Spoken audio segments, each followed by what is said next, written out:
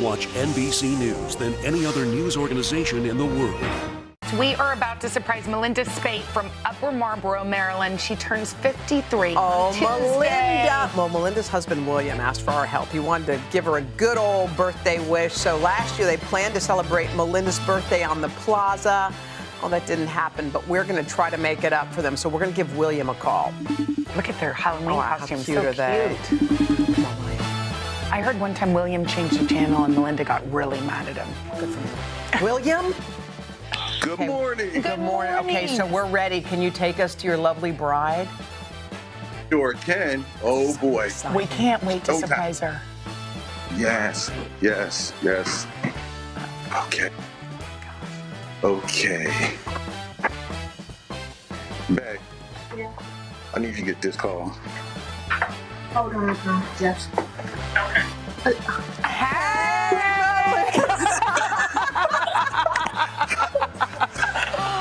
Hey, girl. Happy birthday. We wanted to wish you a happy birthday. We're sorry you couldn't come see us. Hi, how are you? Okay, wait, I know you're on TV. Is that okay if we record you? Yes, ma'am. Well, your husband is super cool. He said that you guys were trying to come here to visit us on the Plaza, and we're sorry you couldn't come, so we're trying to give you our next best thing. We want to say we love you and happy early birthday. Okay, you're our favorite fan of the week we maybe have ever had. Do you want to play a little game of trivia with us and see if we can get you a birthday present? Okay, here we go. So all week long, Melinda, we've been debating something really yucky. Should women wear underwear underneath what item of clothing? Okay, Melinda. So not only did your hubby tell us how much you love watching our show, but he also let us know that one of your favorite hobbies is crocheting and crafting. So we are sending you an $1,000 gift card to Joanne for all of your crafting needs. Happy birthday. Happy birthday. And just one more thing, Melinda. We know that your family's everything, so we knew that you're going to have to celebrate with them. So Maya, Dante, your baby grandson, Ivan, come on in. They got some birthday treats for you. Are they there? Let me see. There they are. Oh, you got a lot of love in your family. What a beautiful, look at that babe. Ivan. What a beautiful baby. What a beautiful family, y'all. Thank you for sharing your early birthday with us. Welcome to Today All Day. All day? Today, all day. All day. This is a long way of asking who's your favorite character you've ever played? The unicorn. The unicorn. You gotta have the unicorn. What is she right there? That's why you're saying all these nice things? Yeah, she gave me the look. Sorry to disturb your day. Everyone's mad at you, Willie. Better make this fast. I don't want the wrath of Luna. When I see you, I always think, I wonder what his quote would be. Give us 6 minutes and we'll ask as many questions as we can. Welcome to Cold Cuts. Cold Cut. Cold Cut. My buddy Cal cooking with me. Dads don't babysit. It's called parenting. What was the first book you remember loving? Heart Smart Today with simple exercises to strengthen your heart. Make the most of your beach days. It's all about the tracksuit now. How good do they look? I now pronounce you husband and wife. Kiss the bride. This morning, a story of people helping people. You've received tons of letters from people who have been inspired. Let's do the weather out. Okay. All you gotta do is say, it's cold, it's warm, it's raining, it's snowing. That's it. One of our most favorite franchises ever, Ambush Makeovers. Okay. Look at it. It doesn't look so good. No, it doesn't look good. Will you judge us in a cook-off? I will, and you guys will definitely win something. Today, all day. All day? All day. Welcome to Today, all day.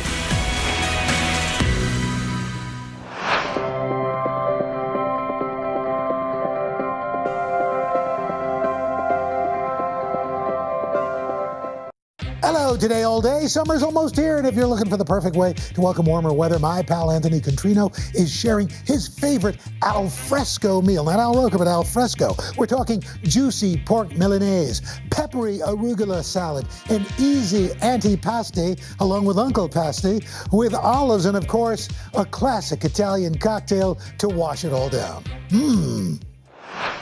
Summer is just around the corner. It's not one of my favorite seasons, but my birthday's in there, so I'll allow it. Anyway, it is gonna be really nice to be able to dine outside with friends. So today I'm whipping up the perfect Alfresco meal. I'll be making delicious orange rosemary marinated olives, the juiciest, crispiest pork Milanese you've ever had, topped with a nice fresh salad. And then of course, we need a cocktail, or two. I'll be making a Negroni and an Americano.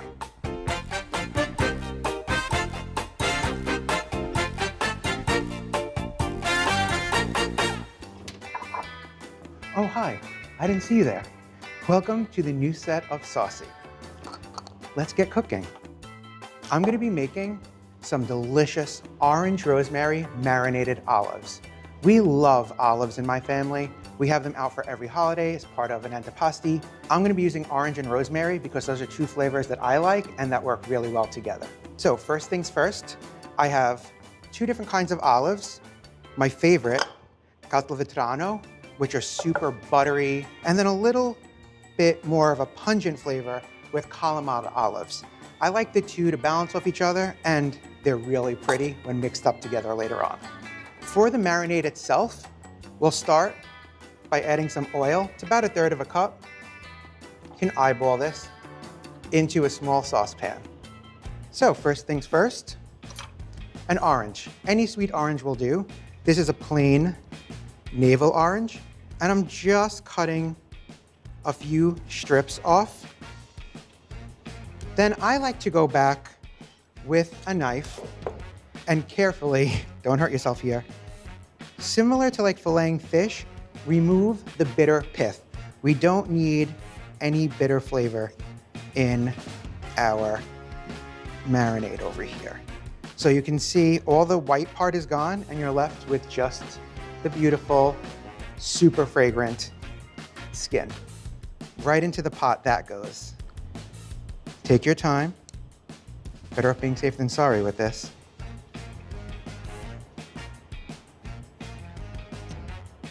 And the last one into the pot.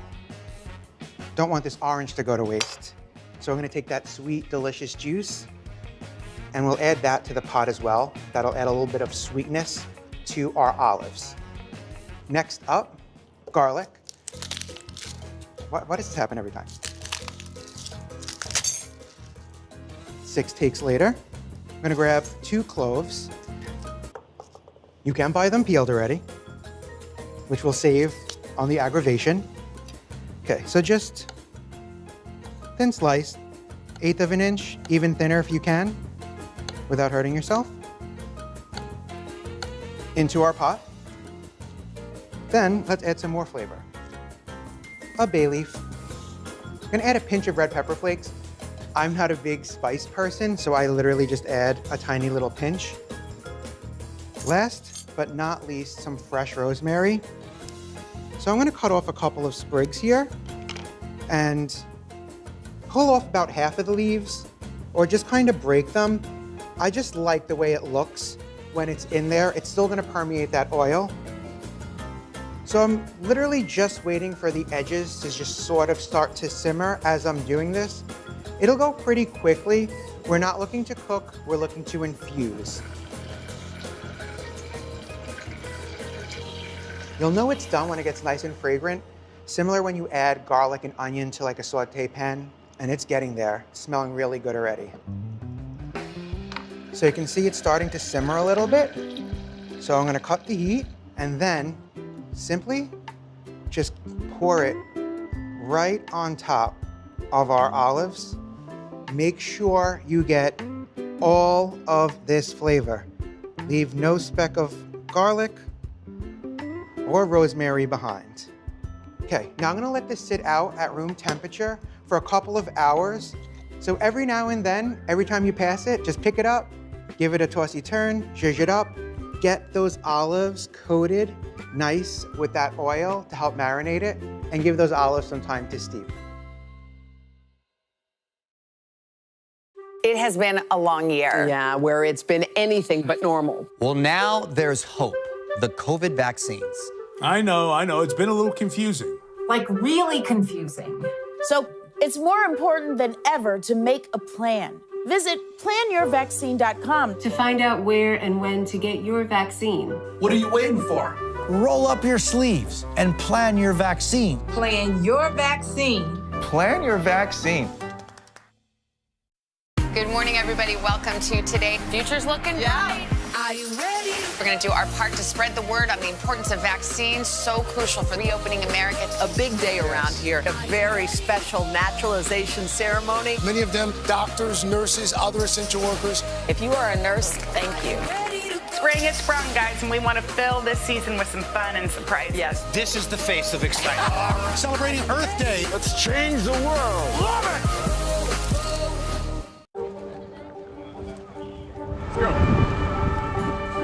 This is a critical choke point for this fire.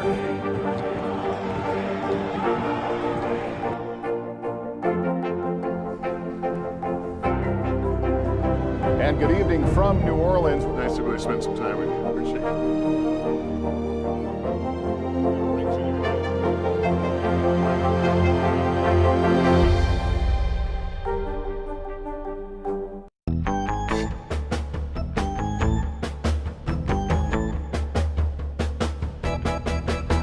If there's one thing that I can eat for dinner every night, it's pork Milanese, or any Milanese. Chicken, anything, pound it thin, fry it crispy, I'm gonna eat it.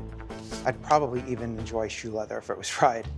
So right here I have, from my butcher, you can get these at most supermarkets, some nice, beautiful, thick pork loin chops that are boneless. I'm gonna pound them nice and thin so that every inch of this Milanese is absurdly crispy. Get yourself a generous sized sheet of plastic wrap. And this is where the fun begins, guys. This may look a little scary, but I promise you it's not. We're going to butterfly these chops. So, I'm gonna place a chop on the plastic wrap, taking a really sharp chef knife.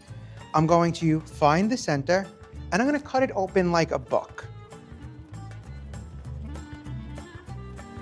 Work slowly, deliberate, steady slices. And this is just to help get it nice and thin. And I'm just slowly going to start peeling it open. And there you go. If you skip this step and just start pounding, you're gonna be there all day and your meat's not gonna be as tender. So truly don't skip that step. Be sure to leave a little slack around so that our chop has room to grow. Get yourself one of these fun toys and go to town.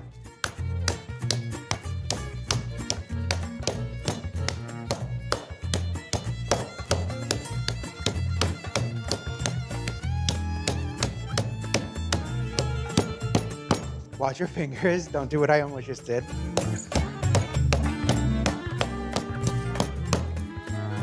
There you have it. It's about 1/4 of an inch thick, and we have a gorgeous big cutlet now that is for one person.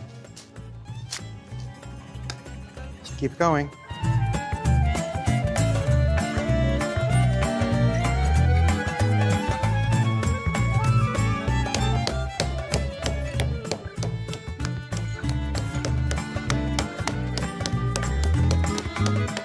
Did your kids or your boss piss you off today? This is the perfect meal to make at the end of the day.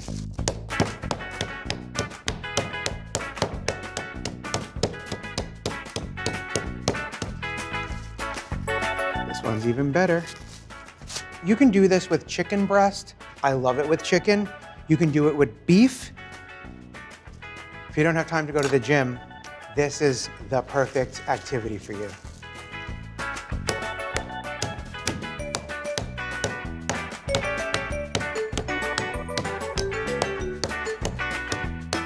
Is this what it feels like to exercise?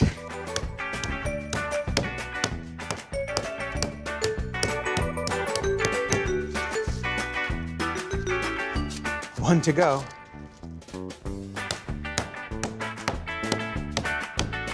That looks great. As easy as that. I am going to wipe down, sanitize, clean my hands, and then we're going to dredge these guys up.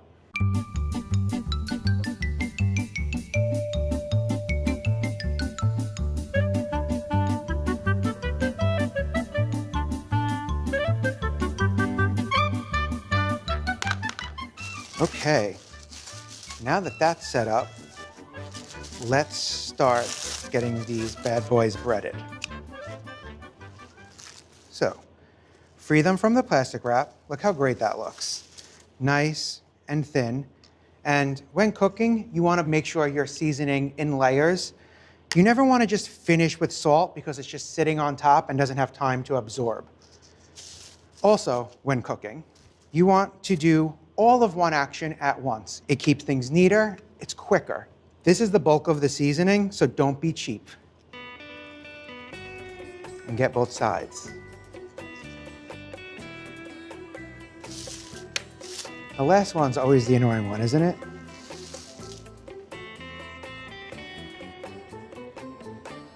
Perfect. Now to begin breading. You may notice that there's something here missing, flour. Growing up, whenever my dad made chicken cutlets or Milanese, he never used flour. And when I went to culinary school, I was like, what's with the flour? And I've tested it both ways. In this case, it is an extra ingredient, an extra step, and I find it to be completely unnecessary. It actually coats better to this pork if you don't use flour. So while you're probably thinking I don't know what I'm talking about, I would curse here, but I'm not allowed to anymore. I definitely do. So this is my dredging station. 3 very well beaten eggs and 2 cups of seasoned breadcrumb. Another trick, wet hand, dry hand. So in she goes. Make sure we're nice and well coated. You can see how great a pie dish works for this. It fits well, it has a flat enough surface, and it has sides to keep everything in place. Give it a couple of shakes and right into our breadcrumb. Now, use your dry hand to start covering it with the breadcrumb. When you get to this point, you can flip it. Make sure you don't miss a millimeter of breadcrumb. Every crevice, breadcrumb, and press it in. We want these to be well coated and super duper crispy. Just like that. And that's ready to be fried.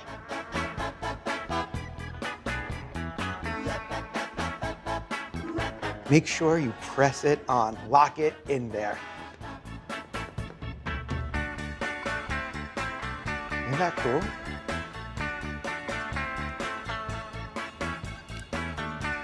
This is kind of a fun thing to get the kids involved in too. Put them to work. Dinner was not for free at my house growing up. Thank God I did most of the cooking. My mom's cooking's atrocious.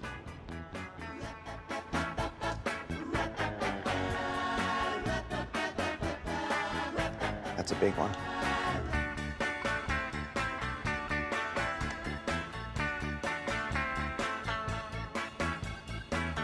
Time to fry them up.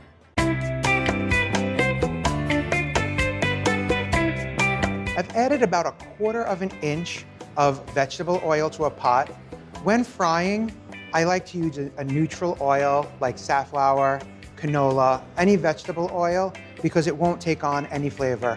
Have this going over medium-high heat, and I know it's ready when I add a pinch of breadcrumb and we get some sizzle action.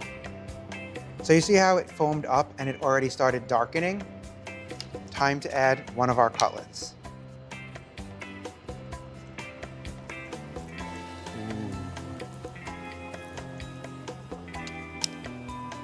We're gonna let this fry for about 2 to 3 minutes per side until it's deep, golden, gorgeous brown. Keep an eye on the edges of your cutlet. I can see it already starting to get nice and golden brown in that little nook, which means it's almost ready to flip. I'm gonna take a sneak peek.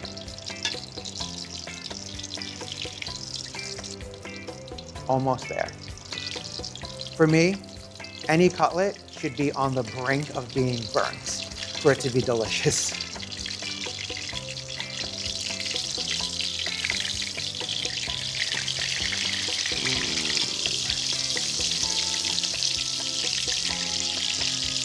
Now just another couple of minutes.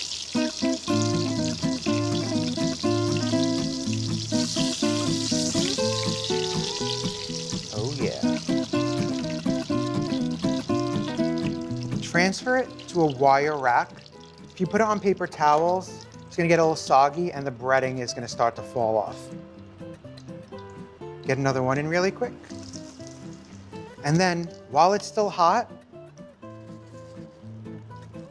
add a nice, generous amount of a flaky sea salt. You can see it melting into that hot oil. Some of it won't melt. It'll add a little bit of an extra crunch and extra seasoning. These cutlets are gonna cook really quickly, so keep an eye on the pan. This is not the time to walk away and start another project. Oh my God.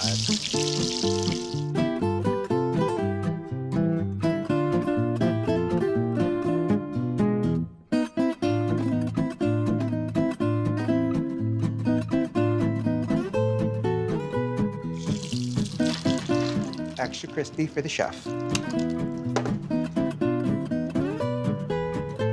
I have my oven set to the lowest setting.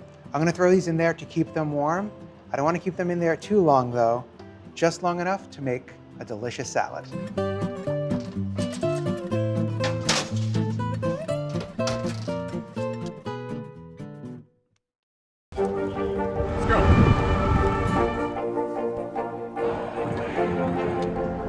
And good evening from New Orleans. There is breaking news. There you go. It has been a long year. Yeah, where it's been anything but normal. Well, now there's hope. The COVID vaccines. I know. It's been a little confusing. Like really confusing. So it's more important than ever to make a plan. Visit planyourvaccine.com to find out where and when to get your vaccine. What are you waiting for? Roll up your sleeves and plan your vaccine. Plan your vaccine. Plan your vaccine. More Americans watch NBC News than any other news organization in the world. It has been a long year. Yeah, where it's been anything but normal. Well, now there's hope. The COVID vaccines. I know. It's been a little confusing. Like really confusing. So it's more important than ever to make a plan. Visit planyourvaccine.com to find out where and when to get your vaccine. What are you waiting for? Roll up your sleeves and plan your vaccine. Plan your vaccine. Plan your vaccine. I'm rolling up my sleeves for science, so I'll survive if I contract this virus. For family dinners, family vacations, family anything. For traveling somewhere beyond my living room. And for the Rebels, there is no greater feeling than being in the stadium and cheering on Ole Miss. And now it's your turn. Roll up your sleeves, America. Plan your vaccine, because every shot counts. Visit planyourvaccine.com and make your plan. More Americans watch NBC News than any other news organization in the world. More Americans watch NBC News than any other news organization in the world.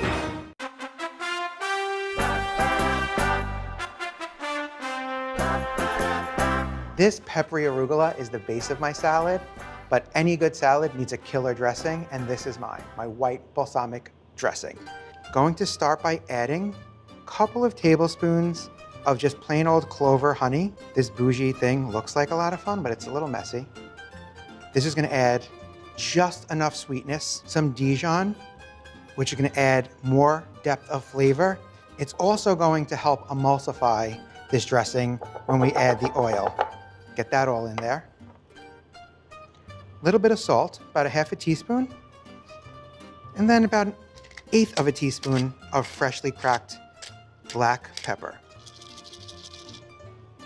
Gonna whisk this to combine.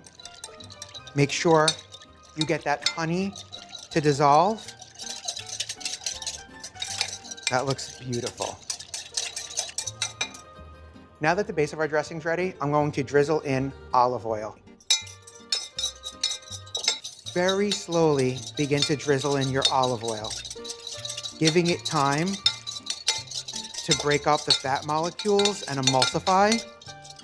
If you can see the oil puddling in the vinegar, that means you're adding too much and it's going to not emulsify properly. I did not sign up for this much cardio today. You can see it already starting to thicken. That means that we have a great emulsification. It's a beautiful dressing. Great golden color from the white balsamic and this really good Sicilian olive oil. Gorgeous, gorgeous. It's perfect. It doesn't need any more seasoning. This is a very simple salad. All I'm going to add to this arugula are some beautiful cherry tomatoes that I'm just gonna have. If you don't have a small utility knife like this, a nice serrated knife, it's a really great kitchen tool. I use it a lot. I'm gonna give this a quick toss. And then add your dressing to taste. This makes more than you need for this, but it stores really well in the fridge in a mason jar or just any sealed container for at least a week.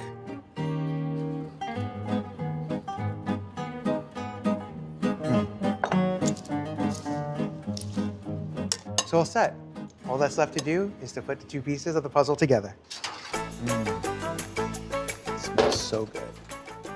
Okay. These are nice and warm. Let's go with this big guy. Just throw that right onto a plate and then don't be cheap. Oh, yes. Yes, yes, yes, yes, yes.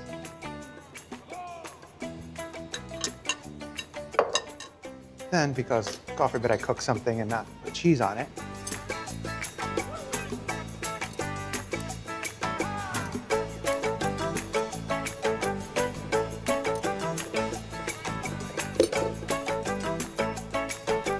how delicious does this look? I cannot wait to dig in. But I'm kind of thirsty. I think I need to make a cocktail. More Americans watch NBC News than any other news organization in the world. It has been a long year. Yeah, where it's been anything but normal. Well, now there's hope. The COVID vaccines. I know. It's been a little confusing. Like really confusing. So it's more important than ever to make a plan. Visit planyourvaccine.com to find out where and when to get your vaccine. What are you waiting for? Roll up your sleeves and plan your vaccine. Plan your vaccine. Plan your vaccine. Good morning, everybody. Welcome to Today. Future's looking bright. Are you ready? We're going to do our part to spread the word on the importance of vaccines, so crucial for reopening America. A big day around here. A very special naturalization ceremony. Many of them doctors, nurses, other essential workers. If you are a nurse, thank you. Spring has sprung, guys, and we want to fill this season with some fun and surprises. Yes. This is the face of excitement. Celebrating Earth Day. Let's change the world. Love it! Let's go.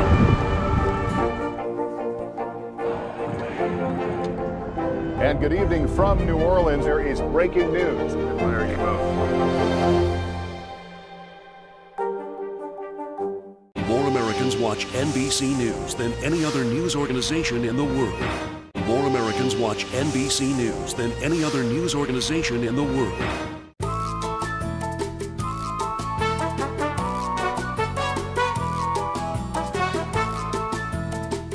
I'm going to show you how to make probably the most quintessential Italian aperitivo, which is a pre-meal drink, something meant to whet your appetite. And this bitter Campari is going to do just that. That is one of the three major components in this Negroni. This drink is equal parts Campari, sweet vermouth, and gin, and it is going to punch you in the face. So I'm doing 1.25 ounces each of these 3 spirits. This is our sweet vermouth to balance that bitterness just the slightest bit. And we can't forget about the gin.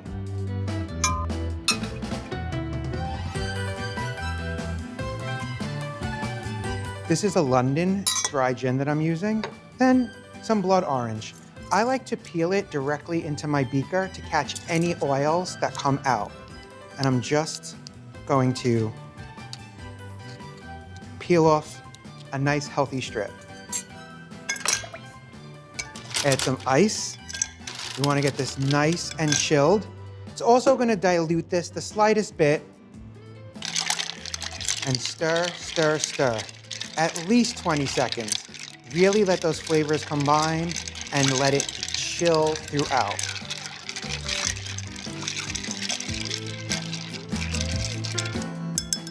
Perfect. Get yourself some bougie ice.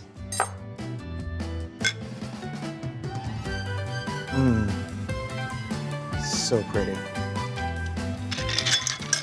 Then, every cocktail needs a garnish.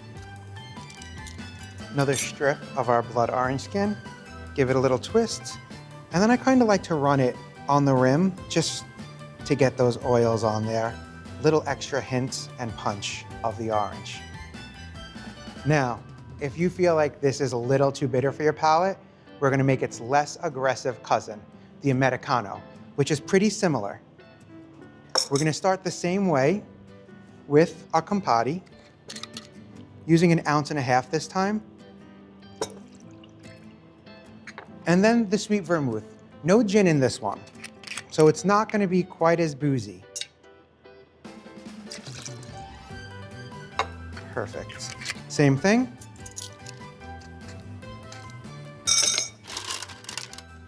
And stir, stir, stir.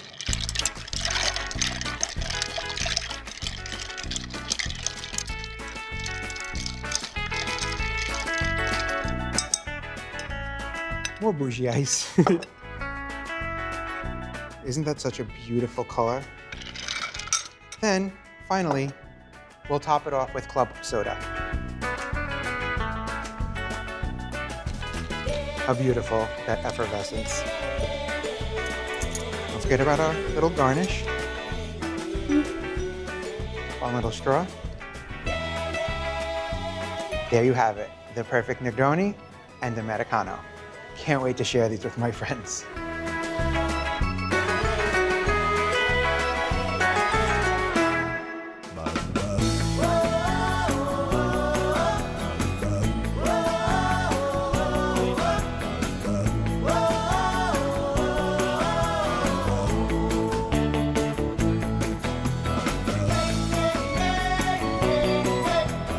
Here's a pretty color. Then a little twist. Thank you.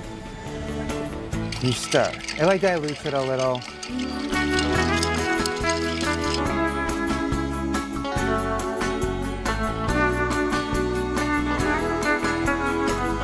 Welcome.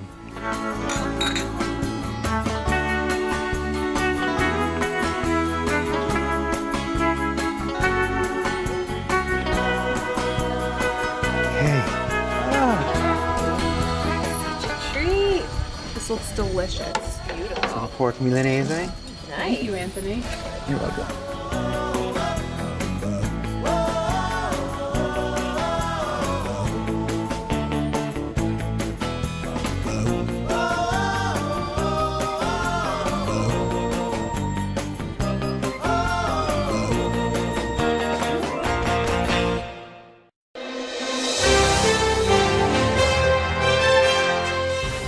Yul, thank you so much. This is a really exciting time, but it's been a crazy year, right? Like, 2020 was nuts. Yeah. Just can you talk about what kind of challenges you had to balance in order to get the training that you need to compete in the Olympics with everything going on? Yeah, so From the start, actually, in March when everything shut down, you know, you're 3 months away from Olympic trials, so it's really like what we're feeling now, but, you know, it got shut down, and then you kind of have to take like a mental break and think like, what's next? How am I going to prepare for a whole nother year? Because 360 days is a long time of going in every single day, training 6 hours a day. So for me, I really had to take a mental break, and we found out that all the gyms were closed. So the next step that I took is I, you know, called Mark Williams, the OU coach at the time, you know, can I get a horse in my garage? And for about 3 months, you know, I had a horse. I went to Home Depot and I bought eye hooks and drilled them into my ceiling and got these Amazon rings and did ring strength. And then I actually got Air Track to send me a mat so I could tumble. So, you know, all in your home or outside? All of in your my home. You know, every day we'd blow up the air mattress, do tumbling, you know, deflate it, put it back in the garage.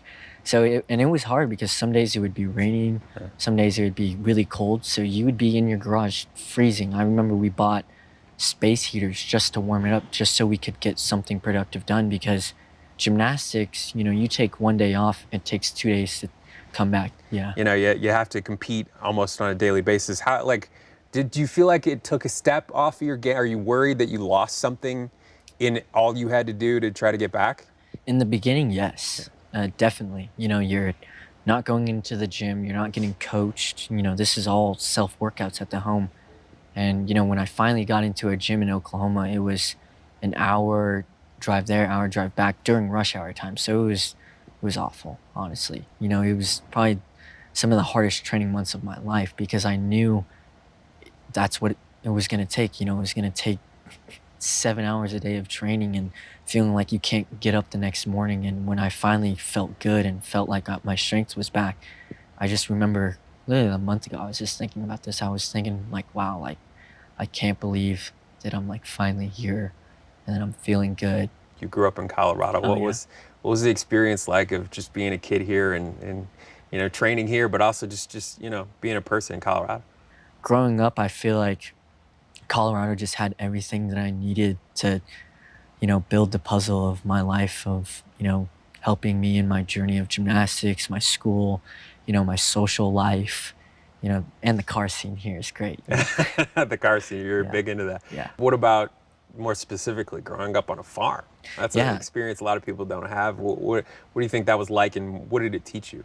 Oh, so many lessons. You know, growing up on a farm as a kid, you don't know anything else. You know, you don't really know the city. You don't know public schools. So for me, I just thought that, you know, this was my house. You know, I've got a bunch of land to ride my bike and play with my Legos on and, you know, just mess around. And I remember, you know, doing the chores, you know, you had to do them. It's not like you could just take 1 day off, else then your animals don't get fed. But it just teaches you so many responsibilities, and it teaches you, you know, how to kind of work as a team. You know, our family had to do stuff together, you know, and so it kind of teaches you teamwork, you know, again, responsibility. The diligence, the hard work, the waking up early, the routines. Do you think it's prepared you for a life of competition as well? Oh yeah, and actually, you know, the routine part is a huge part. You know, every day, wake up, feed the animals, get your homework done, you know, go outside and help, you know, whatever job we have, you know, the irrigation or something like that. So definitely the routine part helped me, because when I get to a gym, it doesn't feel anything different than if I'm at home. Yeah. And I think that's helped me my entire career, is just having a routine and understanding that, you know, that job has to get done that day in order to, you know, get ready for the next day. Yeah. And in family life, how was that? Your sisters, your brother, were they encouraging early on when you were showing like an aptitude in gymnastics? Oh yeah, and my family has been way more supportive than I think any other family would. You know, as, you know, kids, you know, you have the fights, but you also have that love for each other. And I remember, you know, just moving to Denver, my family had to make a huge sacrifice. They had to switch schools, switch, you know, friends, kind of be on the same schedule as I am, because, you know, none of us could drive. So my mom would have to pack us all in the car, take me and my brother to the gym, drop my sisters off at school, come pick me and my brother back up, you know, feed us, you know, go home, drop us off, run back to school, pick up my sisters, you know, take my sister to rock climbing class, or my sister to, you know, a musical class, and then pick up my brother and I, feed us. So it was a routine. And then my dad would, have to be the one to go to every travel meet and, get the hotel ready, get the rental car, make sure the hotel had a kitchen, or we bring like a little stove because we're gluten-free. And, that was part of, my nutrition was not eating wheat, because my family was allergic, I was probably allergic. So there were just so many extra things that my family had to do for me, for meets, practice, school. So, I can't thank them enough. Yeah. What does it mean to you that they were there for everything? And you said your dad, you said he brought a stove, like a little stove? Yeah, something? just, sometimes like a camping stove. Wow. Yeah, he'd make me food on there because, we'd have to go to a store. We couldn't go out and eat. There's wheat and everything now, or at the time there was. But what does his time with you mean? Oh, everything. I can hear his voice when he's cheering for me. Sorry. It's okay.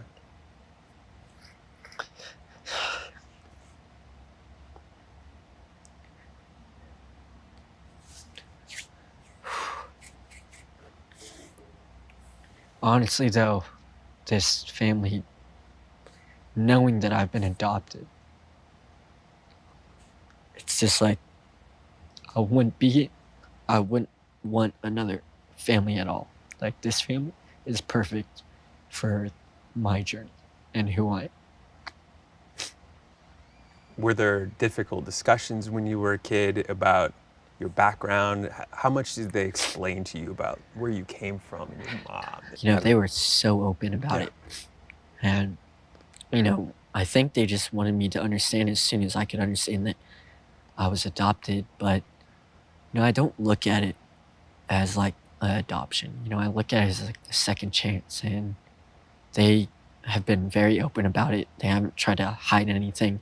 And they just wanted me to understand, the life that I'm in, because it's an opportunity. It's a huge opportunity to come from, South Korea, where my life could have been not the same at all, not even close. And to come to the US, to have a family so open about, just a kid trying to chase his dreams, it's meant the world to me. And to know that my parents have my back and my family has my back, and that they're supportive and that they're open, that's hard to find.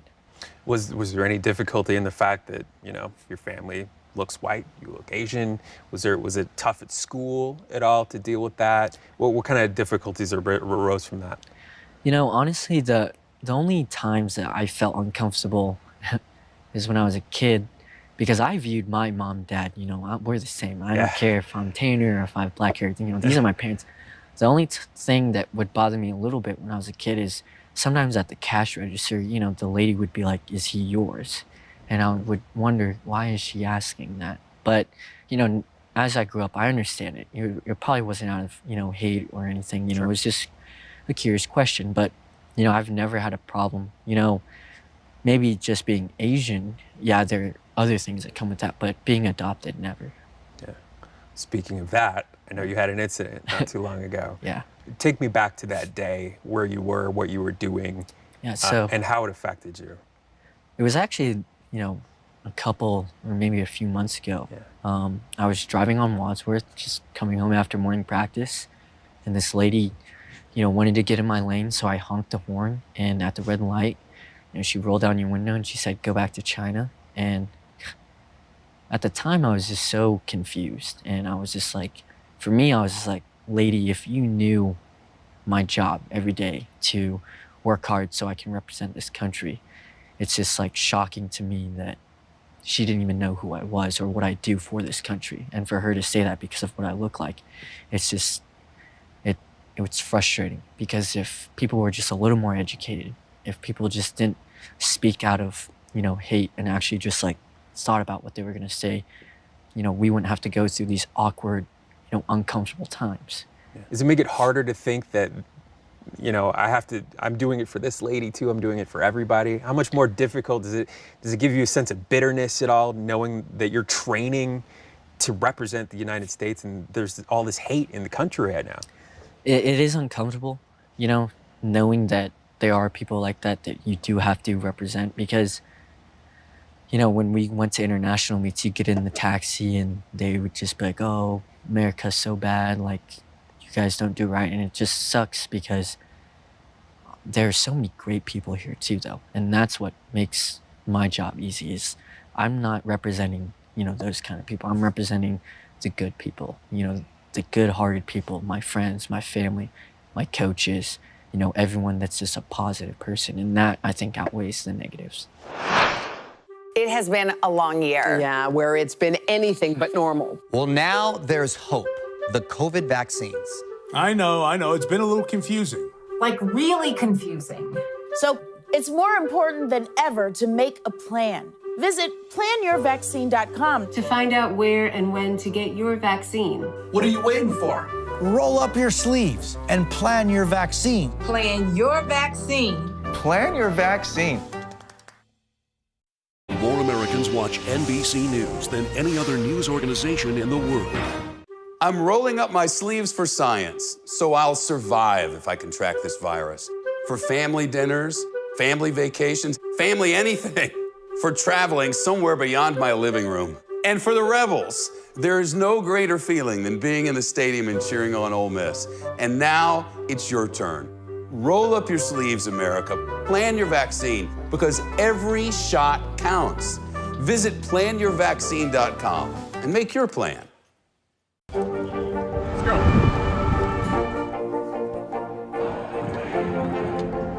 And good evening from New Orleans. There is breaking news. There you go.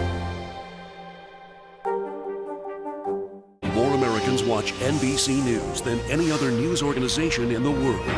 More Americans watch NBC News than any other news organization in the world. Your parents, I think, described you almost as like aggressively positive, like this like super ball of positive energy. How do you keep that up? I mean, and do you think that helps you be a better competitor? Where's that come from? It's just, so I like to reflect on my life, you know, at times a lot throughout the year. And for me, I have nothing to be negative about. You know, from the day one, I've been given a life that is so meaningful and I'm so blessed to be. And then I have friends, I have family, I have a roof over my head, I'm never hungry. And when you can take that aspect of life and really understand that I have the things that are making me happy, I feel like there's nothing to worry about. You know, yes, you'll need money, you'll need a job, but that shouldn't be your number one priority. It should be being happy, living your day like it's your last, honestly. You just never know. Yeah, that's great. Yeah. I imagine part of that outlook comes from your parents and your dad. Like, was he like a typical gym dad? No. No, not at all. No, not at all. You know, the gymnastics world, you know, parents, they push their kids a lot. My dad and my mom, you know, they just said, make sure you're happy, you're having fun. You know, of course, there are some times where they do step in as a parent. Do we need to move gyms? Are you happy with this coach? And those are good questions. It's never make sure you get first, make sure you make this, make sure you get this at state. So for me, this was my sport. You know, this was what I chose. It wasn't them. It wasn't them pushing me.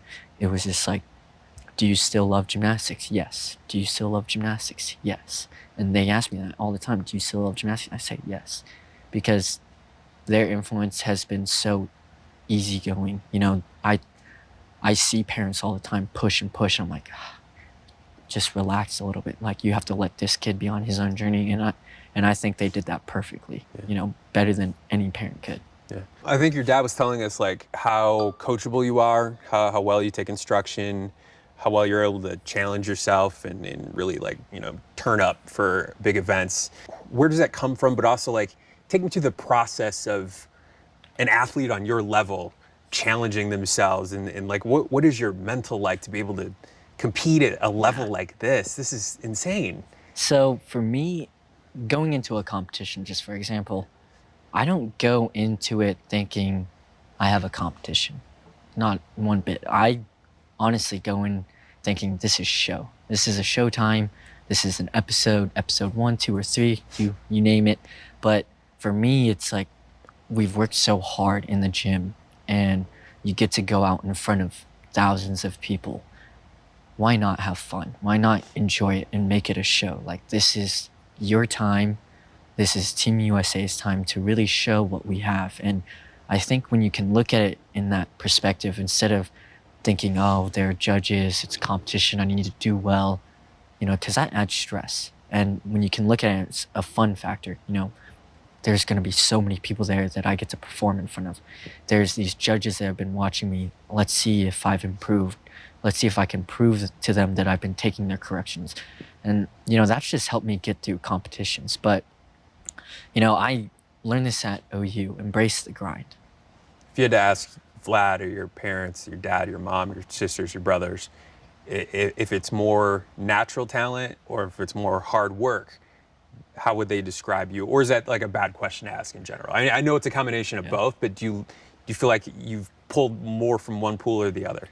You know, I don't know what they would say because, you know, a lot of people do say I'm talented, but I also try and make sure that I put in the work. So people don't just say, oh, he's talented. Like, I want people to know that Yul might be talented, but he also works hard. And I think that is way better sounding than just saying, oh, Yul's talented, than if you said, yeah, Yul's hardworking. That is a different perspective. You know, I don't know what they would say, but, you know, Irina was just joking with me the other day, and I was doing these shoulder exercises, and my shoulder was not flexible, and she just kind of joked. She's like, I don't know how you are a gymnast. And so it's just kind of like, it's funny because you kind of get to see both sides of, you know, working hard, and then you get to see, you know, all these young kids in the gym that are just talented, but they work so hard. So I think maybe a little bit of both. You know, it is kind of a tough question. Let's go. This is a critical choke point for this fire.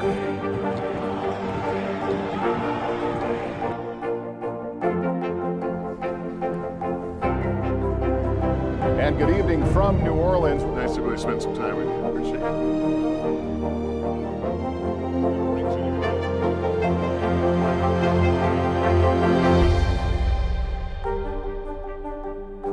More Americans watch NBC News than any other news organization in the world. Let's go.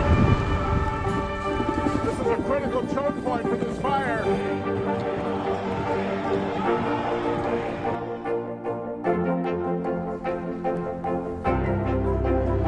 And good evening from New Orleans. Nice to really spend some time with you. Appreciate it.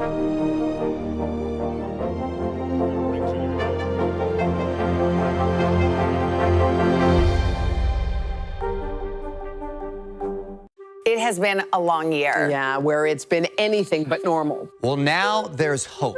The COVID vaccines. I know. It's been a little confusing. Like, really confusing.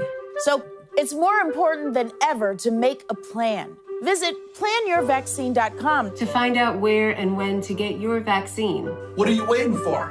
Roll up your sleeves and plan your vaccine. Plan your vaccine. Plan your vaccine.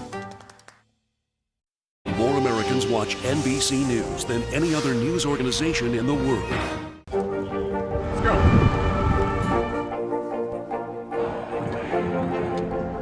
And good evening from New Orleans. There is breaking news. There you go. More Americans watch NBC News than any other news organization in the world. You're already a champion, NCAA, US World, like, do these things enter into your preparation for being an Olympian? I mean, and does your thought process change knowing that this is the biggest stage possible? For me, I'm ready. Like, I have dreamed about this for so long. You know, I feel like I was so close in 2016 when I was, you know, young, going to trials, got fifth, you know, did pretty well. And I got a little bit of taste of what it'd be like to be at the Olympics. But, you know, going through the NCAA, it prepped me just to know, like, what I need to think about at a meet for that day. And then going to Worlds, you know, that just brings a whole different experience. You get to see the best gymnasts in the world all on the same floor. And for me, that's exciting because I got to watch these guys on YouTube, TV, and I was like, I want to be there one day. And now that I'm finally here, it's not, yay, I'm here, I'm relaxed. It's like, it's go time. Like, this is like what I've been working for. I want to show people like who I am. And, you know, a lot of people might get nervous because, oh, it's your first Worlds. It might be your first Olympics. You know, you only get one try in 4 years, but you got to forget about all that stuff. You can't be thinking about that stuff. You know, this is you here. You made it. You got to where you wanted to be. So why stress on something that doesn't even, you know, matter? Those are just words. What you can control is your body, your job, your gymnastics. So, you know, yes, it does help, but you know, I remember my first Worlds, and a lot of people say, you're going to get nervous. There's a lot of people there. You know, it's going to feel a lot different. And I just remember going in there and I looked at the crowd and I was like, I have been dreaming of this moment my entire life. I've wanted to compete in front of, you know, not just 10,000 people, but, you know, 30 to 60,000 people. And that is like, yes, I finally get to feel like what a football player feels, you know? So for me, it's like these dreams are coming together finally, and it's like these dreams are becoming a reality. So for me, I don't try and think about, you know, it's my first one, or you only get one try in 4 years. You know, no, this is the time. This is your dream. Let's go. You love this. Yeah. Yeah. I mean, sports in general, it's all about who's mentally toughest. Yeah. You know, think about football. Everyone gets, you know, pretty strong, almost the same speed. Yeah, you know, you can throw a football, catch it, but it's what you're going to tell yourself before entering the game. What are your Olympic aspirations? What do you think? How far do you think you can go? So for me, I want to go to at least 3 or 4 Olympics. I definitely want to go till 2028 because that is in Los Angeles. And I think it'd be pretty cool to say you got to retire in the US. But, you know, my number one goal is to win an Olympic medal as a team, because there's no greater feeling than looking to your left, to your right, and looking at your teammates and knowing, like, we just did something special together. Not individually, but together. You know, individual, I know if I do well as a team, you know, those individual awards will come. You know, of course, I want to get it all around and some individual events, but my priority is for the team, because it is an amazing feeling winning as a team. Do you think you guys can get a medal this year? And do you listen to the analysts? Do you listen to people that tell you what your chances are and all of that, or do you tune in all of that out? You know, I do read it. I do pay attention, but to me, it's just funny because gymnastics is a sport where anything can happen. Yeah. You have to fight from your first routine on the first event, no matter how well you do in between or on the first event, till your last event, because gymnastics is one of those sports that literally anything can happen. And I remember, you know, at American Cup in 2019, I think I was like behind, like the whole entire meet, but I told myself I'm going to army crawl till the last event. I know that I can hit all these events. I just got to do them well and keep crawling. And I remember I won that meet by half a tenth, and it went down to the last routine. And that's part of the sport, is anything can happen. So you can hear all these people say, you don't have a chance, whatever. You can hear people say, oh, you had a bad first podium day, but what matters is on that day, at that moment, and you fight till the very last end. Tell me about Dad to Vlad, and your training with him, and your time with that family, and watching his son compete. Oh yeah, I mean, Vladimir is, he's another father to me, and his wife is like a mother to me. Like, it is crazy how much they do for me. Like Arena, she meal preps for me. She brings me tea every morning. She brings me a boiled egg. She brings me, you know, a bag of vegetables, a bag of fruit, and it's like the best fruit I've ever tasted. It's definitely from, you know, Whole Foods or Sprouts. So it's just like fresh, and, you know, it's, you know, she doesn't do that because I asked. She does it because she wants me to feel good. And then they, you know, massage me, or, you know, they'll contact someone that they know to get me cupped or something like that. But Vladimir he's a dad because he's not just a coach, but because he teaches you so many things that you take with you besides being a gymnast. You know, the discipline, being a good person, being respectful, you know, being a man, being a gentleman. You know, Vladimir doesn't want to work with people who aren't kind. You know, he wants his gymnast to be known as kind first, and then a gymnast. And I think that is just an amazing view as a coach, because you're not just teaching these guys skills and gymnastics in their sport. You're teaching them, you know, how to become a young adult. how to prepare yourself for the world, how to treat others, how to be respected. So that is just one of the most amazing aspects of Vlad. And, you know, Sasha, you know, he's like a brother to me. You know, I literally walked into this gym to him preparing for Worlds, you know, and then I got to see him grow into the Olympic journey, and that was just so eye-opening. And I got to see him struggle. I got to see him, you know, on his highs and lows, but I remember watching him at the Olympics doing the horse set. Last up, they needed a hit to win a medal, and he destroyed the set. Like, he killed it. I remember jumping up and down on my couch, crying just of joy, because I got to see first person of his training and how hard it was, like how many routines he did, how many things he had to push through, you know, the cuts on his wrist, the rips, the soreness, the tiredness, the coming in alone before everyone, and just this whole process that he went through. I got to see it. And I think that's why I had so much emotion, because, you know, when you see a good set, you cheer loud, but for me to cry at 10, you know, I just remember I was like, holy cow, like he did it. He worked so hard, and it finally paid off. So that was just an experience that I'll never forget. More Americans watch NBC News than any other news organization in the world. Let's go.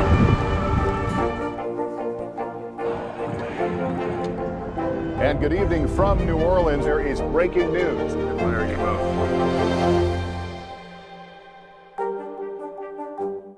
I'm rolling up my sleeves for science, so I'll survive if I contract this virus.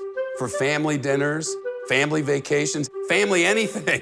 For traveling somewhere beyond my living room. And for the Rebels, there is no greater feeling than being in the stadium and cheering on Ole Miss. And now it's your turn. Roll up your sleeves, America. Plan your vaccine, because every shot counts.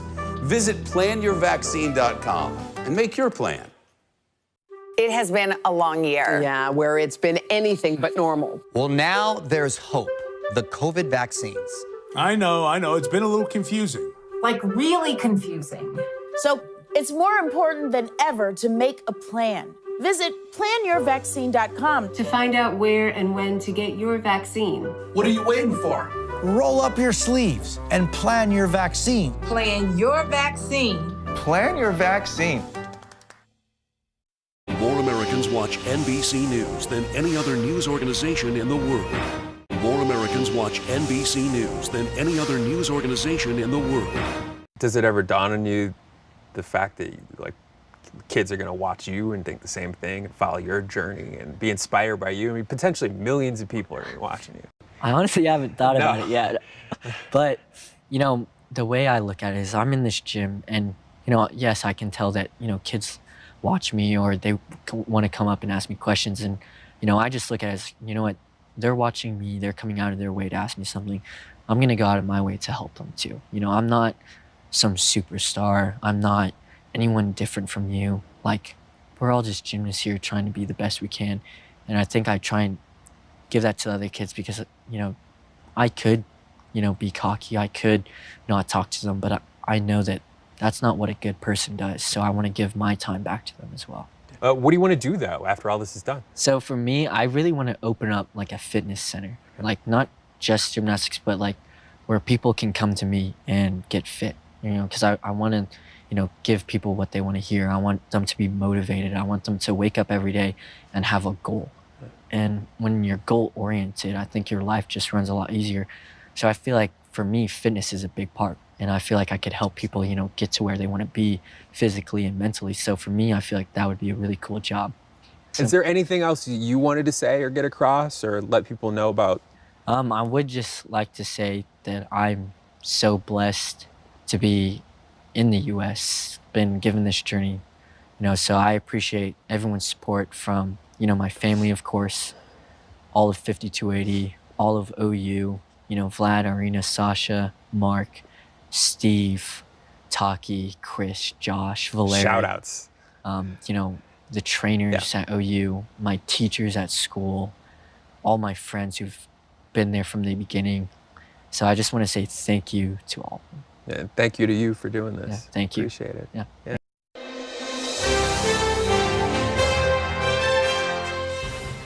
Highlights for Children is celebrating its 75th anniversary. And I was so excited to do this story. I sat down with two of the company's leaders who also happen to be descendants of the founders, and they shared a rich history of family, learning, and lots of fun with a purpose. I think the secret is always to look at the world through the kids' eyes. If you've ever waited in the doctor's office, chances are you've seen the bright covers of Highlights magazine and the hidden picture puzzles inside. Like this one, where you might find a lollipop, an ice cream cone, even a toothbrush. But Pat Mickelson knows that there's a lot more to the history of her family's business than pictures. What began as a magazine 75 years ago has expanded across multiple platforms to reach more than 10 million young readers in 40 countries. Can you take me back to the beginning and how it all started? It started with my grandparents. Gary Cleveland Myers, a child psychologist, and Caroline Clark Myers, an educator, dreamed of starting a magazine for children. They really wanted to make something that would be very, very special to help children grow. So in 1946, they started Highlights in Honesdale, Pennsylvania. How was it received right off the bat? Within 2 or 3 months, they had over 5,000 subscribers. That's going door to door to door, because that's the only way that magazines were sold back then. But that success was not without its setbacks. They very quickly found out that creating a magazine could be very expensive, and they really needed to find other ways to get that magazine into children's hands. They almost went bankrupt. In 1950, the 50 cents per issue publication was on the verge of collapse, so Pat's parents decided to join the company and suggest something new. My parents began to experiment with direct marketing through the mails and through putting it in doctor's offices. Those are the things then that really made Highlights grow. Then, after 10 successful years, came tragedy in December 1960. 2 planes collided over New York City, and my parents died in that crash. I mean, how do you move on from that? Not just as a company, but as a family. Any family that's experienced that kind of tragedy will tell you, you just do. You can continue on with this dream. Since then, the company has distributed more than 1.3 billion editions, celebrating every anniversary along the way, from their 10th to their 50th and now 75th. And leadership remains in the family. The founder's great-grandson, Kent Johnson, is the current CEO. We put love into every page to have the greatest possible impact on the kid that's going to receive that magazine. The secret is it's really hard work of people who are professionally dedicated to this idea of helping children become their best selves. Highlights also aims to represent all children, from those who wear hijabs to those with same-sex parents. And the magazine is acting as an outlet to help kids understand their world. I remember a story from a couple magazines ago about a little girl who had 2 homes. I've never talked to my son about divorce before. You know, I just haven't had the need to. And his immediate response is, so-and-so in school also has 2 homes. And it just told a story to him that was normalized. It's through story that we build empathy for the others around us. Young readers can even send a letter to the staff on any topic that's important to them. Do they all get read, or is there just a pile of letters somewhere? From the very beginning, every child's letter has been read. That's over 2.5 million. Wow. And counting. Everyone's asleep, thanks to curious kids like my own son, Cal. Oh, we read it. Like, as soon as it comes in the mail, we read it every night at dinner. It just became his favorite thing. So to date, get this, Highlights has hidden more than 2,000 pencils and bananas and toothbrushes across nearly 10,000 hidden picture puzzles. And take a look at this one. They designed a special one just for us. So you want to head to our Instagram page at Third Hour Today to see if you can find all of the images inside. I've started to look, and I'm like, I don't see a few. So in this issue, they've got dad's jokes. Oh, that's you. Do you know what dinosaurs used to make hot dogs? No, what? Jurassic pork. But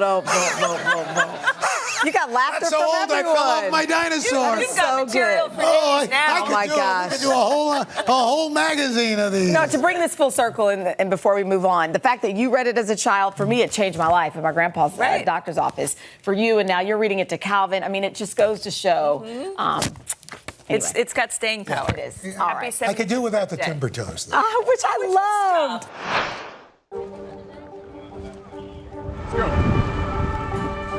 This is a critical choke point for this fire.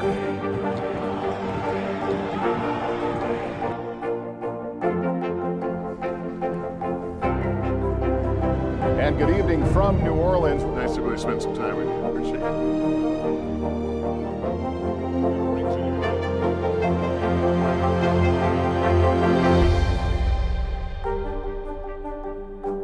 More Americans watch NBC News than any other news organization in the world. It has been a long year. Yeah, where it's been anything but normal. Well, now there's hope. The COVID vaccines. I know. It's been a little confusing. Like really confusing. So it's more important than ever to make a plan. Visit planyourvaccine.com to find out where and when to get your vaccine. What are you waiting for? Roll up your sleeves and plan your vaccine. Plan your vaccine. Plan your vaccine.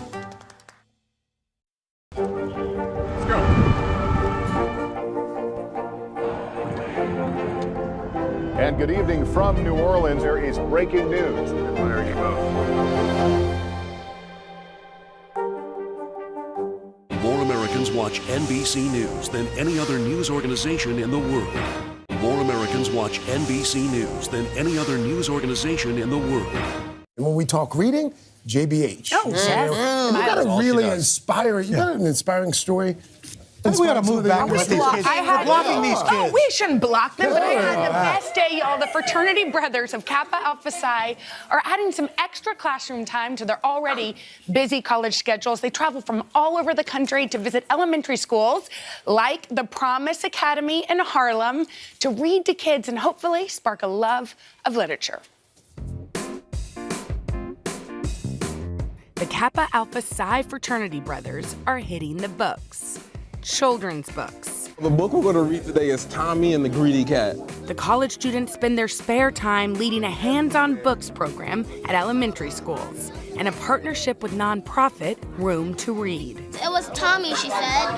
It's all to promote literacy skills and a lifelong passion for reading. So who wants to read another book? Okay, good. 35 fraternity chapters aim to reach thousands of students across the nation this year. You see the smiles on their faces just from taking a few minutes to read a book. And they speak about, how reading used to not be fun and now we can make it fun. How'd you feel about that book? Great. In the book's pages, a cultural connection. The African-American fraternity shares books written by South African authors. I think it's really interesting to be able to look and see that students, just like you all, are doing the same thing across the world. They actually show students, specifically students of color, that, you can see yourself in these books and you can have this fairy tale. It also opens them to like a different culture that they may have not been aware of. Did y'all have access to books that you could relate to when y'all were growing up? No, not at all. Not at all. Yeah. Relatable books and relatable role models. Michael, a kid said something to you the first time you participated in this program that really kind of blew you away. What was it? He had never seen a black man in a suit before. And so to sit down with him and read, it meant a lot to him. He comes from a single parent household, just him and his mom. It just kind of makes me think about when I was younger and I didn't have that father figure or that male figure in my life to kind of read to me or to have that kind of bond. Growing up, I didn't really get to see a lot of black professionals doing what we're doing. And so I think for us to be able to come into the classroom and kind of show them that regardless of their background, regardless of their race, ethnicity, their socioeconomic status, that they do have an opportunity to go to college. They do have an opportunity to be successful. The Kappas mainly focus on kids in schools in low-income areas, setting an example they hope will make a difference. I do a song with them by the rapper Nas. It's called I Can. I know I can. I know I can. Be what I want to be. Always believe in yourself because if you know you can be anything in the world that you want to be. Always remember to read. The men sparking a love for reading that continues long after they leave the classroom. Who here wants to take a book home with you? What struck me the most was how excited they are to be able to actually take the books home with them. I got 7 books. it's something you don't always think about. And it shows you they need books, They right? need books. They need books. That they don't have these books in their home. Yeah. So all of these books on your desk, you get to take them home? Yeah. They're yours? Yeah. Who gave them to you?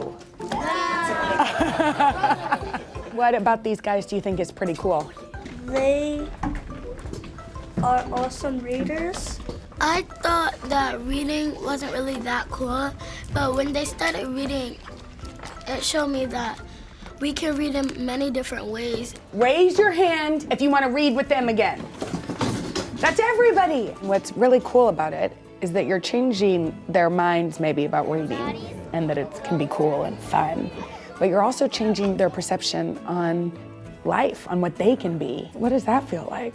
It makes you speechless because it just kind of comes full circle, especially like when your goal is to be that person that you didn't see growing up. It's a one-of-a-kind experience that you can't take for granted and that you always cherish forever.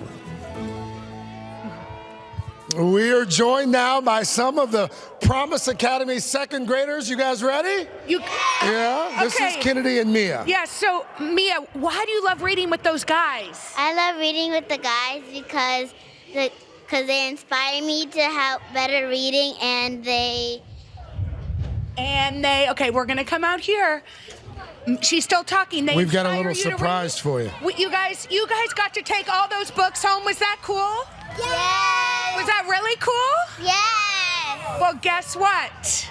Do you see what's on this plaza? Yes. What is it? Books. Yo, this is a book fair just for you. Go for it. Do they get to take as many as they want? Take as many books as you want. How about it? Run, grab books, go. Go for it. Go, be safe, be careful. Go for it. Be careful. We are also joined by some of the brothers of Kappa Alpha Psi. There they are. There they are. Give me names here, gentlemen. What's your name? Evan Jackson. Evan Jackson. Mike Weaver. Mike Weaver from the story, from JBH's story there. First of all, full disclosure, my uncle, Grand Polemark, long time in Columbia, South Carolina, James Melvin, big KSI member. So I have been familiar with the good works that you guys have been doing for a long time. But this project in particular, how did it come about? We're good. Yeah, so we had this really incredible opportunity. We had already been doing our hands-on books program, and we had the opportunity to partner with Room to Read, which was so awesome for us because they're such an established organization that's doing such great work. So it was a great opportunity to merge the two initiatives and do something great for the children. What are you getting? And as you look at these boys and girls stuff their bags with books, what are you thinking? I think it's amazing. There's a quote that says, today readers, tomorrow's leaders. And I truly think that these are the future leaders of America. And with these books, they'll be encouraged and confident and ready to grow and extend their wings and soar high like eagles. JBH, how are they doing over there? I'm over here with Kennedy. Kennedy, what do you think? Yeah! We just need one word. But, babe, can you even carry this? No. Is it getting too heavy? Yes. What do you want to say to these guys? Thank you. Thank you. Thank you. Keep reading. By the way, I think that's your book club pick over there on that shelf. Is that Lupita Nyong'o's book? Yes, it is. My And by the way, goodness. Craig, we want to thank all of the publishers who provided all of these awesome books for us. It's pretty great. They're making some kids' days. Now listen, if you don't have your bag stuffed with books, there's something wrong. Get as many as you can in there, and we'll help you carry them, okay? Yo. Kappa Alpha Psi, thank you. Thank you, gentlemen. Thank you so much. Thank you. Well done.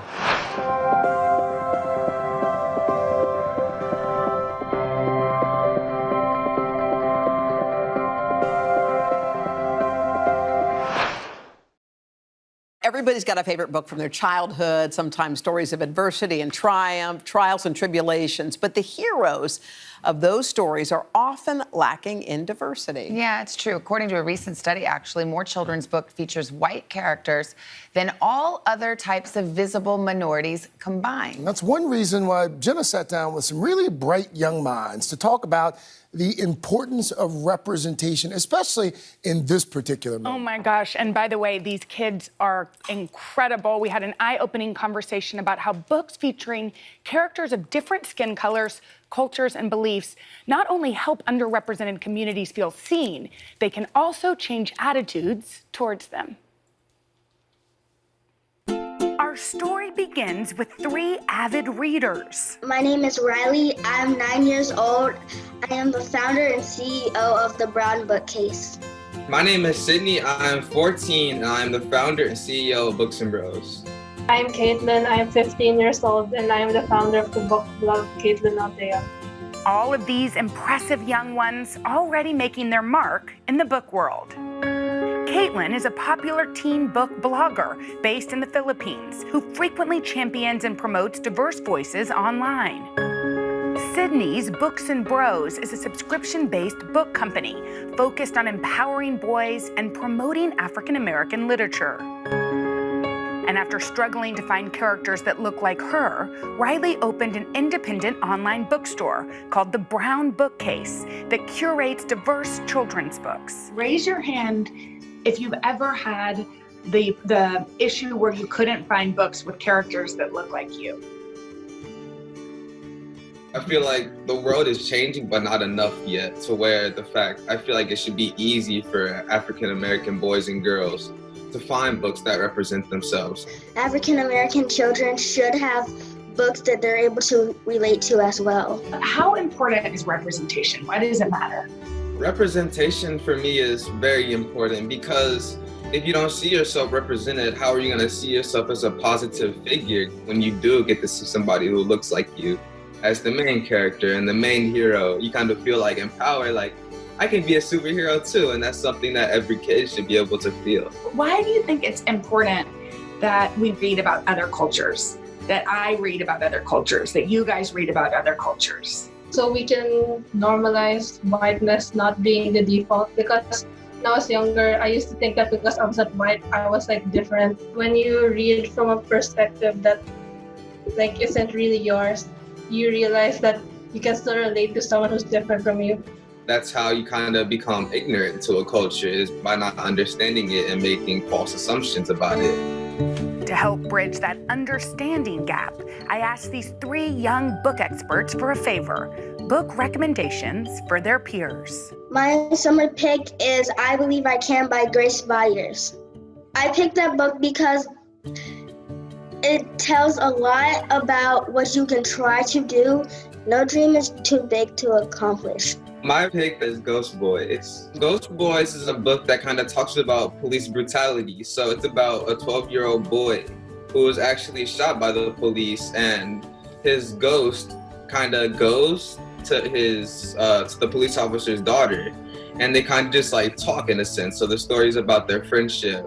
It's a way of understanding everything in society that's going on right now in a way that's not too harsh on like young readers. I chose Love from A to Z by S.K. Ali. It's about 2 Muslim teens. One is Zainab, and she recently got suspended by an Islamophobic teacher, and she meets a boy named Adam at an airport, and it's about their love story. Even though Zainab faces a lot of microaggressions for being Muslim, she still experiences a lot of joy in her life.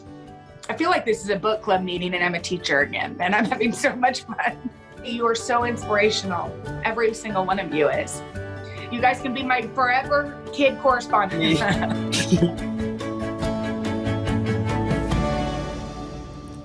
I know I left that meeting feeling so inspired, so we decided to do a little something about it. I'm excited to announce that all 3 books chosen by our young experts will be our official picks for a very special summer kids edition of Read with Jenna. So you are starting a book club with them. Yes, I sure am. So you guys can find them on today.com/readwithjenna and our Read with Jenna Instagram page. They got to choose the first 3 kids picks. That's cool. By the way, you're right. You said that you feel hopeful about the future after interviewing those kids. I get it. And I read those books, guys, and if you're looking at a way to have some diversity in your own bookshelf, it's a great way to start. I know that was a priority for me. We've always known that representation matters, but to hear them talk about precisely why it matters, like through their eyes, especially that Sydney kid. Yes, and he great. Yeah, thank you for that, Thanks, JBH. Jenna. Thank you, thank you.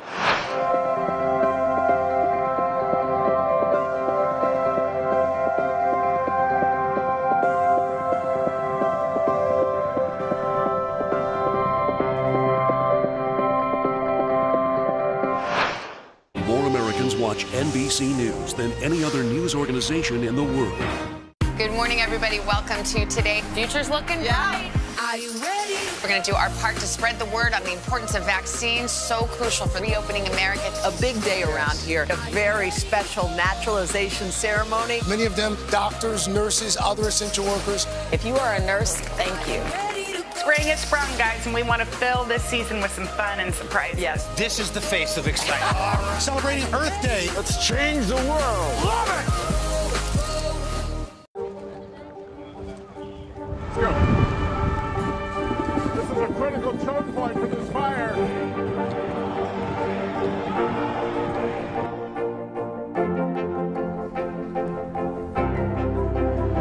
And good evening from New Orleans. Nice to really spend some time with you. Appreciate it.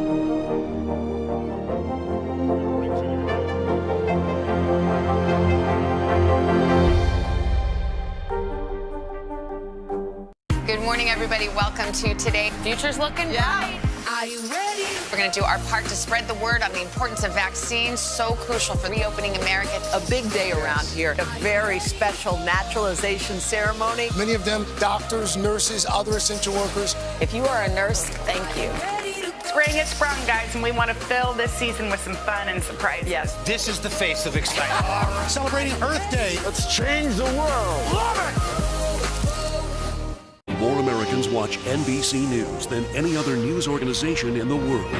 Let's go.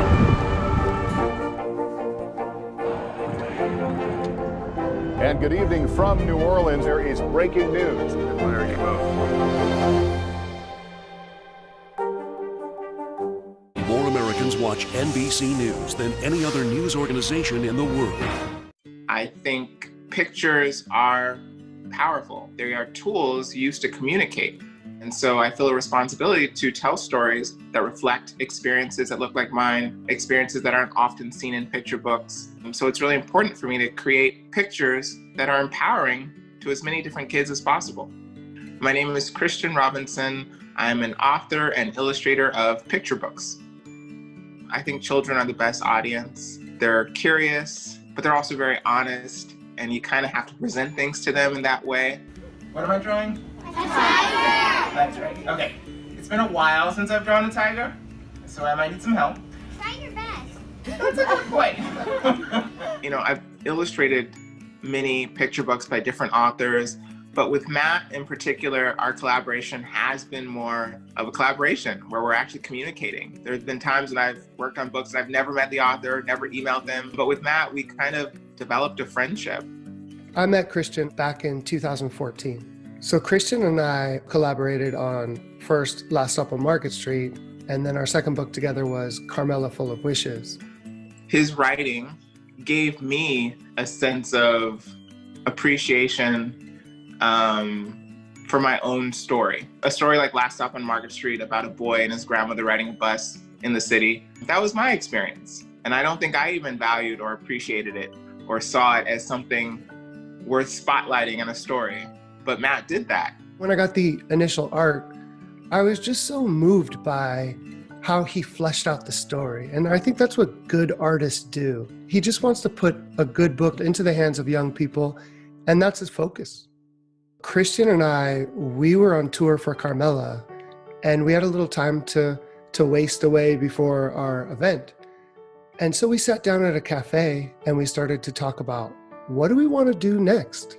You know, what do we want to collaborate on next? I think I mentioned to Matt, like, what if we did a story about a child who has an incarcerated parent and he had a spark in his eye. I took it as a challenge. How do you write about having an incarcerated parent in a picture book? He wrote down some notes and then we have Milo Imagines the World. Milo's a young artist. I was a young artist. Milo has a mother who is incarcerated. Growing up, my mother was in prison for most of my childhood. So yeah, Milo's story is my story. Growing up, I was raised by my grandmother. She was my caregiver. She not only took care of me, she took care of my brother, my two cousins, my aunt, and we all lived in this tiny one-bedroom apartment in LA.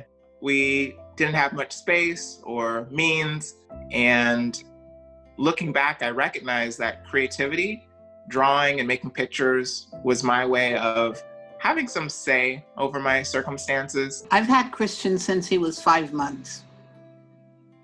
Unexpectedly, his father brought him to me. Good morning, everybody. Welcome to Today. Future's looking bright. Are you ready? We're going to do our part to spread the word on the importance of vaccines, so crucial for reopening America. A big day around here, a very special naturalization ceremony. Many of them doctors, nurses, other essential workers. If you are a nurse, thank you. Spring has sprung, guys, and we want to fill this season with some fun and surprise. Yes. This is the face of excitement. Celebrating Earth Day. Let's change the world. Love it! Let's go.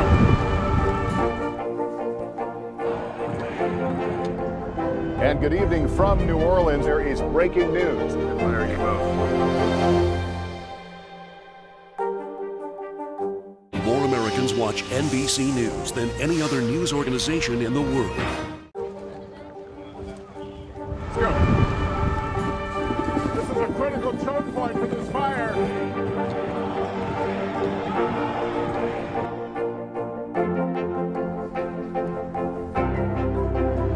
And good evening from New Orleans. Nice to really spend some time with you. Appreciate it.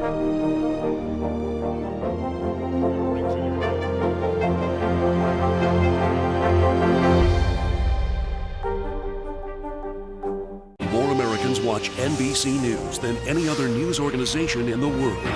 More Americans watch NBC News than any other news organization in the world.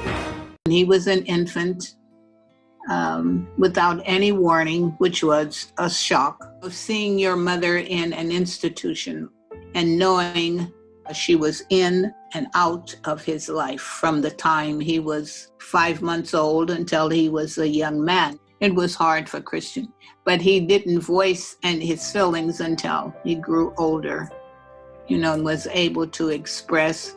My relationship with my mother is somewhat distant. Growing up, she was in and out of prison for most of my childhood. She struggles with drug addiction and mental health. There was no other way it would not have affected him because she wasn't consistent. And the times that she was in his life, she showed him a great deal of love. I in no way look at her as some kind of antagonist in my story. One of my most favorite memories of my mother growing up was when I was about maybe 7 or 8. She had just gotten out of prison and she reached out to me and said, I would love to spend the day with you, the whole day. What do you want to do? I went with The Lion King because the movie had been out for a while and everyone was talking about it. And I just remember having that connection, making that connection for the first time of like, oh, people who draw make these movies. I like to draw. Maybe I could be someone who draws and makes stories. And I totally credit my mother for giving me that experience and that opportunity. There was a point in his time when he was involved in modeling clay. I have quite a few little clay figures that he created when he was 8. So that led me to believe, or let me know that he did have more of a bent toward art. He could have turned the fact that his mother wasn't there for him, he could have turned that in destructively, as opposed to being positive and creating a life that he's satisfied with, which I'm very proud. One thing I really admire about Christian is he's so dedicated to the art of the project. He's not as interested in the business side of it. He doesn't worry about the bestseller lists or what awards a book is getting. There are not enough books, children's books, for children of color to connect with. Our stories matter, especially those that we don't always see. We live in a country with one of the highest incarceration rates in the world. So there are a lot of families that know this experience, and unfortunately, not that many stories that reflect it. So I just hope to let those young people know that their story matters and that it's valuable.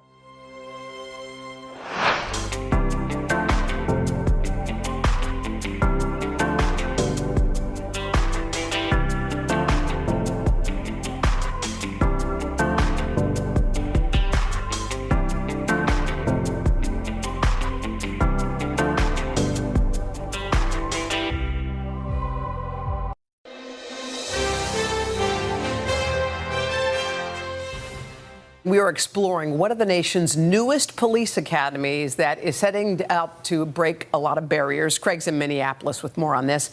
Hey, Craig, good morning. Hey, guys, good to see you. You know, I'd never seen a police academy like this. To your point, though, over the last few years, there really have been widespread protests here in Minneapolis, all over the country, calls to defund the police, waves of early retirements by officers.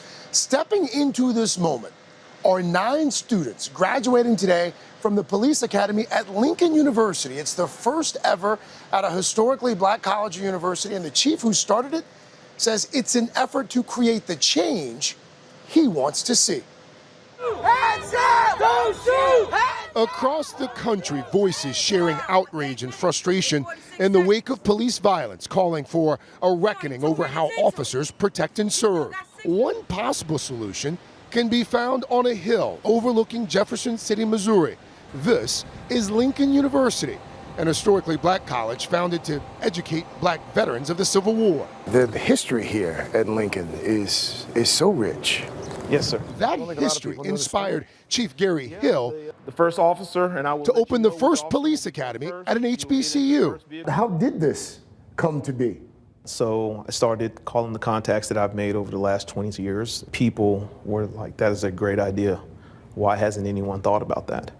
In a building bearing the address 911 and elsewhere, the students do their coursework. Among them is Andre Jefferson. You decided to become a police officer around the same time this country was dealing with the murder of George Floyd, the killing of Breonna Taylor. All of that's happening, and meanwhile, Andre decides, you know what? I want to wear the uniform. Yes, sir. How did you deal with that? I can't let that situation stop me. People are, I'm gonna lose friends, I'm gonna lose family. You gotta stand for who you are. Go achieve your goals, be who you are, make something out of yourself, prove people wrong. The latest research shows 67% of police officers in the United States are white. Just over 12% are black. That closely mirrors the racial makeup of the general population. But recent data shows that 2/3 of large police departments are whiter than the communities they police. Chief Hill says black officers walk a line between their work and their communities. In some ways, that makes them uniquely qualified to do the job. How is the approach to training at an HBCU, how is it different than it might be at another law enforcement training academy? Our curriculum is the same curriculum that's taught across the state. So there's really not that much different with the exception of the discussions that we have in class. They watch videos of recent high-profile episodes, searching for meaning, debating how to do better. As you hear the students having these discussions, what are you thinking? Even though the minority of students in this class are white, the majority are black, it's good to see the discussion and the different chain of thoughts that they have. Not everyone sees it the same way. The day we were there, the students put what they'd learned to the test. Chief Hill set up a mock road rage incident. The students didn't know what they were responding to. You were speeding through the light. Hey, how y'all doing? I'm Officer Henderson.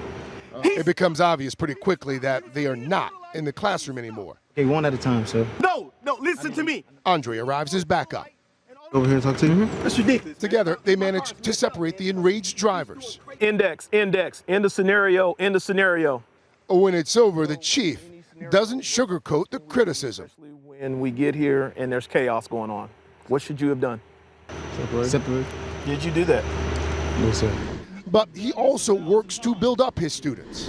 Have faith and confidence in yourself, okay? Because when you get out there and you don't have faith and confidence in yourself, they will know that. Hey guys, what's going on? Tiaja Fairley is next. She's from East St. Louis and says she'd never seen a black female officer growing up. Sorry, what's your name? She kept the fact that she'd entered a police academy a secret from family and friends until recently. During the exercise, she's able to de-escalate the situation. Can you stay right here? I'm gonna talk to him. We talked to her afterward. I feel like it's just learning how to talk to people. Tiaja now dreams of becoming a homicide detective. I feel like I could be a role model, kind of.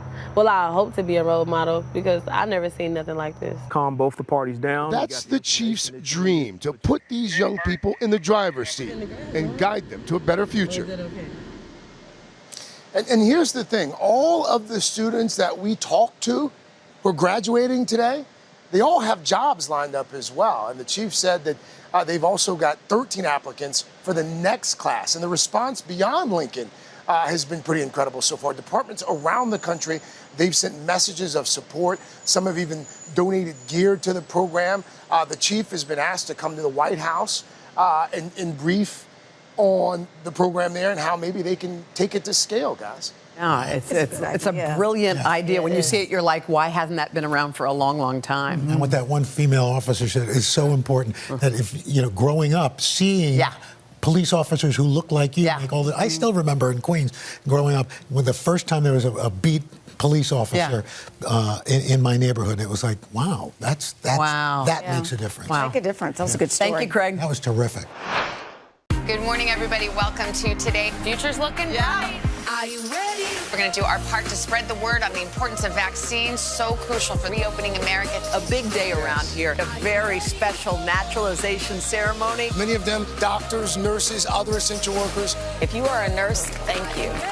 Spring has sprung, guys, and we want to fill this season with some fun and surprises. Yes. This is the face of excitement. Celebrating Earth Day. Let's change the world. Love it! I'm rolling up my sleeves for science, so I'll survive if I contract this virus. For family dinners, family vacations, family anything. For traveling somewhere beyond my living room. And for the Rebels, there is no greater feeling than being in the stadium and cheering on Ole Miss. And now it's your turn. Roll up your sleeves, America. Plan your vaccine, because every shot counts. Visit planyourvaccine.com and make your plan. More Americans watch NBC News than any other news organization in the world. Let's go.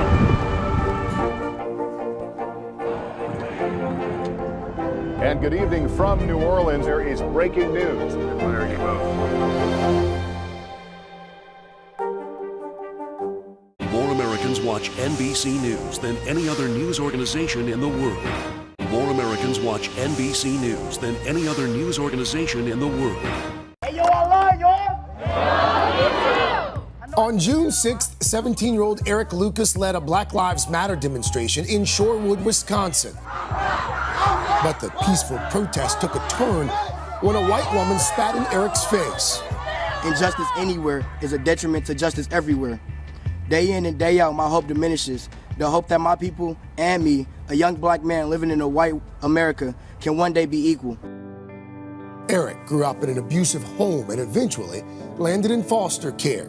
At a young age, I've seen a lot. Had to adapt to a lot, had to learn from a lot, had to grow up and be more mature at a younger age.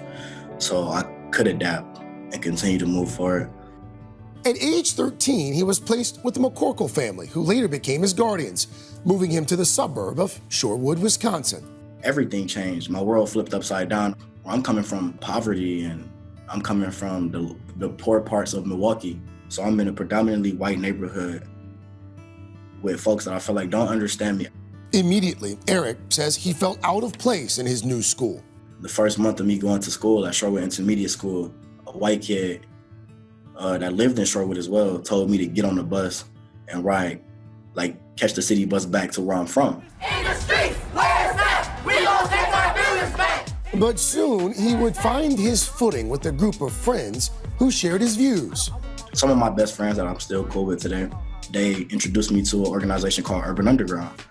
And Urban Underground taught me a lot about systemic oppression and how to point out systemic oppression, how to fight systemic oppression. Through that education, Eric felt compelled to speak out against racial injustice for himself and his community. I'm tired of feeling like this. I'm tired of seeing other folks that look like me being tired of this, and I'm tired of hearing about it. I'm tired of talking about it. I'm tired of seeing it on the news. I'm tired of growing up and watching it happen all my life and me still sitting here and not doing anything. I'm tired of being scared. I'm tired of feeling like I have to be the voice for my people. And as Eric watched the killing of George Floyd, he knew he needed to stand up. I just thought, okay, what can I do to create a symbol? Not a symbol of peace, not a symbol of equality, but a symbol of tiredness and a symbol of affirmative action, a symbol of fighting back. Then I came to the conclusion that it's time to march. And march he did. On June 6th, Eric organized a peaceful Black Lives Matter protest in Shorewood. My parents were there as well. I felt empowered. It was exhilarating seeing the crowd, seeing the people, seeing how we controlled the crowd and how the crowd listened, and just stepping up to the plate and leading with the folks that I love and that love me back. But it was overshadowed by this incident that went viral of Eric being spat on by Stephanie Rapkin. She was later arrested and charged with disorderly conduct with a hate crime modifier. She has pled not guilty. I feel like I got a small piece of the point across. I feel like more often than not, the movement is lost in the assault because more people tend to focus on how I was assaulted and they don't really focus on the great work that we was putting forth. Despite the setback, Eric is determined to continue on his path. I'm gonna start us off by saying, hey, I love y'all. So I think right now, I'm feeling empowered by my people coming here to show out and showing support of me and people that look like us and people that's not of my color to come out and support and show love to us as well. So just revolutionary, angry, motivated. I'm not tired, I'm energized. That young man is using his voice, Chanel Jones. Started at 15.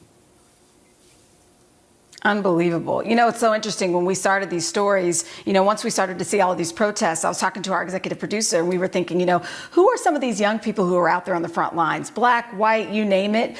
And can you imagine someone spitting in your kid's face and he's handling it so gracefully? And one thing this proves is that every person out there has a story.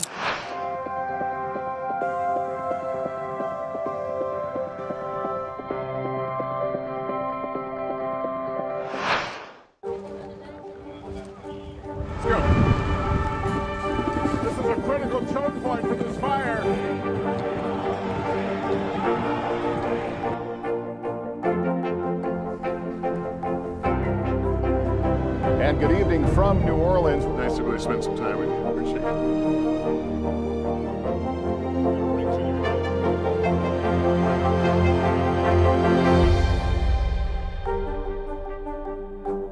Good morning, everybody. Welcome to Today. Future's looking bright. Are you ready? We're going to do our part to spread the word on the importance of vaccines, so crucial for reopening America. A big day around here, a very special naturalization ceremony. Many of them doctors, nurses, other essential workers. If you are a nurse, thank you. Spring has sprung, guys, and we want to fill this season with some fun and surprises. Yes, this is the face of excitement. Celebrating Earth Day. Let's change the world. Love it! Let's go. This is a critical choke point for this fire.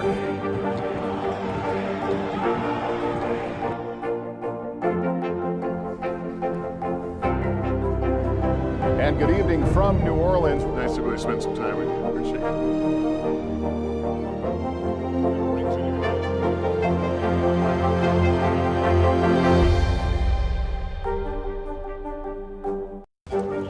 Let's go.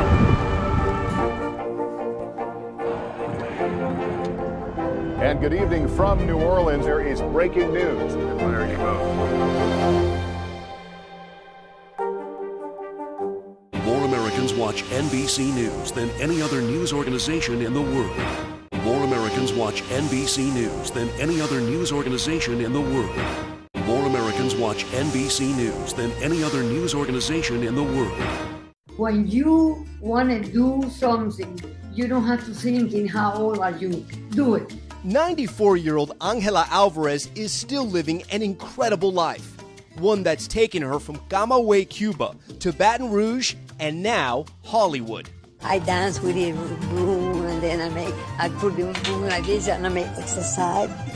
Then I feel that I could be famous, but my father say no.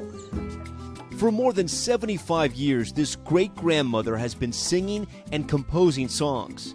Traditional Cuban music, personal, powerful, and until now, private. Music is such a big part of our culture, and it was a big part of your family as well. Nana's been singing to us since we were kids. Every chance she had to grab a guitar, she would sing to us. I began to get curious about these songs that she was singing. And one day I called her up and I said, I want you to sing me the songs that you composed and what they're about. And she walks out with these notebooks out of her room.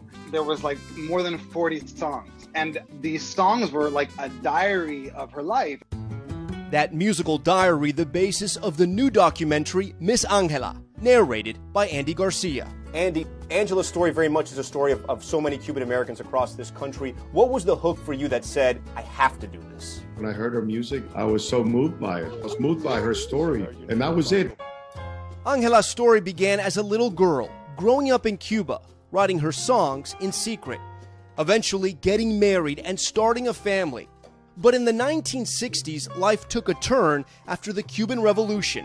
She made the painful decision to send her 4 kids to the United States as part of Operation Pedro Pan, the mass exodus of 14,000 unaccompanied Cuban children fleeing communist oppression. Angela eventually left Cuba for the U.S., reuniting with her family after 5 long years of separation. Was it difficult to make this movie? No, it was very easy for me because I wanted that people know what happened. The anguish she experienced, the love she felt, her life in exile, all of it written down in song, strummed on her guitar. What do you think it is about Cuban music that almost hypnotizes people? It's the very heartbeat of who we are, you know. And also for us exiles, it's a little something to ease the pain, you know. Sometimes you can't be where you want to be for many reasons, but you can build your culture and preserve it. And music does that. Music, you know, helps you find solace in the place that you left behind. And for Angela, the dream that started in Cuba never died. Ladies and gentlemen, please join me in finally making a teenage girl's dreams come true. Angela found her way to the stage, performing at the historic Avalon in Los Angeles, sharing her music for the first time in a major way. I pinched me many times, Angela, that's true, are you dreaming? And it was a real dream, yes. Made me feel very happy. Now, Carlos is making sure his grandmother's music and legacy lives on, recording Angela's debut album with a lineup of Grammy Award-winning musicians. Was it difficult to actually produce an album with your grandmother? It was probably the most fulfilling and gratifying experience of my life and my career. So, Angela, what do you think your father and your husband would think that you now have a movie and an album coming out? Well, if they was here, I know they feel proud of me. What a voice. And that spotlight is just getting bigger and bigger. Angela just landed a role in the remake of Father of the Bride alongside Andy Garcia, so she's acting a movie now. That film, Miss Angela, is now streaming on iTunes and YouTube. And Angela's debut album is available on all streaming music platforms, so you can buy it. Listen, this was obviously so personal for me because I'm Cuban American. It was amazing to hear her story, and it is a beautiful story. The music is incredible, and you don't have to speak Spanish to just really appreciate that type of music and her story. Her heart's in it when she's singing it because they came from her heart. Yeah, and you almost want to translate the lyrics because they're so powerful and personal. It was great. It was a great story to do, and I'm really excited about all the stuff happening to her. We're Team Angela now. There you go. Andy I like Garcia, that looking pretty pronouncer. darn good. Yeah. Melvin with the pronouncer. Can I get it one more time? Angela? No, we'll take it. No, suddenly you went to Angela Merkel. I know. What I say the first time? German. Like a little What I say the softer on first the time? G. We'll take it, man. We'll take it. You went for it. G. So close. So close.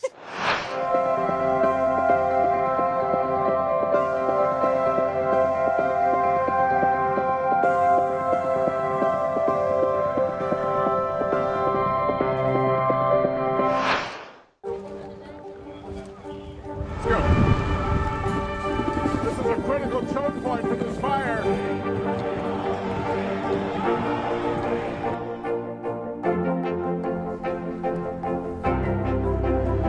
And good evening from New Orleans. Nice to really spend some time with you. Appreciate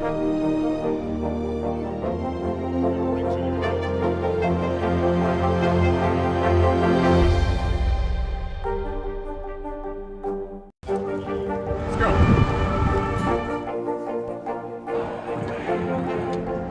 And good evening from New Orleans. There is breaking news. There you go. has been a long year. Yeah, where it's been anything but normal. Well, now there's hope. The COVID vaccines. I know. It's been a little confusing. Like really confusing. So it's more important than ever to make a plan. Visit planyourvaccine.com to find out where and when to get your vaccine. What are you waiting for? Roll up your sleeves and plan your vaccine. Plan your vaccine. Plan your vaccine.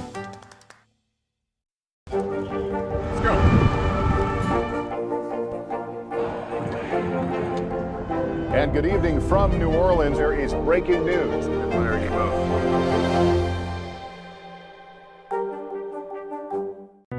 I saw for the first time how there was no power, no agency inside of healthcare and its delivery in this country.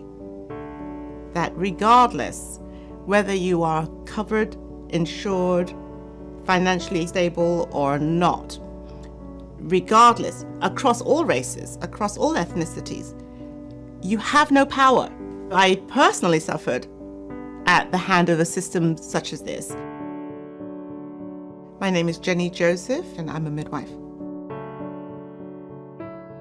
I was 30. I came to Florida. Within a year of being in the United States, I was newly married and trying to find my way. I was working with an obstetrician, and for my whole adult life at that time, I'd had endometriosis, which is not life-threatening, but certainly miserable. And the physician I worked with started talking to me about certain types of surgeries that he could do. So I spent a full year, really, about 4 different surgeries with him. No real results, except for I felt worse, more pain, etc. Finally went for another opinion, and the other physician said, no, the only answer we have for you is we need to remove your uterus, hysterectomy. I was ready, so I said yes. I didn't ask the right questions. I came out of that surgery not only minus my uterus, but minus my ovaries at 30 years old. And that was one of the most horrific awakenings. This was my sort of welcome to America, and I was very overwhelmed by it. And I really I had a sense of such powerlessness around it.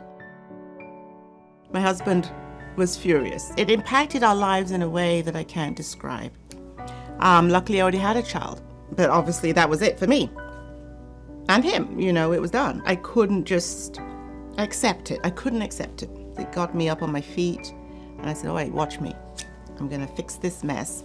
And I wanted to fix it for myself, but I also felt like a drive to stand for women and literally stand in that gap and say, "No, hang on, this isn't right." The vehicle I used was midwifery because I was already there. I was already a midwife. It's going to be 40 years that I've been doing this work. I feel strongly about how we are, as women, treated in a system where we don't know what to ask. We haven't got a voice. We're not heard. Black women especially are not heard. Native women, Hispanic women, Latinas, any woman who is other is not heard. There's been a lot more talk about maternal mortality recently in the United States. I'm here to say that this is not a new crisis. This has been here. It's just never been really taken care of. Maternal mortality is the death of a woman during pregnancy, labor and delivery, or postpartum. Statistically, it seems to fall around 3 to 4 times as many Black women, African American women, are dying in comparison to white women. This is being called this new crisis because now we're talking about it.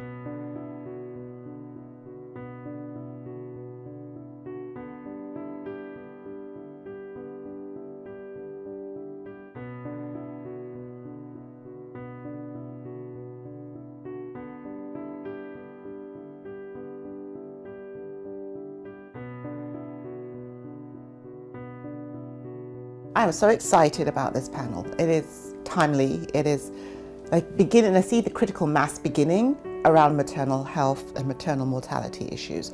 I feel like I can finally, speak to an audience that is particularly trying to hear. Oh, I am so excited that Senator Harris is going to be there, Dr. Taylor, you know, the people that have been on the ground and are moving forward, an opportunity to be able to present alongside of them and to support their work as well as, you know, show and talk about my own work. It is my great honor to welcome to the podium Senator Kamala Harris. Please give her a warm welcome. This is one of those truths that must be spoken. This issue of maternal health care, and in particular, how it relates and affects Black women. It is an acknowledgement of the fact that women and babies are dying every day in America, and that we could actually do something to stop it. And so the bill is an acknowledgement of the problem, and that is to acknowledge that within the problem, there is an issue of implicit bias. The other part of it is understanding that in order for this to actually work, there has to be a community approach. It's going to be about saying that let's go to the medical schools and encourage that there will be training there about these issues, which are real issues. You know, these are uncomfortable truths we're speaking, right? Nobody wants to hear or even believe that this is happening, but it is. So let's deal with it. Let's take it on. If you can't get into care, you can't be helped, you can't be triaged, you can't be supported. So we opened up first with the birthing center, but we've expanded that into clinics for women who don't necessarily want a natural birth or a midwife, who actually just want prenatal care, right? And we've offered that you can get seen regardless of who you are, what you have, which card you're carrying, how much money. None of those things are of any interest to us at the beginning. We found that the easiest approach was to go ahead and say, just come on. You belong, you're pregnant, you're asking to be seen, let's go. From there, we can then help you get on Medicaid quicker because we know how to do it. We found that the women themselves relate better to our staff who are more in tune and more culturally congruent with them than the higher end, high credentialed, very expensive practitioners. So it's a midwifery model, which is a person-centered, family-centered, equity-based model.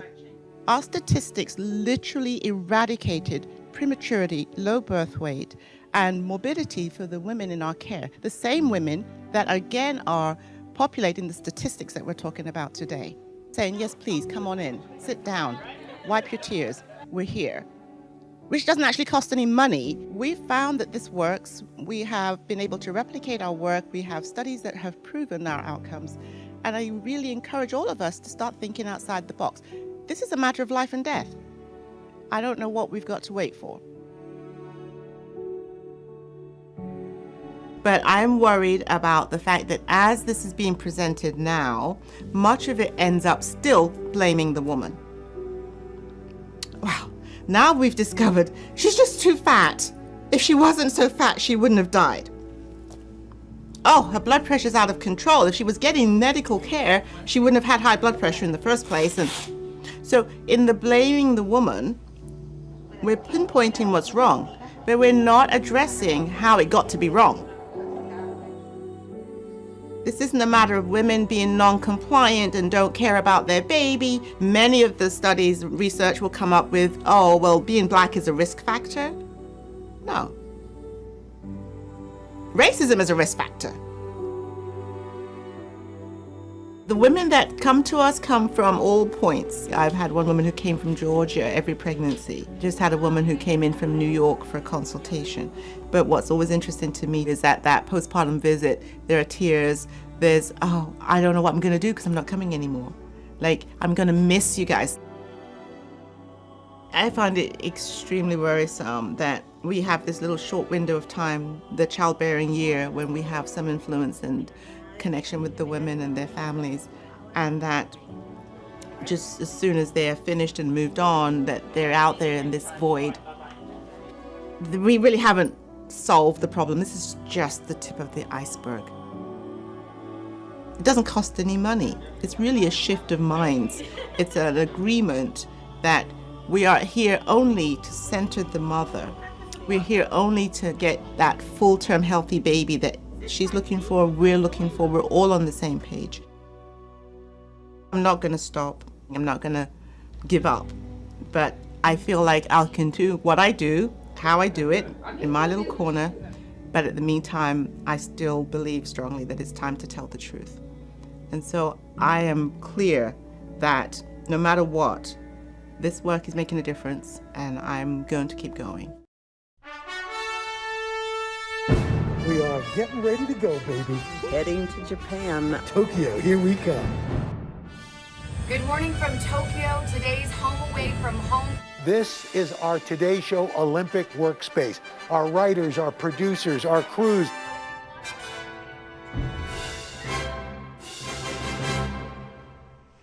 And good morning, everybody. Welcome to today's Olympic headquarters overlooking the iconic Rainbow Bridge. We didn't pay the light bill, so they haven't turned the lights on yet. The Olympic rings aren't lit up yet, but guess what? I'm lit up. We're halfway through the first week of the Olympic Games, so we thought we'd give you, hey, look at that!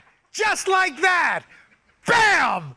Oh, the power. We're going to give you an inside look behind the scenes from how we get our show on the air each day to how the athletes prepare for the biggest competition of their lives. We're going to introduce you to the teams working around the globe and around the clock, bringing you more than 7,000 hours of Olympic coverage all across NBC platforms, making the Tokyo Olympics the biggest media event of all time. This year, we all had one goal in mind, staying safe.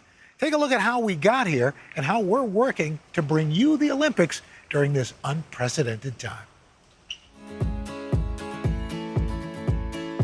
Woo-hoo! Tokyo, here we come. Taking off for Tokyo, an event much anticipated by athletes, the audience, and even Today Show anchors. Okay, heading to Japan. I'm dressed like the athletes. I'm going to be wearing all red, white, and blue. It's not easy getting somewhere in the time of COVID. We've got all those safety precautions, and this is no exception. Well, we left Saturday at 1:30, and now it is 4:10 Tokyo time, and we are officially here. Let the games begin. Tokyo, nearly 7,000 miles from New York City, and there are a lot of steps to go through before even getting on the ground. I'm going to go find Craig, our executive producer Tom Mazzarelli, and start to make our way through customs and COVID protocol. There we go.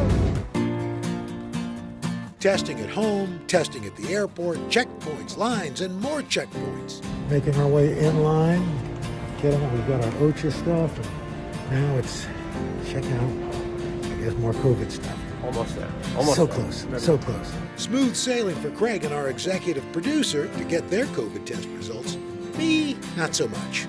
So your testing numbers come up on this board. Craig's came up, Tom's came up about 10 minutes ago. I'm still waiting. We all went together. So this is the first hitch, at least for me. Oh well. So far, what are you gonna do? And a negative test result is required to enter. And so I wait. All right, gentlemen. Well, I've got to get another test, so boom. See you guys later. Hopefully. Good luck out. All right, we'll see you at the hotel. We're with you. But finally, after 4 hours at the airport, well, made it. At the hotel in Tokyo, and it is gorgeous. Where I still have to quarantine along with everybody else.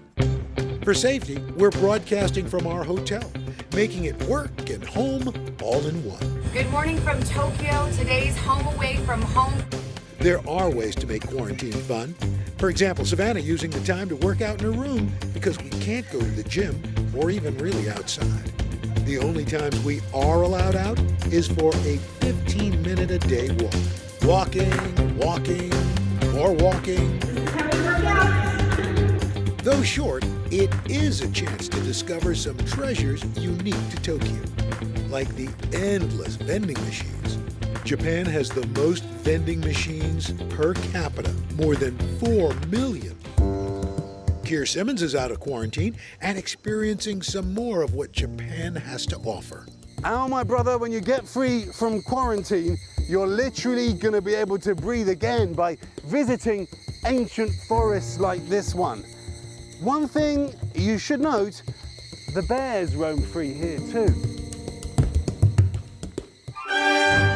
But we can't forget why we're really here, the games. And even though we've had to test and prepare for this, it's nothing compared to what these athletes have been working so hard for. Go get it! Hoda's spending the day cheering on the women's gymnastics team as they brought home the silver medal in the team competition.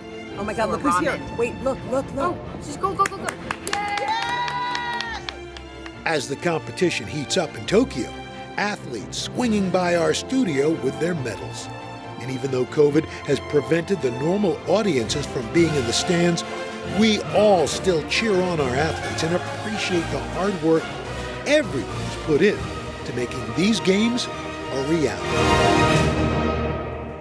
We're just getting started. Stick around for more never before seen behind the scenes footage from here in Tokyo and how we actually get our broadcast on the air each morning. Plus later, Savannah will be joining us live.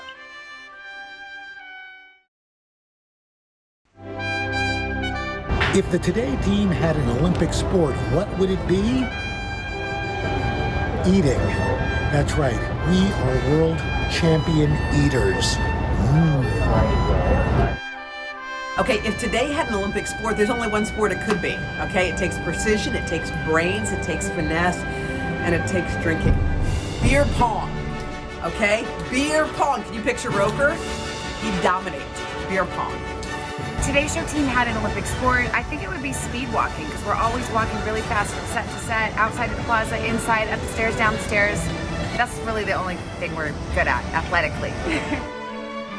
If the Today team had an Olympic sport, it would probably be talking, just yapping. Because let's not kid ourselves, that's essentially what we do, right? And no one does it better than Hoda Kotb and Savannah Guthrie. And my God, Rover's been yapping nonstop for 40 years. So yeah, we take the gold and just run in our mouths.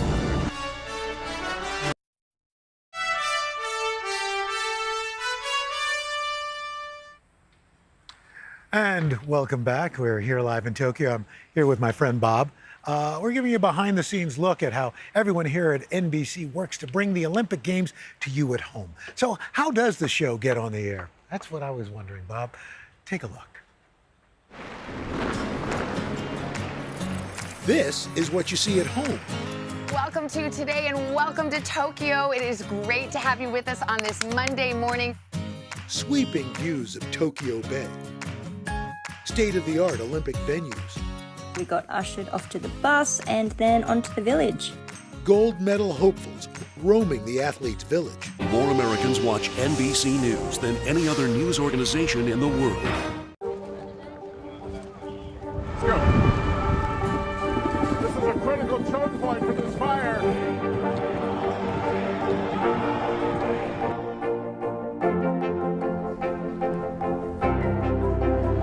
And good evening from New Orleans. Nice to really spend some time with you. Appreciate it.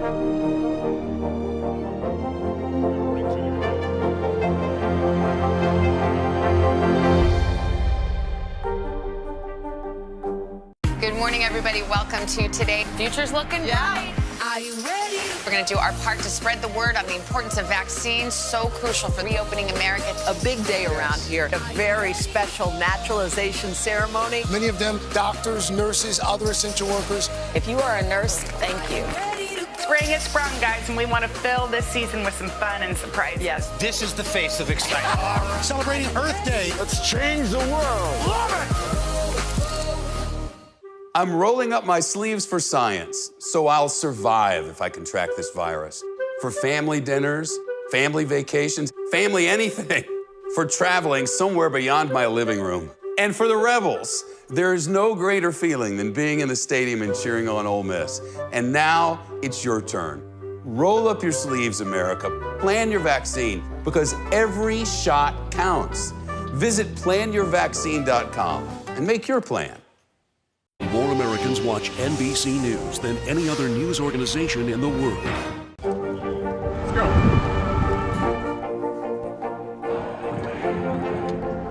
And good evening from New Orleans. There is breaking news. There you go. More Americans watch NBC News than any other news organization in the world. To go back to the village, I was exhausted. But what you don't see is our village. Look at this. Wow.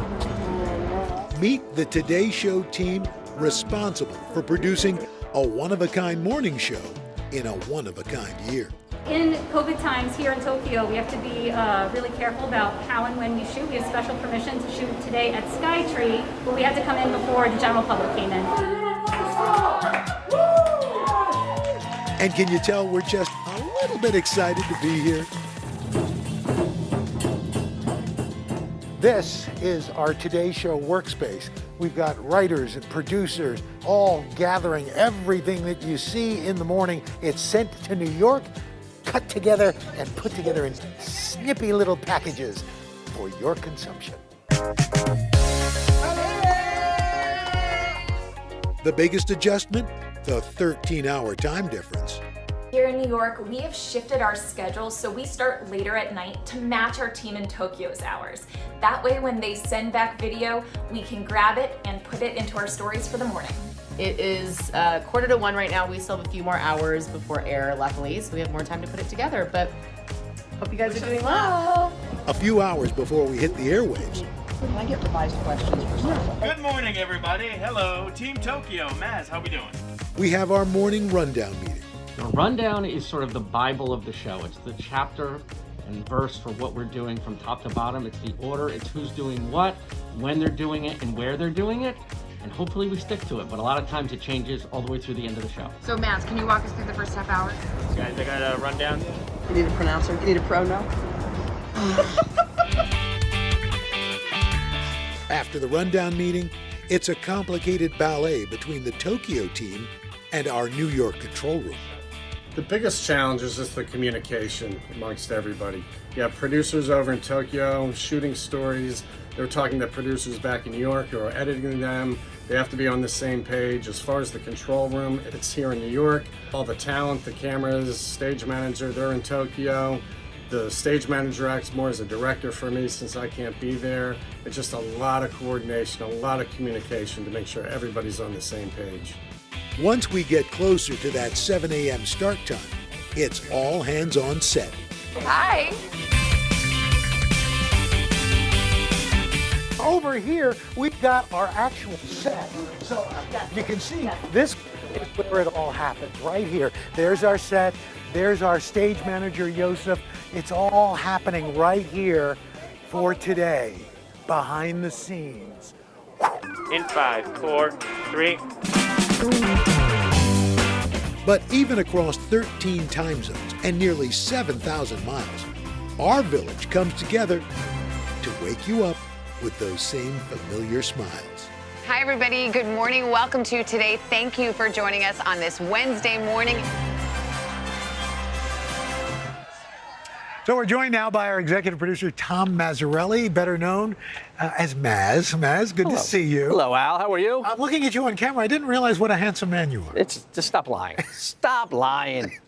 All right, so let's talk about some of the big moments so far. 17-year-old swimmer Lydia Jacoby winning the gold. Yep. Shocks the Nation shows up on set for interviews. So how does this happen? How does she get from winning that medal to getting here on the Today Show? Well, it's funny. I'm going to back you up even a little bit more. A couple weeks ago, Chanel did a profile of the teen swimmers on Team USA. Right.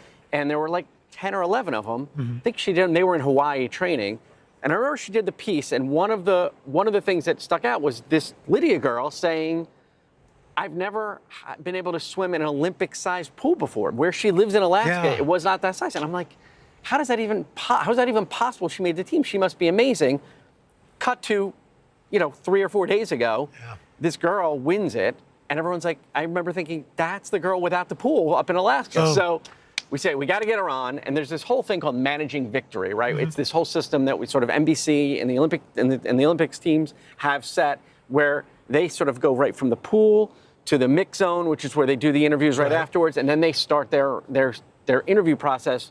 And we are usually first. And it sort of works with the clock that way. So we then end up getting her here. You've got to clear all the COVID protocols, right? You got to make sure that she's not sort of swimming again the next day and all these other things.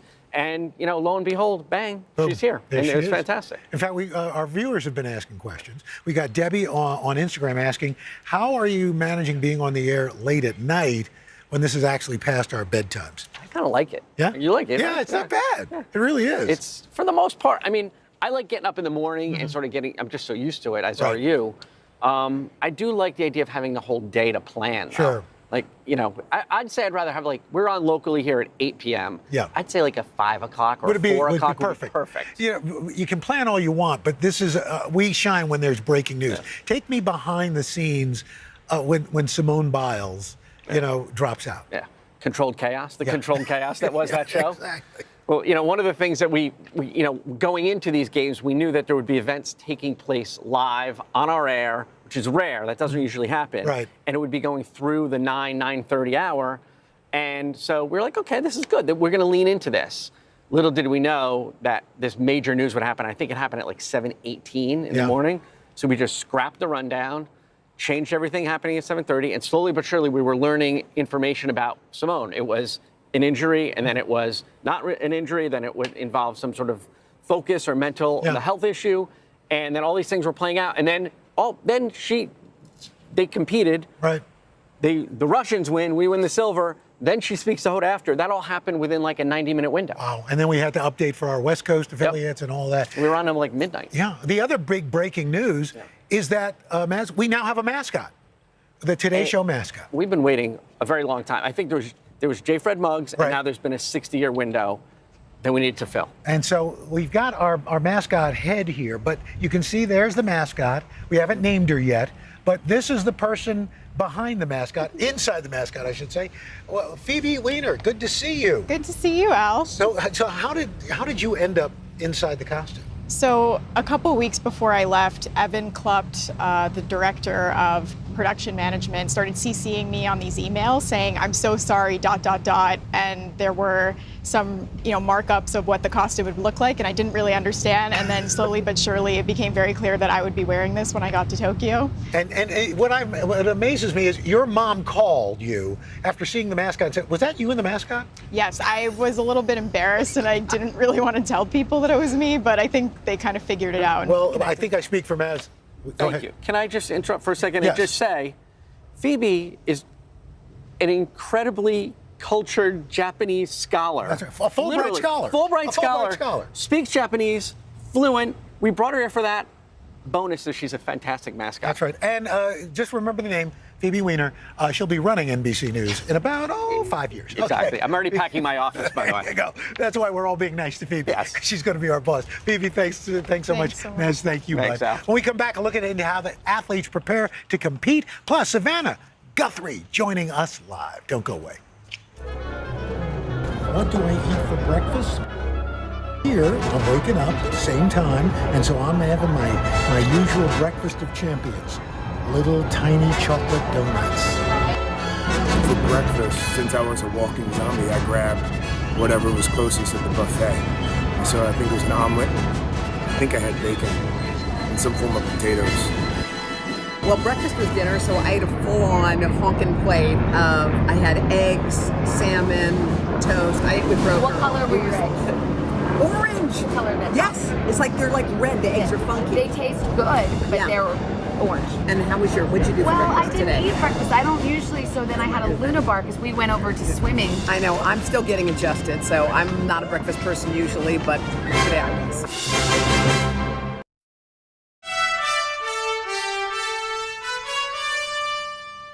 Welcome back to today's Olympic headquarters in Tokyo. We're pulling back the curtain, giving you an exclusive look at the Tokyo Games. And now it's time to see what goes on behind the scenes as the world's greatest athletes prepare to compete. Kalish is going to win gold for the United States, and Litherland is trying to make it a 1-2 finish for the Americans. Before the medals, the events, and that will get through. And here comes McClenny to try and win it, and the United States walks it off. and the COVID testing. A few items that are essential to our living here in the village. Every day we spit into one of these. All 600 plus athletes had to get to Tokyo. It's time for Tokyo. Let's get after it. The journey full of airport shenanigans, including the U.S. women's volleyball team giving their own That's So Raven impressions.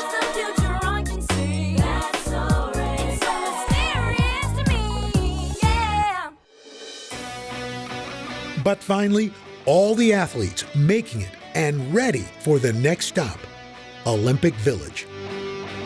U.S. Olympian April Ross speaking to Savannah, giving her the inside scoop on living in the village. Tell me about your movements, what you're able to do, what you're able to see.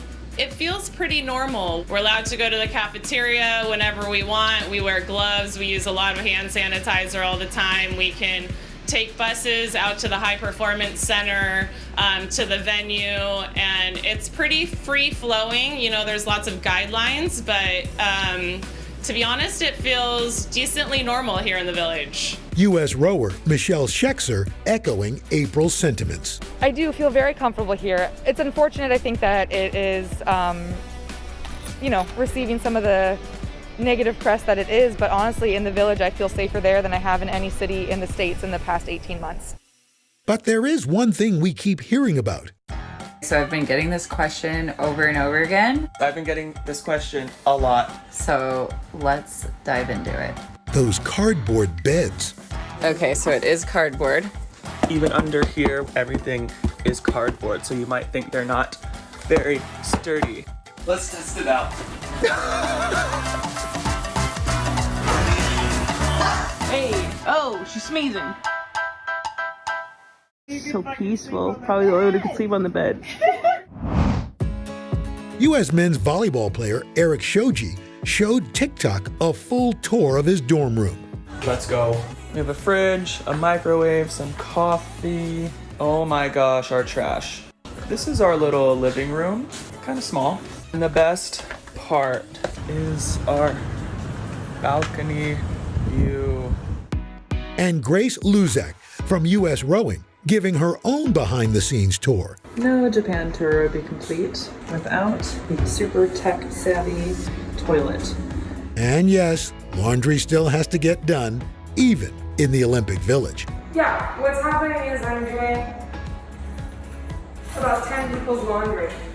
The women's gymnastic team choosing not to stay in the village after an alternate member on the team tested positive, but had some fun of their own in a hotel nearby.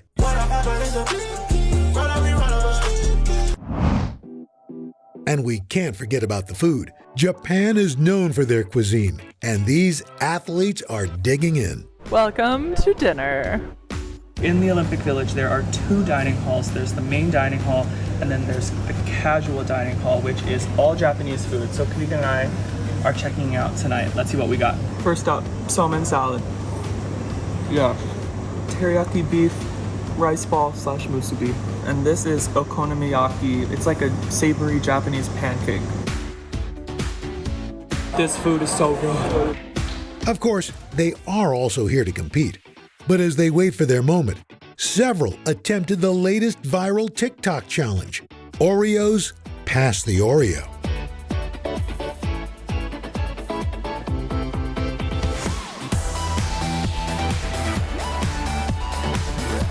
Team USA making the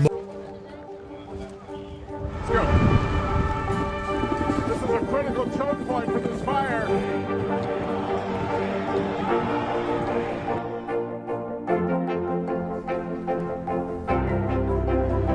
And good evening from New Orleans. Nice to really spend some time with you. Appreciate it.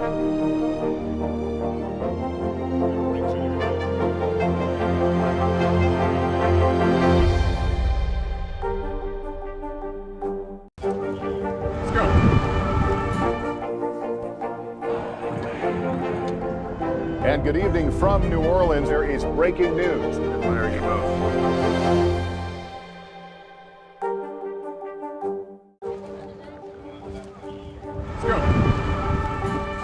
This is a critical choke point for this fire.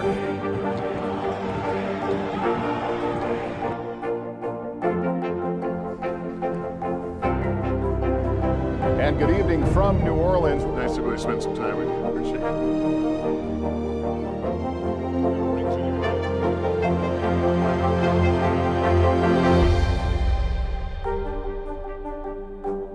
It has been a long year. Yeah, where it's been anything but normal. Well, now there's hope.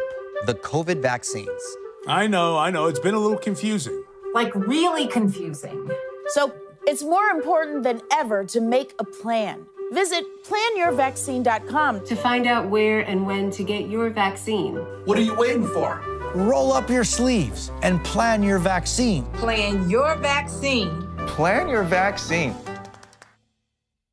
More Americans watch NBC News than any other news organization in the world. More Americans watch NBC News than any other news organization in the world. More Americans watch NBC News than any other news organization in the world. A lifetime experience on and off the field. Go Team USA. Go USA! And taking us along for the ride every step of the way. Love seeing all those athletes behind the scenes. Fun. Oh, well, of course, you know this nice lady, Savannah Guthrie, helping us with our behind-the-scenes special. I love this show. Yeah, it's it's like today at night, kind of. Like, Today after dark. Oh yes, It's getting dangerous. Well, speaking of that, what do you think about doing the show when it's like dark, pitch dark out? I like it. I mean, we're morning people, Sure. but this is fun. I could get used to this. You sleep in, you take a little nap in the afternoon. It's good. I like it. Do you like it? I do, although, it's still, every now and then I kind of like, okay, wait, what time is it? Yeah, I mean, I like our hours, but but this is a nice change. This is all right. Maybe we'll keep this up when we get back. What's been your favorite moment so far? I loved doing the opening ceremony. I still loved when the drones By the were way, up you in the and air. Mike Tirico were amazing. We had so much fun, and I had never done it before, so that was really cool. When they put the drones up in the air, and it was like, I've never seen anything like that in my life. I'm not sure that anything's been done like that. 1,800 drones, and it looked Never like been done planet before. Earth. Yeah. It was beautiful. It was truly beautiful. Yeah, one of the things I find kind of interesting is how this dance that goes on. But again, even here with the Olympics, we had that breaking news with the Simone Biles. Yeah. Yeah. What was that? Because you and Hoda, Hoda was at the Gymnastics Center, but you were here kind of honchoing this thing. What was that like? It was crazy because we kind of just shifted into breaking news mode, but it was about the Olympics. It was literally the last thing anyone would have expected, and right away, luckily we have, we have the best team in the business. We do. They kind of blew up the whole rundown that was planned and started booking live guests. I think we woke up Mike Tirico in the middle of the night. He said he had just poured some bourbon. He was about to come down. Well, he seemed totally sober. I know. I don't think he had drank. Yeah, I don't think he had had any yet. He didn't have it. And he's such a good sport. He came down. We're in the hotel. Our set is right at the hotel, so he's probably up in his room. He came down. We started getting the gymnastics analysts on, and it was all unfolding on our air. And Hoda was there, right? So she was watching what was happening, and at first we didn't know, was it a physical injury? Then we learned it had to do something with her mental health, and so it was just we kind of shifted into that mode, and it's pretty extraordinary, and I'm so proud of the other athletes who really stepped up and rose to the occasion. They're incredible. What is it? When we come to the Olympics, it's a whole different thing because we get to spend time together that we don't normally, because look, let's face it, we've got families and all that, but here it's such unadulterated us time. It's fun. It's like camp. It's like today's show camp, and it's really special. And we, it's true because when we're back home, we have our families, we've got kids at school and all that stuff. Here, we get to have our meals together. We go on these little adventures together. And even with the pandemic, we've gone on the bus tour. We had Japanese lunch today, which will be on the show this morning, and it's fun. It's just different kind of time, and not just those of us that you see on camera, but all of our producers all of our crews and everybody else. Well, look, I know you've got, we're on the air live in 30 seconds. I know. 30 minutes. It's 30 seconds. Oh, my God, I gotta go. 30 minutes. Yeah, so you got homework to do. Yes. All right. Thanks for joining us for a behind-the-scenes look today at the Olympic Games. Stay tuned to Today All Day throughout the day for more interviews with all your favorite Olympians. Bye-bye. Bye. I'm rolling up my sleeves for science, so I'll survive if I contract this virus. For family dinners, family vacations, family anything. For traveling somewhere beyond my living room. And for the Rebels, there is no greater feeling than being in the stadium and cheering on Ole Miss. And now it's your turn. Roll up your sleeves, America. Plan your vaccine, because every shot counts. Visit planyourvaccine.com and make your plan. More Americans watch NBC News than any other news organization in the world. Let's go.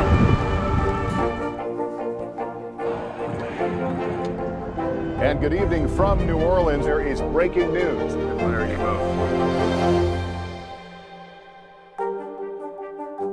More Americans watch NBC News than any other news organization in the world.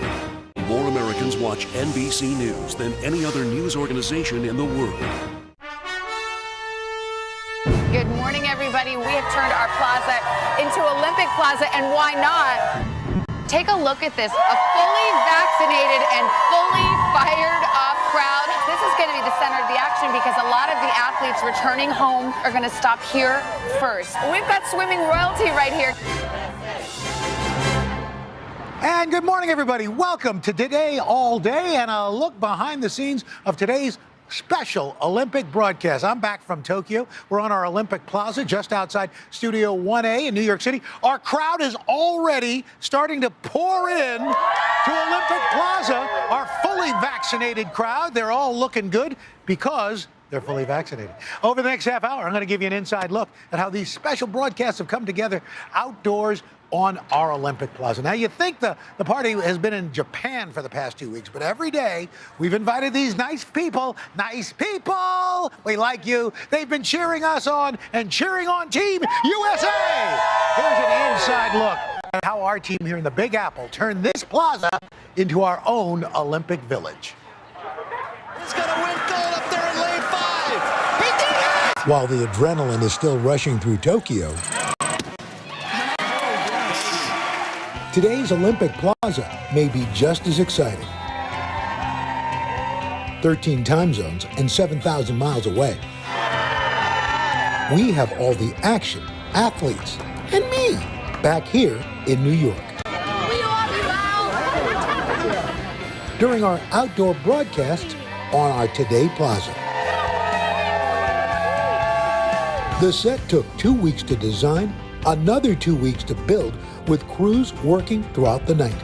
This iconic arch, inspired by Chidori, Japanese architecture, all with the goal welcoming fans to the plaza. The design ties into all of our sets that are over in Tokyo and Connecticut, really tying everything together for the viewer. Our fully vaccinated fans arriving at the crack of dawn, ready to be part Tucson, Arizona of the Today Show. And for this couple, our plaza is really the next best thing to being there. Caleb's going to be here today. Charles and Susie spent 2 years planning to go to the games, but then the pandemic. We have everything. We have airline ticket, hotel. I want to say thank you on behalf of the show and NBC for writing to us, for setting your alarm early, for bringing your vaccination cards, your photo ID, your great posters, your beads, like we are your Statue of Liberty foam hats. Our plaza producer, Kevin Chattel, is the first to meet everybody. We're excited to be here. I have always wanted to do this since I was a little girl. And so now I'm 40 and we're here. The fans arrive on 48th Street right here in Rockefeller Center at 6 a.m. They come decked out. People line up as early as 5:30. They come on, go through security, get a good spot, and right away we start getting them on TV. Dallas, are you ready? Yes. Right at the camera, you know your lines. We record all of that before the show starts that we include in our 8 o'clock open a bit later in the show. Greenville, South Carolina. Tampa, Florida. Oklahoma City. This right here is the happiest place in New York City. People are out here to celebrate, to have a good time, honor their milestones. We got the goal. We got the gold, yeah. Every single day is a dose of joy, of excitement. There's never a dull moment. Our anchors get ready, then it's showtime. 10, 9, 8, 7, 6. I'm Zach Schiffman, and I'm one of the stage managers on the Today Show. During our broadcast, stage manager Zach keeping the talent on track and the guests in place, all with multiple people talking in his ear. I'm in constant communication with the director and the assistant director. Under a minute, come on over. So I get in around 5 in the morning, and the first thing we do is we call into the daily rundown meeting where we learn about what's on the show today, what changes have happened overnight, and then we start our pre-planning process. 15 seconds. The best part about my job is that every day is different here. USA! USA! And just like that, from pool to plaza, Caleb Dressel wowing the crowd with his 5 gold medals. It is pretty crazy though. Like I've grown up seeing this on the TV, and so to be on the other side and like all these fans out here are incredible. And that's a wrap for today behind the scenes on Olympic Plaza. And we're now joined by my pal, Chanel Jones. How Good are to you? see you. So you and Jenna Bush Hager last week are holding down the fort here while we were all in Tokyo. What was it like here on the Plaza? Yeah, that's a good question. I have to tell you, honestly, it exceeded expectations. We didn't really know what to expect. It was honestly the first time we've really been out with a crowd again. Right. And what we found, people are longing to be back together again and to connect.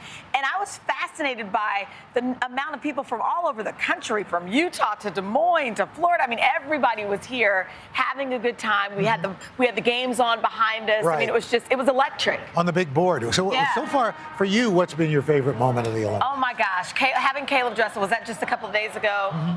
Olympic swimmer here on the set. And honestly, just the fun we've had with the crowd. Right. Jenna and I have played wacky games. There are a lot of things that you guys don't see at home behind the scenes during the commercial breaks, taking selfies and talking to folks. It's just been really fun. And of course, we've got the U.S. gymnasts coming in today, the women's gymnastics team. Even I'm a little jittery. I'm excited. Is that who you're looking forward to here on the Plaza? Everybody wants to see Simone and Suni Lee and all of these girls. I mean, they were able to meet the moment. So we want to salute them. Absolutely. Now, in our last behind-the-scenes special, we all answered the question, if we had a team sport, Olympic sport, what would it be? Okay, so is this I said what'd eating, you say? talking. Savannah said walking. Hoda said beer pong. What would your Olympic sport be? I want to learn how to surf. Really? Yes. I've never tried it. I've never even touched a board, but I want to learn how. Can we make that happen? I'm going to make this happen. No, I really want to learn. No, let's do it. But I have no concept how. I've never skateboarded. I have no concept. So we're going to make this happen. All We right. really are. We'll see in our last special, we answered viewers' questions. Okay. They came up, and we've got a viewer question. Let's roll the prompter to that viewer question. That would be very helpful. Okay, I guess we don't have the viewer question. Oh, darn. So doggone it. Darn. You did your Through Mom's Eyes. Yes. You've got that great series that Yes. we do on the third hour, and you did an Olympic version of it. You know what? Noah Lyles, one of the Olympians who we'll actually be talking with a little later today. We talked to archery mom, one of the youngest swimmers. She's 15 years old. Her name is Katie. Her mom. It was so fascinating to watch these moms when the cameras weren't rolling, swapping phone numbers so that they can meet up again and bond, because they're in a special club when you're the mother or a parent of an Olympian. Wow. Yeah. Well, we are just You can getting check that out on the site as well. And I appreciate you coming in 3 hours early. So what am I going to do for the next 3 hours now? Well, I can give you one more thing. Could you help us bring Hinode in? Come here. Hinode means mascot. sunrise, our That's new right. mascot, my fellow petite buddy. What's up, Hinode? That's right. You are the same size as Hinode. We are the same I love size. it. I love it. In fact, we're going to have Hoda Kotb coming in just a little bit. But Hinode had to get here, which is amazing. And so let's take a look at Hinode's journey home. We were inspired by Japan's love of mascots, so we decided, why not? Let's get one of our own. I see some picture of the TV studio, and there are very beautiful sets. All right, now to the big moment. Without further ado, our Today Show mascot is...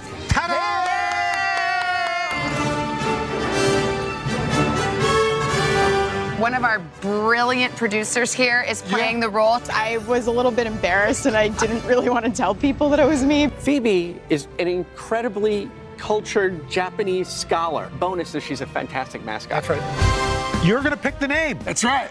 A battle at the top between Hinode, which means sunrise, and Kiyokuma, which means today bear. We're bringing her home. Here it is, safe and sound.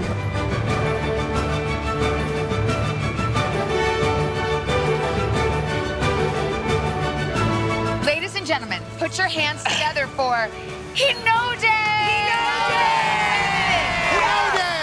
Nice to meet you. Hinode. Isn't she the cutest? Let's go.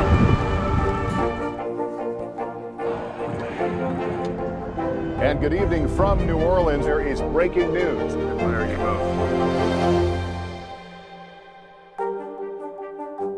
Good morning, everybody. Welcome to Today. Future's looking bright. Are you ready? We're going to do our part to spread the word on the importance of vaccines, so crucial for reopening America. A big day around here, a very special naturalization ceremony. Many of them doctors, nurses, other essential workers. If you are a nurse, thank you. Spring has sprung, guys, and we want to fill this season with some fun and surprises. Yes, this is the face of excitement. Celebrating Earth Day. Let's change the world. Love it!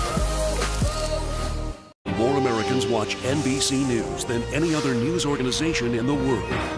It has been a long year. Yeah, where it's been anything but normal. Well, now there's hope.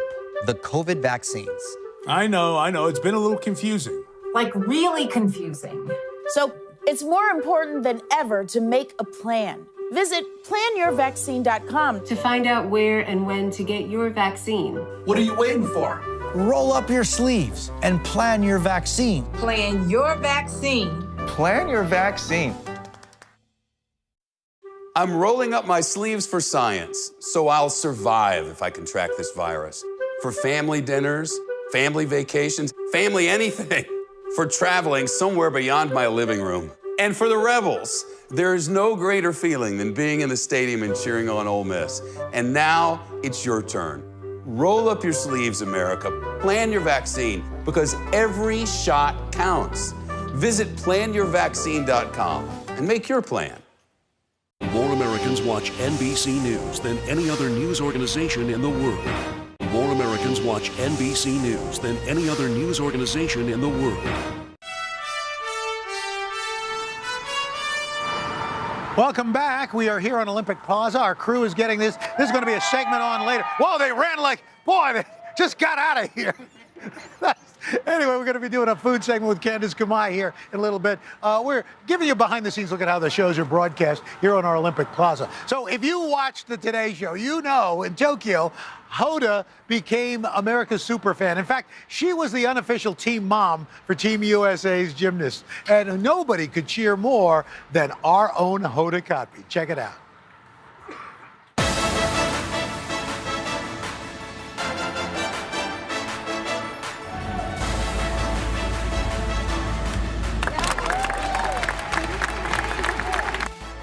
Gymnastics venue. Hello. I'm sanitizing. I'm taking my temp.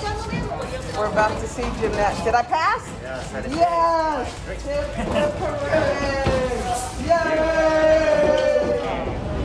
And that's the gymnastics venue right there. We're going to go inside and see if Team USA is going to get a medal. Feeling good. Feeling good. Like I should. We're here. Come, let me show you. This is where we walked. Come. These are our lucky seats.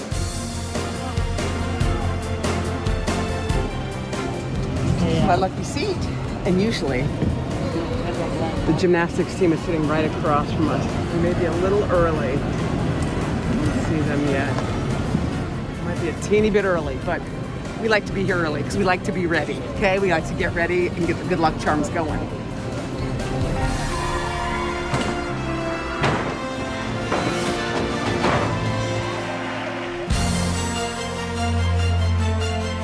We're trying to make it back for the show because Jade just won a gold medal. We're going to try to get some hair and make it get on the air. Do you think we can make it? Put it in my daughter's dress. Oh. She put it in my luggage for good luck. So I took it to the meet and I just started twirling it around and it gave me good luck for all of you.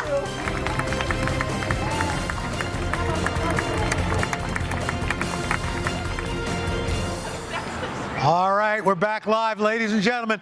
Hoda, Hoda, Hoda, Hoda, Hoda, Hoda, Hoda, Hoda, Hoda, Hoda.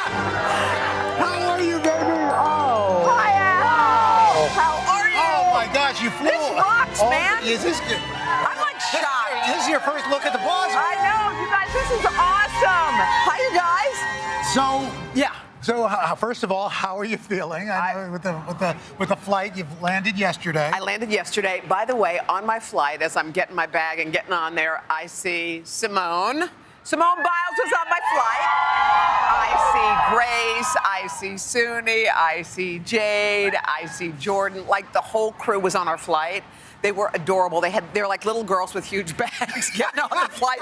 It was amazing. It was really fun. So how'd you sleep last night? You know what? I couldn't get it. Could you get it when you first landed? Yeah, but it was different because you had the kid, you Haley and Hope. And Mommy. Yeah. I didn't have anybody at home. By the way, I had a ticker tape parade. It was like a mini ticker tape parade with these two kids. It was amazing to come home, and it's great. Like we go on these long trips, we miss our kids, but it was so fun to come home last night, Al. One of the best moments of the Olympics was the fact that Haley had packed a dress in your suitcase. By the way, I took it everywhere with me. I know. Haley kept seeing the dress. She was like, "That's my dress. That's my dress." And she was asking about if Simone got to see it. Did Simone see her dress? And yes, she did. What were they like when you got home? It was beautiful. I mean, you know what's funny? When you go on a trip that is as satisfying as being able to witness like what we saw at the Olympics, like I loved every second there, but I'm trying to do this thing where I'm doing a be here now, right. Like wherever I am. Like I'm at the Olympics, I want to be at the Olympics. I was talking to my kids, but I don't want to spend my whole time thinking, where are my kids? Right. And when I was with my kids, I was 100% with them when I got home. They had 2 chairs, Al, pulled up to the front door. They were waiting when I got there. It was the cutest, sweetest. I just hung on last night. I just hung on tight last night. That's beautiful. Yeah. So we've covered a number of these games. How was Tokyo different for you than others? It was probably the one I underestimated the most because I thought when we got there, it probably wasn't going to be much access. I said it's going to be great, but it's not going to have all the things we're used to. Right. Al, it was like home run after home run. I mean, I think, like, you're always so proud of your country, but there was something about this Olympics this time around, what these guys had been through. Like, I felt like my heart swelled like 10 times its size watching our gymnasts, our hockey players, everybody do their thing. I don't know, I felt, I was just surprised at how much these kids could overcome. And I thought about the mental health piece, which is bigger this time than any other time. Huge. But I was also thinking, like, these kids are never at home. They don't have any loved one with them. So it's like the most stressful time of their lives, probably. Where's their mom? Not there. Where's their dad? Not there. Where's their boyfriend, their girlfriend, their husband, their wife? They're not there with them. So I feel like that piece of it brought all that stuff to the forefront. So all of a sudden, they felt really super vulnerable. But I gotta say, talk about rising up, man. I can picture Simone walking out on that final day. The beam is not her favorite. It's the one she got the bronze in Rio. She walks out, and I looked at her face, and my heart was like, it's like boom, boom, boom, boom, boom, boom, boom. Like, how's she gonna do? And you watched her just like get the eye of the tiger and nail it. Like, nail it. It was nuts. And look, you became the unofficial team mom for the U.S. women's gymnastics team. I mean, they were looking at you. It has to feel kind of good. Well, I was looking at them. I really was. I was looking at them because I actually, Al, think in my life, I feel like I have a role that I have always played. And that's like, instead of being the person being cheered, I like being the cheerleader. Like, that's my favorite role in life. It always has been. But I think, like, when I was in high school, I was the one who was yelling I would always be that loudest one. Like, the one, they're like, what is she doing? But I feel like in this moment, they always look to their moms and dads. They always looked for somebody. And imagine you're in an empty stadium having the moment of your life and you can hear a pin drop. Nobody's there. Now, look, I almost got in trouble while I was there about 10 times. Yeah, you were, because we weren't supposed to be touching the athletes.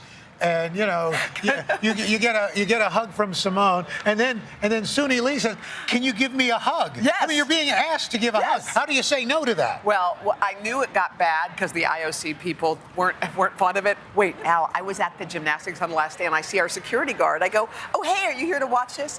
He says, no, I'm here to watch you. I go, what? No, Al. I was one day away from being bounced. You were one day. 3 strikes and you're out. I was so close. So we put out a call to social media, and we want folks to ask questions. So this is from a viewer on Instagram. How many suitcases of your own did you? One. Only one. Only one? I only bring one. No, only one? I underpack. All I did was wear the USA gear. I didn't even wear anything that I brought, but I always just do one. I'm a light packer.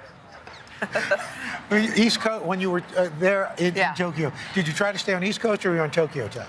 I was on, by the way, I was on both times because I ended up waking up at 4 because you know the sun rose at 4 in Tokyo, which was the land weirdest. of the rising sun. Right. So I woke up at 4, FaceTimed the kids, did a little workout, went for breakfast at 6. And then you realize our show's on in the evening time, so you're trying to pull it through. Yeah. I just went on fumes. I didn't care. I knew I was going to be home soon. Here's the. I don't think people realize you could have been an Olympian in that you were part of. What was your sport? You did shot put, didn't you? You know what? Didn't you do shot put and discus? My coach was like, in high school, they're like, who's the biggest one? You. Come here. We want you to try it. So I still remember, because throwing the discus and the shot put was fun, but it can get really bad, really bad.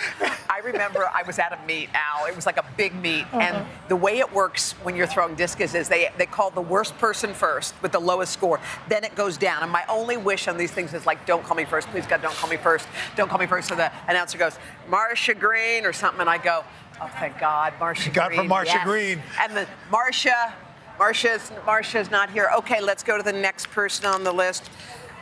Hoboko, Kabobi, Botby. I was like, so I get in the ring. This is how you do it. Like I'm throwing this way, you go like this. You spin, throw like that. That's the move. That's the move. Is that the move?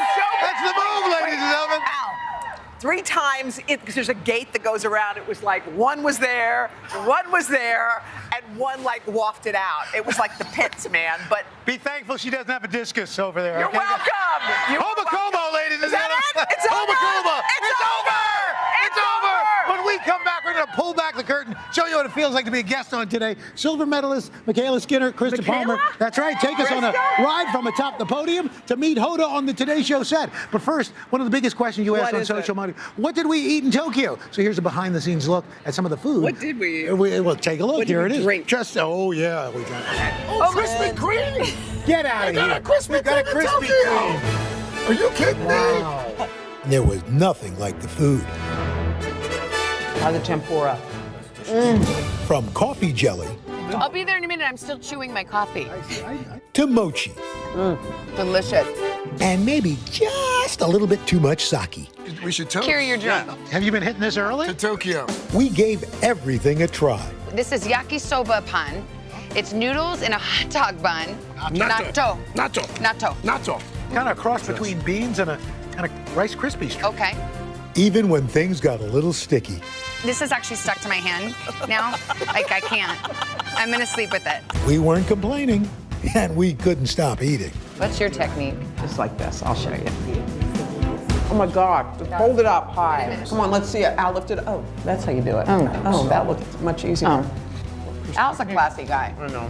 I need a bib. More Americans watch NBC News than any other news organization in the world. It has been a long year. Yeah, where it's been anything but normal. Well, now there's hope. The COVID vaccines. I know. It's been a little confusing. Like, really confusing. So it's more important than ever to make a plan. Visit planyourvaccine.com to find out where and when to get your vaccine. What are you waiting for? Roll up your sleeves and plan your vaccine. Plan your vaccine. Plan your vaccine.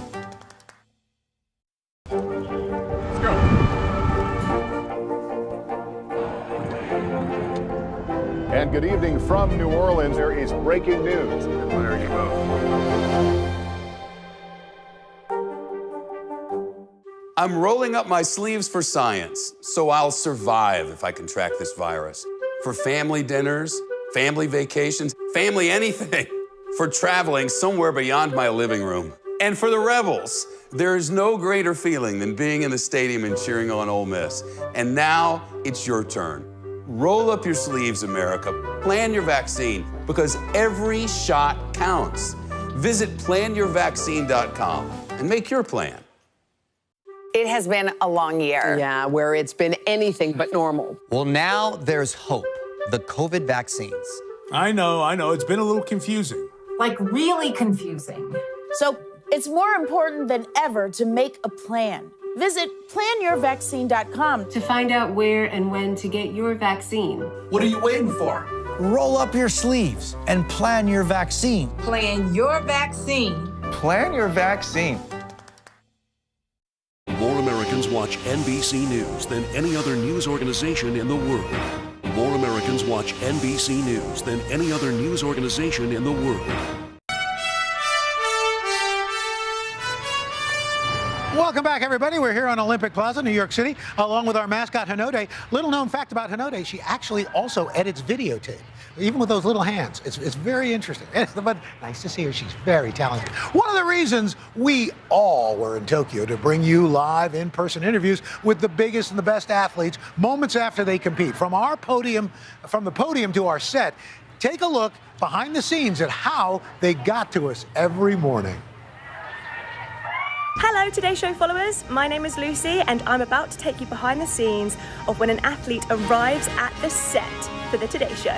Every second of the arrival has been perfectly choreographed, and today a behind the scene look at when US gymnast Michaela Skinner joined Today just hours after she won her silver medal on vault, and US diver Krista Palmer joined just a few hours after she won bronze. The Today Show team in Tokyo is made up of 60 people, and it takes 12 of those people to get each Olympian from the podium to our set. It's about an hour before Michaela Skinner joins us on the Today Show when she is met by Ronna Desmond. They come through this entrance here, which is for athletes only. We're very strict on our COVID regulations here, of course. Michaela! You've just arrived to come onto the Today Show to show off that beautiful medal. Let's get you in the lift and get you up to the set. Alrighty. You never know who is going to walk through these doors flashing their medal. Here comes Alex Mazialis from the men's foil fencing team. Congratulations. And up they go, up to the Today Show set where they are met with Hoda and Craig. Up you go. Ready for the Today Show. We're joined by Krista, who's just won bronze in diving. And we're about to walk into the Today Show. So are you stoked about becoming on the Today Show? I am so excited. This has been like surreal for me, this whole experience, and I'm just looking forward to it.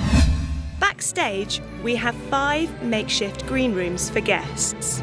In the green room, they take time out and get mic'd up for their interviews. And of course, we offer a wide range of snacks for our Olympians, including sushi rolls, baklava, pizza, udon noodles, and the all-time favourite, mac and cheese. Okay, I gotta hit the sushi first, that's for sure. And before they go live, a little fun in our Instagram booth set. Then it's showtime! Michaela waits for the cue that she's live from our stage manager, Yosef. Athletes must be separated. All of the Today Show staff stay 6 feet away from all the athletes at all times. Athletes must remain masked until the moment they go on air. But first, a quick tease to let the audience know Michaela's coming up right after the commercial break. 5, 4, 3, 2, 1. How are you? I'm so good. Okay. Wow, that's amazing to see. I didn't even know all that was going on. Well, Hinode, did you have a good time today?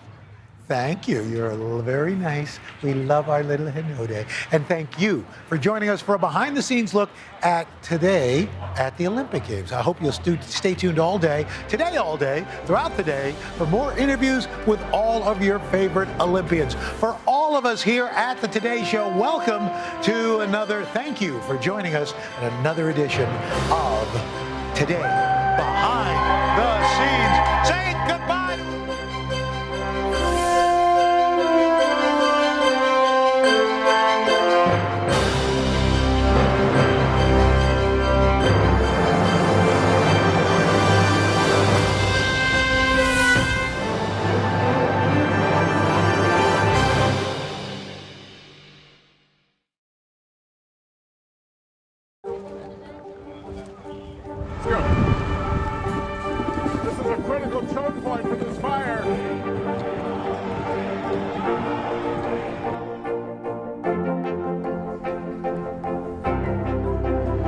And good evening from New Orleans. Nice to really spend some time with you. Appreciate it.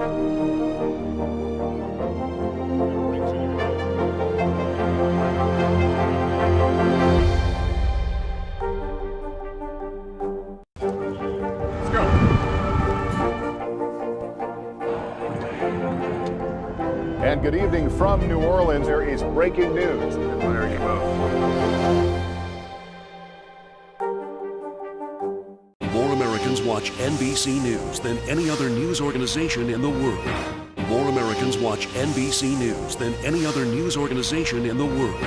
More Americans watch NBC News than any other news organization in the world.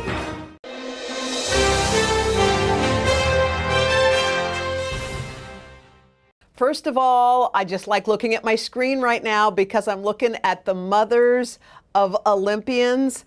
I just want to know what it feels like to be in this moment. Kim, let me start with you. It's totally amazing. It's surreal. So happy that Michaela finally did this and made her dream. It's awesome. We're so excited to be a part of this team. It's a great team. Gina, you got an Olympic daughter. Come on. That's amazing. Absolutely amazing, especially because, we've talked about this moment. Wait. I need to pause. Nellie, I want everyone to pause for a second and look behind Nellie. I see Biles and Childs. Biles and Childs. Biles and Ron. Hey, Ron, it's Olympic moms, babe. This is Olympic moms. Oh my God. Nellie, I know you've been down this beautiful road before, but how does it feel this time around? It's still a surreal feeling. It's still hard to put in words and hard to describe just how proud I am. And I am sure I'm speaking for all the mothers too. It doesn't get old, so it's not as if, I've been there, done that. It just feels this time around even more special. Hey, Sandy, your Grace is going to Tokyo. Your Grace is going to be competing for Team USA. Do you ever just sit with that for a second and say, wow, how did that happen? Yeah, like a million times over, especially with everything she had to overcome this year to even have a shot at coming back. And this team is just full of such amazing talent. It's unbelievable. Yang, your little girl, I know we talk a lot about your little girl's bond with her dad, but a mother-daughter bond is something that is all by itself. It is so unique. Did you ever imagine that you will be sitting here at the Olympics, you'll be able to watch your daughter compete for Team USA? What is it like to watch your daughter compete? I'm very excited. I mean, it's kind of surreal, like everybody says, I just couldn't believe that she actually made it, it is a dream of her and finally made it. We're just so excited and I'm so proud. So. Yang, was she always jumping on furniture? Was Suni always flying through the air? Yeah, jumping. She's a pretty, she would flip and do cartwheels everywhere in the house. I would take her to the park and she would be flipping at the park Flipping. Too. Yeah. Danielle, when your daughter was little, how did you know? How did you know that she wasn't going to be just someone who enjoyed gymnastics, but somebody who might be competing at this level? I believe she was about 4 years old and her dad and I were watching TV and all of a sudden, whoop, there goes a cartwheel. And we looked at each other and I said, "Did you teach her that?" And he said, "No." "Did you?" And I said, "No." And so I think we kind of knew at that point. You knew in that minute that that there was something different about her. Yes. Yeah. Let's go. This is a critical choke point for this fire.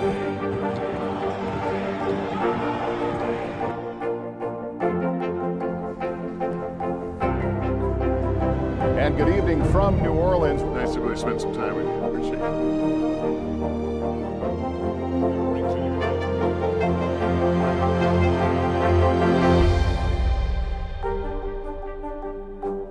Good morning, everybody. Welcome to Today. Future's looking bright. Are you ready? We're going to do our part to spread the word on the importance of vaccines, so crucial for reopening America. A big day around here, a very special naturalization ceremony. Many of them doctors, nurses, other essential workers. If you are a nurse, thank you. Spring has sprung, guys, and we want to fill this season with some fun and surprises. Yes. This is the face of excitement. Celebrating Earth Day. Let's change the world. Love it! Let's go. This is a critical choke point for this fire.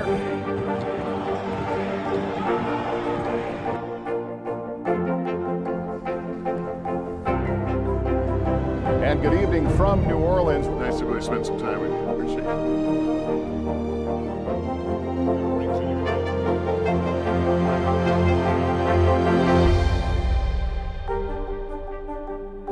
So, Kim, I want you to close your eyes for a second and describe yourself, what you feel like watching your daughter compete. Well, can I open my eyes? Or Yeah, you can open them. Okay. I don't know. This time around was really difficult watching. It was just very, very stressful. But yet, you know, you feel at times like you just want to walk out of the arena and not watch because it's just that stressful. But yet you don't want to miss it. And you just got to be there. And so you just sit there and you hope that they hit their routine. But it's really rough. Well, I watched Gina move in the stands. Gina, you're moving with Jordan. You're like over here, now I'm over here. Like you're doing everything you can to stay in your seat. How nerve-wracking is it watching your daughter compete? It's awful. I wish there was a way to support without physically having to watch it. I always say I wish I could just blink my eyes and then know the outcome, but the outcome be good. But yeah, it's been that way since she started as a little level 4, and it just never changed. And I try. Ron actually texted me because he watched me on TV like the following day, and he was like, "Gina, what are you doing?" And I'm like, "No, I can't help it. It just my body just reacts that way." Well, you named her Jordan after Michael Jordan. So, I mean, she was destined, don't you think? She was destined for greatness. Oh, absolutely. Absolutely. It's slightly embarrassing that that's kind of circulated, but it is absolutely the truth. I had waited for one kid to come forward, and my husband was like, "Okay, you can name her whatever you want." And I said, "Jordan." Jordan, it is. By the way, I love the Biles-Chiles thing, Nellie, and there they were connected. What is it? I mean, I watched them hug. I watched Simone support Jordan. I like the bond between them. Tell us about that. I believe in the past 2 years, pretty much, Simone has embraced pretty much all the elite gymnasts that are now attending our gym. And as the time has progressed, and again, Jordan looks up to her and asks for advice, and Simone is there. You know, I mean, we're not playing, this is for real. And Simone really pushes because she pushes herself. And I see her doing the same thing too with Jordan. And that bond has just, I mean, they fight, believe me, they do fight. and then we don't get in the way. I don't get in the way because the next minute, you know, I mean, they're hugging each other. So you just know that that's a special relationship that they have. And I think the expectation for each of them is very high. Jordan expects a lot from Simone and vice versa. I think it's great. I do too. Sandy, you're the mother of 6, am I right? Yes, you are correct. You got one in the back seat with you because you needed to go somewhere. I keep seeing. I got rid of the other 2 that were with me, so it's only down to 1. Well, I keep seeing a hand and a can of soda or something pop up or whatever. He wants to be famous or something. I'm not sure. Well, you had 6 kids. I'm sure people are looking at this widescreen and saying, "I want to raise an Olympian." Like, what was in the water? What did they do? So, Sandy, what did you do? Honestly, like we were just looking for an outlet for Grace because we found her one day trying to climb the brick on our fireplace, number one, and like trying to figure out how to sit on top of the mantle. And she was a really shy kid. And so we were just looking for a way for her to like get out and meet other people and not hang on her mom's leg all the time. And the minute she walked in the gym, she's like, "I'm home." And her older sister was like, "Nope, not for me at all." Wow. So Danielle, what would you say is the secret sauce to raising an Olympian? Oh boy. Well, both her dad and I coach gymnastics, so we felt like it was important that we didn't force it on her in any way. So pretty much just letting her guide the ship and decide what she wanted to do and how far she wanted to take it. I'm kind of bumming that we won't be able to be together at the Olympics. I mean, that is breaking my heart. And I was just thinking about you guys because you've been there for every meet. You've traveled all over the country and in some cases the world. And in this particular moment, you won't be able to be present in the arena to witness this moment. And Kim, I know it was a long time coming for Michaela, but how are you dealing with that? Yeah, it's not fun. But my older daughter is we're going to have a big viewing party the night that they do preliminaries and live stream it. It's going to be late. I think it's going to be like at 11 o'clock our time, but we're going to have a huge party and just get a bunch of people together and watch. So it'll be fun, but it's very disappointing not being able to go. I don't know. It's just been interesting, but this whole COVID thing's been interesting. And for Michaela to even get where she's gotten has been amazing to us. So we're just proud that she made it. I'm rolling up my sleeves for science, so I'll survive if I contract this virus. For family dinners, family vacations, family anything. For traveling somewhere beyond my living room. And for the Rebels, there is no greater feeling than being in the stadium and cheering on Ole Miss. And now it's your turn. Roll up your sleeves, America. Plan your vaccine, because every shot counts. Visit planyourvaccine.com and make your plan. More Americans watch NBC News than any other news organization in the world. I'm rolling up my sleeves for science, so I'll survive if I contract this virus. For family dinners, family vacations, family anything. For traveling somewhere beyond my living room. And for the Rebels, there is no greater feeling than being in the stadium and cheering on Ole Miss. And now it's your turn. Roll up your sleeves, America. Plan your vaccine, because every shot counts.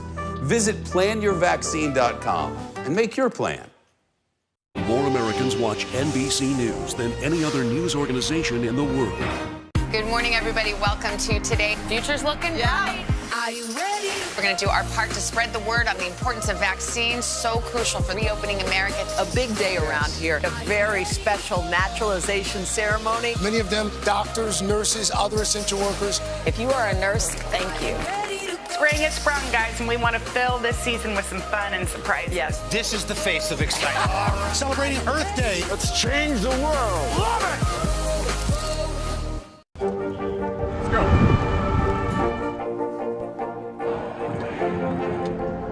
And good evening from New Orleans. There is breaking news. There you go. More Americans watch NBC News than any other news organization in the world.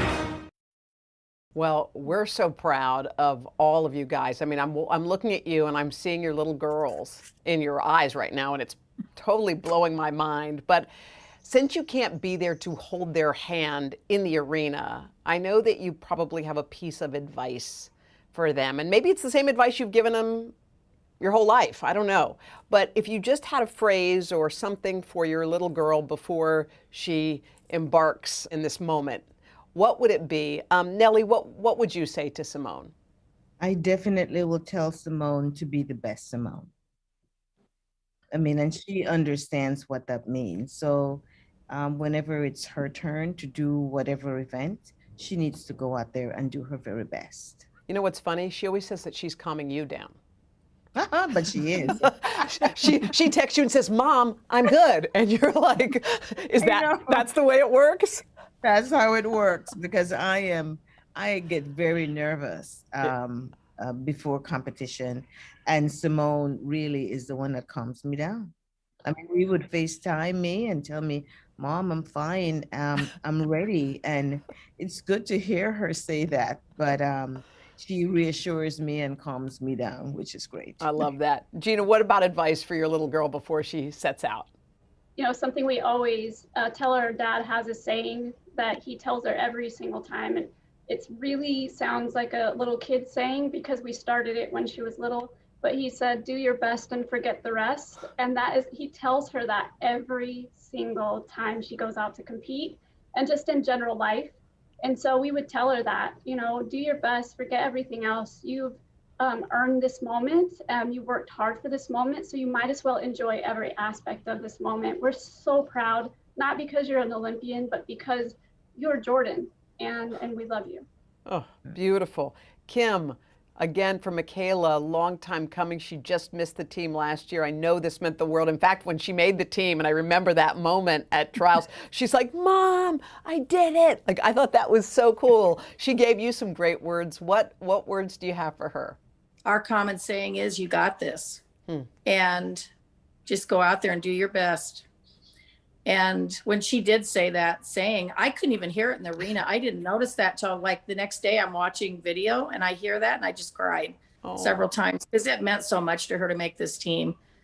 I mean, there were a lot of odds against her with everything she went through with the COVID, the pneumonia, and getting back to the point. And it just broke our heart. But anyway, we're so happy. But yeah, just go out there and do it, Michaela. You got this. I love that. Raise your hand if your daughter has had or has an injury from gymnastics. Has had? Everybody has. Every single person.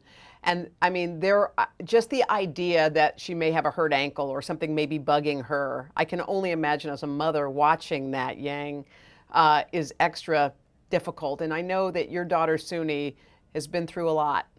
You know, your husband was paralyzed from just a horrible fall. You've lost loved ones to COVID. And yet there she stands, back straight. Yeah, it's pretty amazing that she actually made it this far. Yeah. With everything that is going on with, you know, the family, with her injury, after injury. And I'm just super proud that she actually made it. It's still kind of like, wow, you actually made it, you know? Yeah. Yang, what advice do you guys give her before she competes? Using my husband, we do a pep talk with her. She usually do that with us before she goes in competitions. And my husband pretty much gave her like the advice, but I usually just tell her, you know, go out there and have fun, you know? Just do like you always practice, do like the way you practice, and just go out there and have fun. This is it, you know? Just have fun, enjoy, and do the best you can, because it is what it is. I mean, beautiful. She's great, yeah. So, Sandy, what advice do you have for Grace? Before every competition, I just tell her, you know, go out and enjoy this moment. You work so hard to get here, and just enjoy the whole experience. Take it all in. Enjoy your teammates. Cheer for them. Be like the best cheerleader and the best supporter that you can. And go out there and compete for like an audience of one. Compete for God. Let it, you know, just do it. Show people that you really love what you do, and just have fun. Yeah, an audience of one. And actually, you're probably kind of right. There will be about an audience of one. Nellie, you've been down this road before. The other parents have not. Do you have any advice for these moms as they kind of walk into this moment? I believe the best advice would be just to enjoy the moment and just be proud, because I mean, when you look at the amount of kids that have gone this far, our children are the ones that we are watching, that the entire world is watching. and we know that the only reason that they've gotten this far is because they've worked so hard. So just cherish this time and cherish the moment. And whatever the outcome, I always say, whatever the outcome, you know, just be proud of that outcome. Well, you guys are incredible. I can tell why each and every one of your daughters is going to be on the world stage. They've earned it, and they've had support that I can see it pouring out of you. It's as if you're doing it. So I just want to say, go Team USA. Thank you. Thank you. It has been a long year. Yeah, where it's been anything but normal. Well, now there's hope. The COVID vaccines. I know. It's been a little confusing. Like really confusing. So it's more important than ever to make a plan. Visit planyourvaccine.com to find out where and when to get your vaccine. What are you waiting for? Roll up your sleeves and plan your vaccine. Plan your vaccine. Plan your vaccine. Good morning, everybody. Welcome to Today. Future's looking bright. Are you ready? We're going to do our part to spread the word on the importance of vaccines, so crucial for reopening America. A big day around here, a very special naturalization ceremony. Many of them doctors, nurses, other essential workers. If you are a nurse, thank you. Spring has sprung, guys, and we want to fill this season with some fun and surprises. Yes, this is the face of excitement. Celebrating Earth Day. Let's change the world. Love it! I'm rolling up my sleeves for science, so I'll survive if I contract this virus. For family dinners, family vacations, family anything.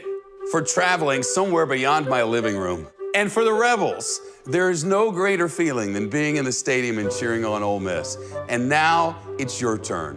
Roll up your sleeves, America. Plan your vaccine, because every shot counts. Visit planyourvaccine.com and make your plan. All right, guys, first of all, congratulations. We have one former Olympian, and now all you guys are current Olympians. How are you feeling today, Michaela? I'm feeling great. This is like so unreal. Are you kind of freaking out? I'm freaking out inside, yes. So crazy. I've been waiting for this moment forever. Raise your hand if you're freaking out. Simone, you too? Yeah, I mean, it's so real. It's been a long journey, and me and Michaela have kind of been on it together, so I'm just happy that we're on the same team and we get to go over there and show what we have. Simone, I know you, and I've known you for a long time, and I love you dearly and deeply. When I see your emotions on display, I feel you. Yeah. I felt you today. Yeah. I felt you strong. I felt you strong when you were kind of hurting, and I felt you strong when you were feeling it. Just describe how you're feeling this time around. A little bit more tired this time around. I'm a little bit older, so I get tired quicker. I was really happy, but I was just sad because everybody came out here to watch us, and I didn't give them my best performance, but at the end of the day, it is what it is. It is what it is. We watched you on the floor, okay? Did you see what happened after your floor routine? Yeah, they gave me a standing ovation. That was pretty crazy. The standing O didn't stop. Yeah. It kept going and going and going. It was very sweet. So how is this one different for you? I don't know. I feel like going into Rio, I was kind of a kid, didn't really know too much, which there's beauty in going in something blindsided, but now like I'm an adult, I know who I am, and I know what my gymnastics brings, so it's just different. I'm not sure if you were happier when you nailed a landing as you were when your girl, Jordan, made the team. Yeah. That hug? Make me cry again. She worked so hard, and she deserves it, and I'm just happy she got to go out there this whole entire year and prove what she's capable of. Jordan. Yes. You're going to the Olympic Games. You, my friend, are an Olympian. Simone Biles wrapped her arms around you in that moment, and I just thought you were never going to let go. Tell me what it felt like to know you made that team. It was honestly the most amazing feeling of my life. I already at the beginning was kind of tearing up, but I didn't know what the outcome was going to be, so I just wanted to go out there and really show everybody who I am as a person, and having her by my side 24/7 and giving me encouraging words every day definitely helped, and it was very motivational. I'm very happy to have someone like her. Y'all are cute. Miles and Childs. Does everyone make the joke? Is that what that part of it? Michaela, you had a tough year, boy. I mean, I know that you went through a lot. I know you had COVID. I know you were hospitalized. I know that you wondered, like, am I ever going to get back to my performing best?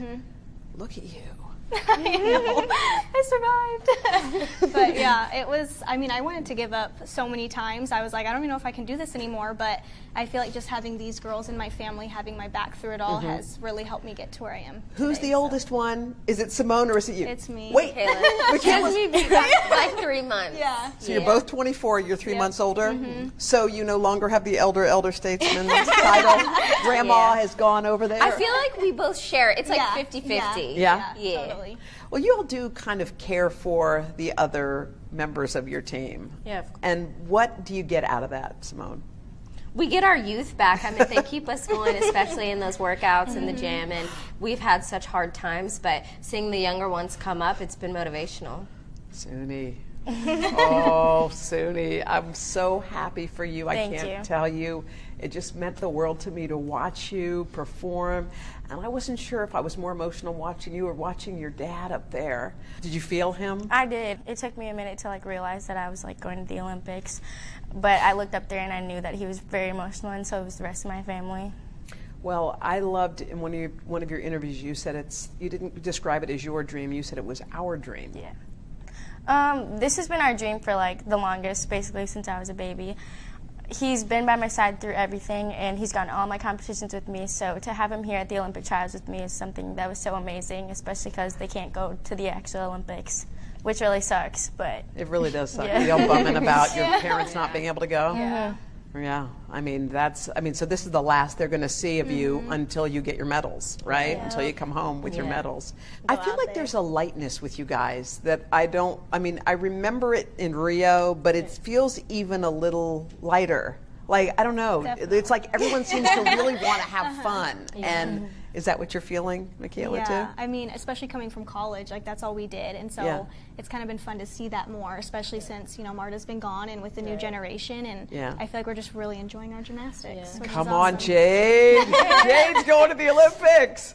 Oh my gosh, has that just sunk in? I mean, your dad's coaching you, you're going to the Olympic Games. Yeah, I'm really excited, and I'm really glad that I have my dad to share it with. He's been my coach for the longest time, and I'm just really happy that we're going to be there together. That is true. So your dad's going to be, is that your dad the only parent who's going to be there? Yeah, right, because he's coaching. So. Yeah. Well, your dad's going to have to share and help out with everybody. So how are you guys going to, like, make sure that you're straight when it comes time for competition? Because we all have our posse, our group. I would imagine, Simone, that the group's going to rely on each other even more than before. Yeah. Of course, and we'll have so many repetitions. And I remember in Rio, it was like you did so many, you almost can't mess up at that point. So I'm not worried. Once we get over there, we're set. I mean, this is just the beginning of our journey. Michaela, this dream, some dreams take a long time. Some happen overnight, and some take a while, but as they always say, your dream is right on time. So as you venture out and you realize that you're about to step into a big dream, how will you sleep tonight? What will you be thinking about? I don't think I'll be sleeping. Especially if I have to get up super early, so probably no sleep. But, you know, even after last Olympics, being so close to it, I'm really glad that I never gave up my dream and I kept going and have pushed myself to come back for this Olympics, and it was definitely worth it, and it paid off. And even to be here with Simone again, being like the grandmas of the team, like I think it's definitely helped push us as well too. Because with the younger ones, like it is true, like you're older, like you know your gymnastics better, but it's harder the older you get. So these young ones have definitely pushed our buttons a little bit. It's crazy to have my dreams finally come true. Well, I can't tell you how happy I am for you guys. And to do it in this arena, it was a sellout. They say that it may have been the biggest Olympic trial crowd ever. And it felt like being at a concert. I mean, it was wild. So when we get to the Olympics, it's not going to be like that. You're not going to have that. Do you think it will affect how you perform, Simone? Personally, I thrive under pressure, so I'm a little bit worried how it's going to affect me once we get over there. All right. You guys have any other thoughts as you head off to the Olympic Games in Tokyo? I think they're just I'm ready to celebrate. I think I blacked out. I don't know. You blacked out? kind of like speechless. You're speechless? Well, and how do you, I know not everybody got to be sitting in these chairs. Is it kind of a bummer when you see your fellow teammates who didn't make the team? I mean, it's the hardest team to make in the world, so we're all proud of everybody that even made it this far. How many people can say they went to Olympic trials? So, I mean, we're just proud of our teammates. Oh my God, your lives changed. Just like that. Just like that. Jordan, just like that. Just Are like you really that. named after Michael Jordan? I am. Okay, I just had to confirm. I don't know, I thought it was a rumor. I wasn't sure. I am. My mom had a big obsession over him, and with everything that she was going through, my dad finally said she could name a child after her famous basketball player, so that's me. Well, Chick, and the rest of you my guys. God. Oh, I know your nickname too. You guys, we are going to be cheering you on. You may not have your moms and your dads and your friends, but you'll have us. So look for me. I will be cheering you on all the way. Go get them! Welcome to Today All Day. All day? Today, all day. All day. This is a long way of asking who's your favorite character you've ever played? The unicorn. The unicorn. You gotta have the unicorn. What is she right there? That's why you're saying all these nice things? Yeah, she gave me the look. Sorry to disturb your day. Everyone's mad at you, Willie. Better make this fast. I don't want the wrath of Luna. When I see you, I always think, I wonder what his quote would be. Give us 6 minutes and we'll ask as many questions as we can. Welcome to Cold Cuts. Cold cut, cold cut. My buddy Cal cooking with me. That's no babysit. It's called parenting. What was the first book you remember loving? Heart Smart Today with simple exercises to strengthen your heart. Make the most of your beach days. It's all about the tracksuit now. How good do they look? I now pronounce you husband and wife. Kiss the bride. This morning, a story of people helping people. You've received tons of letters from people who have been inspired. Let's do the weather out. Okay. All you gotta do is say, it's cold, it's warm, it's raining, it's snowing. That's it. One of our most favorite franchises ever, ambush makeovers. Okay. Look at it. It doesn't look so good. No, it doesn't look good. Will you judge us in a cook-off? I will, and you guys will definitely win something. Today, all day. All day? All day. Welcome to Today All Day.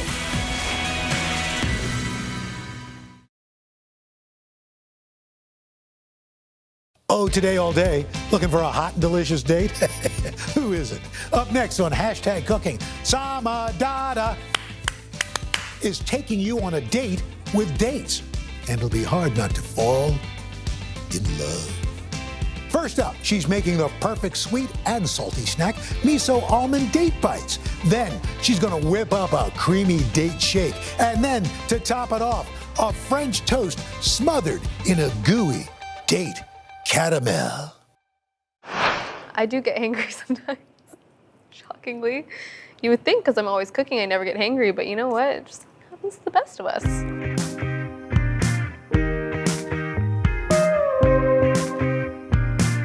I have been dating for a long time, and no, it's not what you're thinking. I have been eating dates for a long time. I grew up around them, especially during Ramadan when we would eat them to break our fast. And since then, I've been absolutely hooked, and I #cannot stop dating. I want you to be just as obsessed with dating as I am, so I'm gonna show you 3 of my favorite recipes.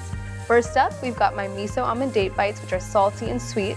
Then I'm gonna show you how to make my super simple vegan date shake. And finally, we're gonna make my favorite French toast with an almond butter date caramel. When you're shopping for dates, let me tell you something important. Make sure you're looking for the medjool variety. These are a lot sweeter and chewier than their other counterparts, which tend to be a bit drier and not as great to bake with, or cook with, or eat as a snack. I like to eat these plain as well, which is why I look for a nice, delicious, chewy, sweet medjool date, because you want something that's a nice, sweet snack, but you don't want anything that's dry. These miso almond crunch bites have everything going for them. They've got some umami from the miso, some crunch from the almonds. They're the perfect snack to keep in the fridge for when you want something a little sweet, but you still want to eat something wholesome. I'm putting in a solid amount because I love a date. These are gonna act as a really nice base, a really sweet and chewy base. It's gonna allow these bites to stick together, and we're not gonna add any other sugar. That's way too many, but I don't care. So I got my dates in my blender, and now I'm gonna add my almonds. I'm using just raw almonds here. These are gonna add the nice crunch to these bites. We love a lot of texture here. Now, to seal the deal, to seal those almonds in, I'm gonna add a little bit of almond butter. You can feel free to use a peanut butter or cashew butter. If you have any other butter in your pantry, feel free to use it. The almonds and the almond butter make this snack super wholesome and delicious. Now, we're gonna add some shredded coconut. Make sure you use the unsweetened variety here because the dates are already gonna add a lot of sweetness to the snack. So pretty. We're gonna add a little vanilla extract, just for a little vanilla. And finally, I'm gonna add some white miso paste. This is made from fermented soybeans, and I know what you're thinking. You're thinking about miso soup. Stop that train of thought, halt it right there. This is just gonna add some nice umami flavor and balance out that really nice sweet date and almond combination. Gonna finish this off with a little pinch of salt just to bring everything together. Pull out that sweetness. Little pinch, not too much. And then we're ready to blend. Are you ready? I'm ready.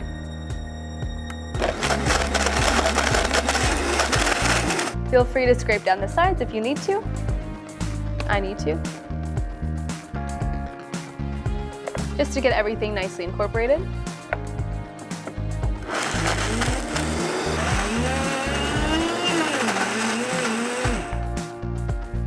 What you're looking for with this dough is to have some nice texture. So we don't need everything to be completely pulverized. Totally fine if we have some little bigger or smaller pieces of almonds. That's just gonna really contribute to the crunch. This is what we're looking for. As you can see, it's a bit thick, it's a bit sticky. This is gonna be great because it's gonna help us form it into our little bites. I wish you could smell this. It's like warm and salty and sweet, and I haven't even tasted it yet. Okay. I'm using a really cute cookie scoop here. We want it to be just shy of about a size of a golf ball, but you can make them bigger or smaller if you'd like. I like a little bite-sized bite I can just grab from the fridge when I want something a little sweet and salty. As you can see, this is what we're looking for. You can see a little piece of date here. You've got some different sizes of almond pieces. This is good. We like this. We like texture. It's a work of art. We love this bite. Look at how cute. First one done. My biggest struggle with no-bake recipes like this one is that it really is a challenge to get everything to the parchment paper before I eat it all. But I'm doing okay so far. I did sneak a little bite though. Don't tell anyone. The dates make it really nice and sticky to form into a little ball as well, which is really great. They add a little sweetness. They allow it to adhere together. See, this is why I love dating. Look at that. Super cute. I always have this in my fridge or freezer because I'm always a little hungry. I always like to snack, so this is really nice to know. I feel secure when I have this in my freezer or fridge. We're almost at the end. There's a light at the end of this blender tunnel. Pretty good. Rolled out all of my dough into these cute little bites.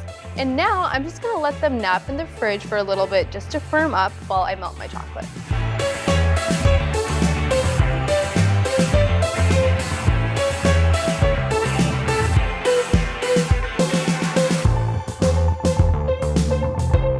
Oh, would you look at that? My little date bites have woken up from their nap in the fridge, and I think it's time to add some chocolate.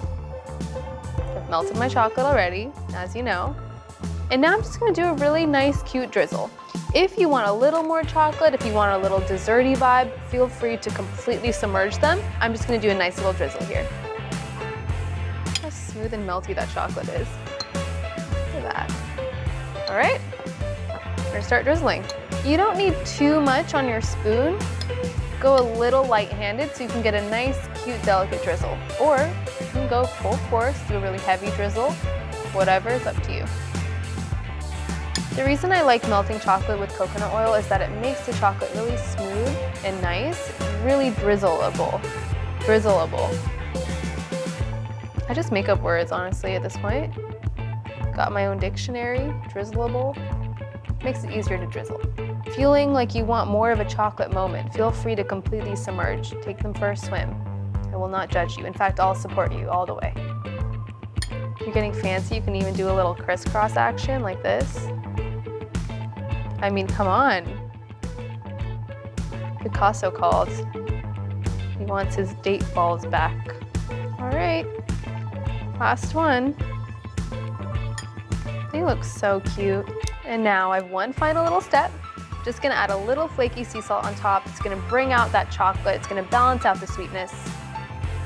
I love using flaky sea salt over my entire life. You ready? Just a little. It also looks really pretty too. Those big chunks of flaked salt, so pretty, it's a little fancy. These bites are gonna take another little nap in the fridge for about 30 minutes. I want this chocolate to firm up and then they'll be ready to eat.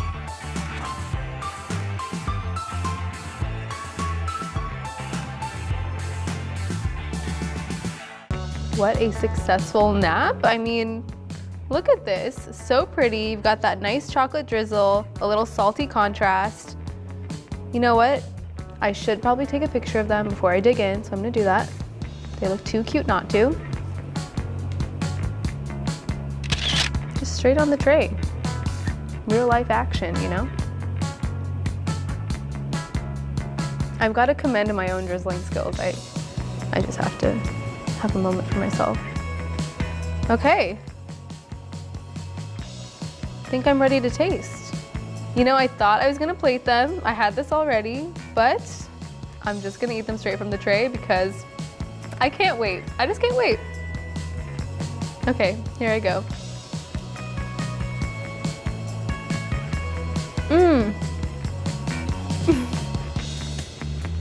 Look at that little almond piece in there. So sweet. The dates, it's definitely in my teeth. The dates are so nicely sweet. The almonds add substance, a little crunch. That chocolate on top just seals everything together. And the salt brings all of the flavors out, and that miso, and gives this sort of savory undertone. There's a little salt, just trying to pick up the salt. No salt left behind, you know what I'm saying? These are so good. You guys have to try these. You guys have to try these.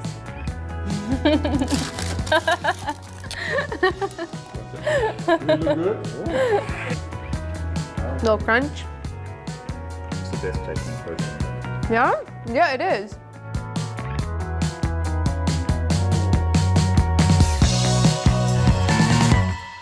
So, have I convinced you to eat more dates yet? No? Okay, that's kind of crazy. Well, challenge accepted. I'm gonna go grab the ingredients for my irresistible date shake and show you how it's done.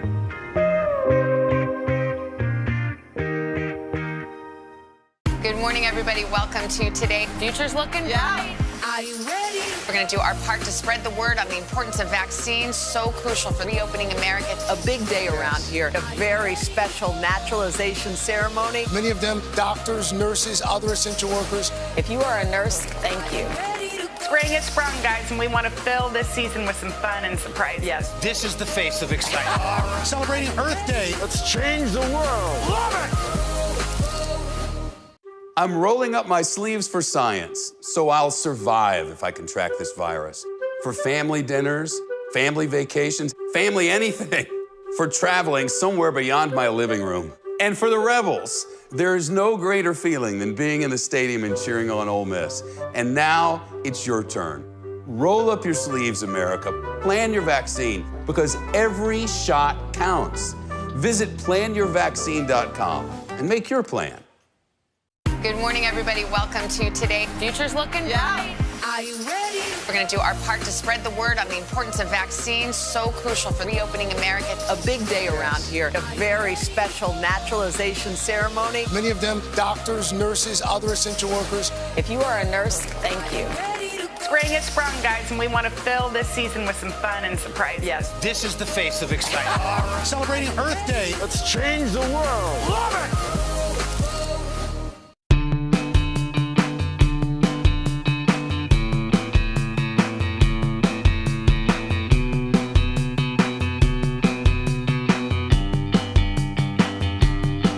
Not to brag or anything, but there are a lot of date farms in my home of Southern California.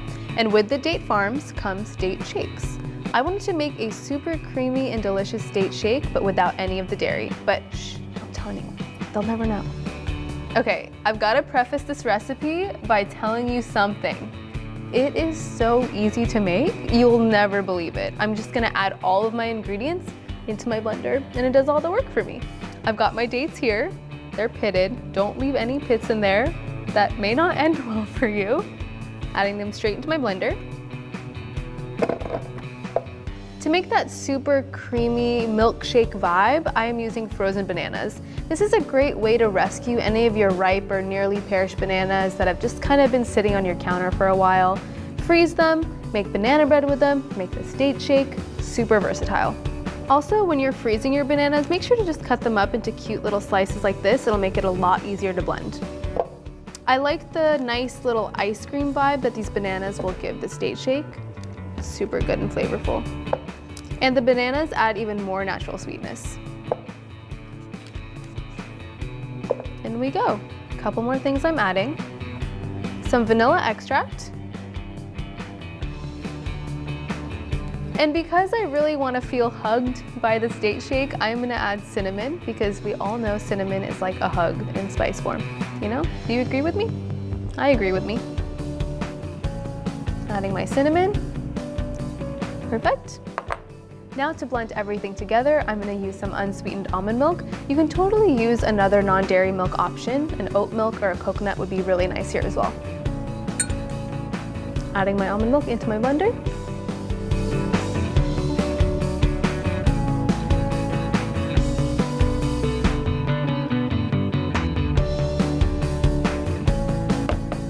Beautiful. Now all we do is blend. Wasn't that so easy? Kind of crazy. I shouldn't have, but I did. Here we go. Prepare yourselves.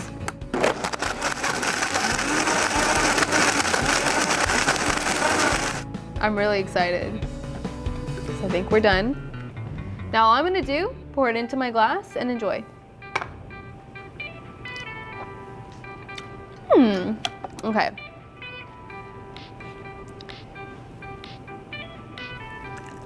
I mean, look how creamy that is.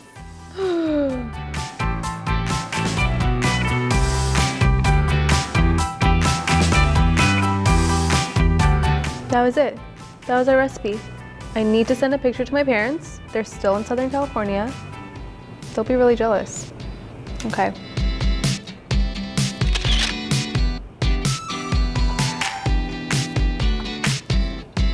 Okay, perfect. Now I get to drink it. So thick.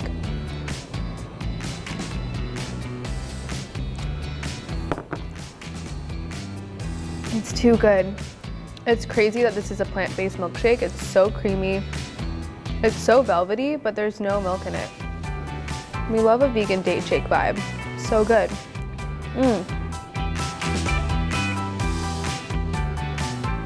So cute. So good. I could eat this forever. Eat it, drink it. I could drink it forever.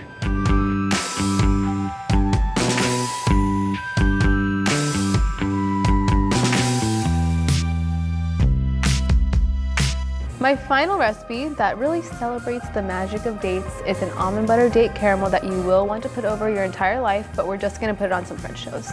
I'm gonna go clean my blender and get the ingredients.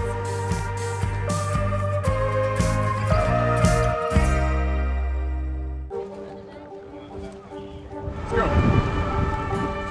This is a critical choke point for this fire.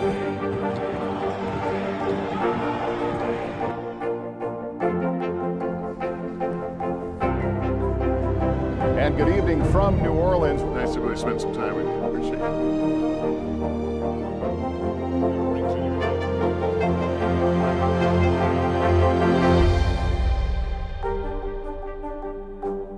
It has been a long year. Yeah, where it's been anything but normal. Well, now there's hope.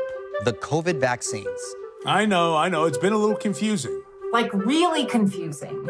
So it's more important than ever to make a plan. Visit planyourvaccine.com to find out where and when to get your vaccine. What are you waiting for?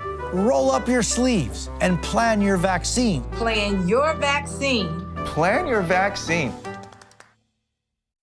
Good morning, everybody. Welcome to Today. Future's looking bright. Are you ready? We're going to do our part to spread the word on the importance of vaccines, so crucial for reopening America. A big day around here. A very special naturalization ceremony. Many of them doctors, nurses, other essential workers. If you are a nurse, thank you.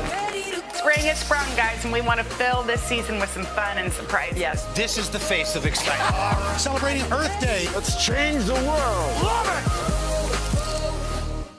I'm rolling up my sleeves for science, so I'll survive if I can track this virus. For family dinners, family vacations, family anything. For traveling somewhere beyond my living room. And for the Rebels, there is no greater feeling than being in the stadium and cheering on Ole Miss. And now it's your turn. Roll up your sleeves, America. Plan your vaccine, because every shot counts. Visit planyourvaccine.com and make your plan.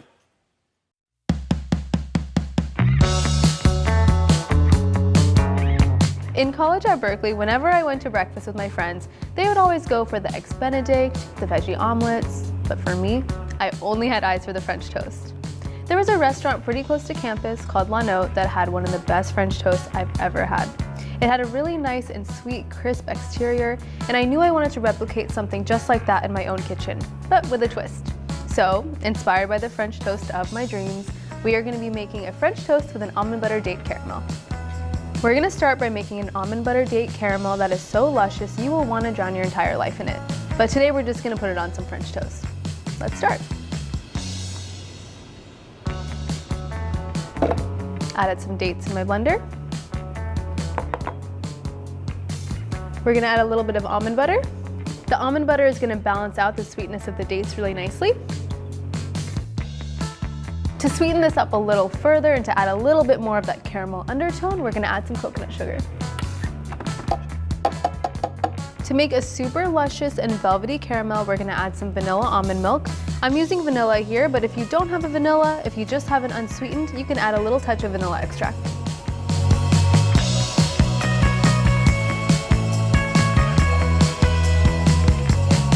My blender is truly my kitchen BFF, so now all we're gonna do is blend it right up.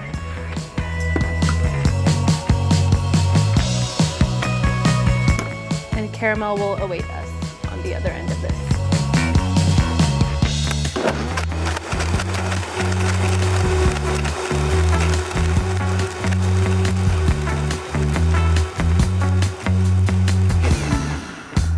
Okay, I think we're looking good.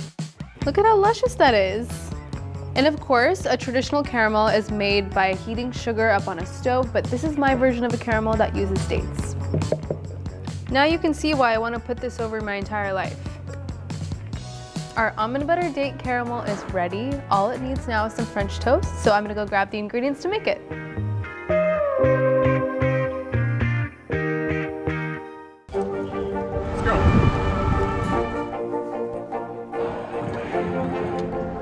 And good evening from New Orleans. There is breaking news.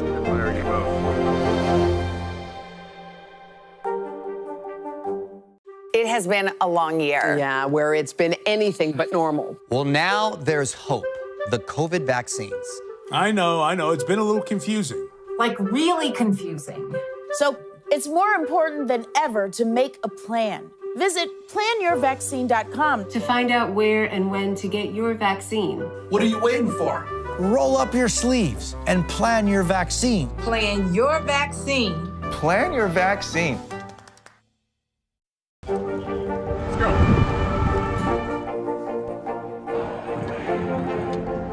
And good evening from New Orleans. There is breaking news.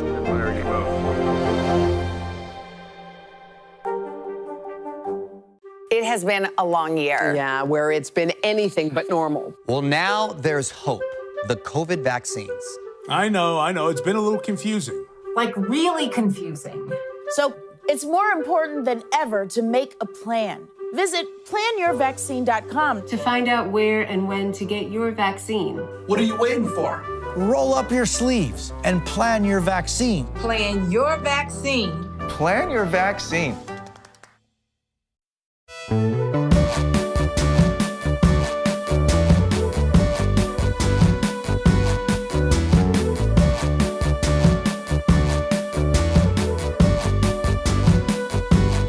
It's time to make our French toast. I've got all of the usual suspects here. My eggs, my cinnamon, my vanilla extract, and I also have some milk. I'm using almond milk here, but you can use your favorite. Gonna crack 2 of my eggs into my beautiful little pie dish here. Cute.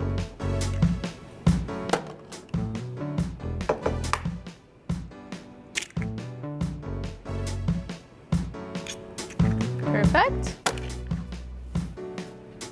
I'm gonna whisk my eggs together until you don't see any separation between the yolks and the white.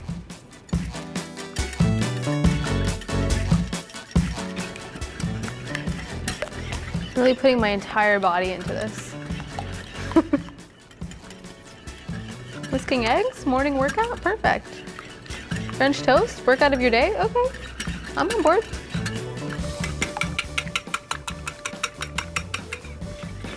Okay. This looks nice and smooth. Now I'm gonna add some of my almond milk.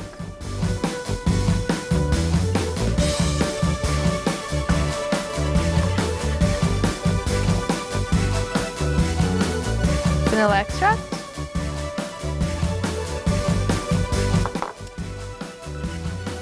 Vanilla extract for me is a must when I'm making French toast. I just love that little extra sweetness, that little essence, really brings it to life. Little pinch of cinnamon now. We want this to be super smooth, super uniform.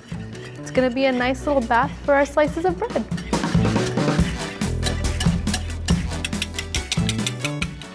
Okay. I'm gonna add a little coconut oil to my pan, let it melt, and then that's gonna be perfect for me to fry the bread in. Time to dredge our slices of bread in my little mixture here. I'm using sourdough bread here because I love that tangy taste.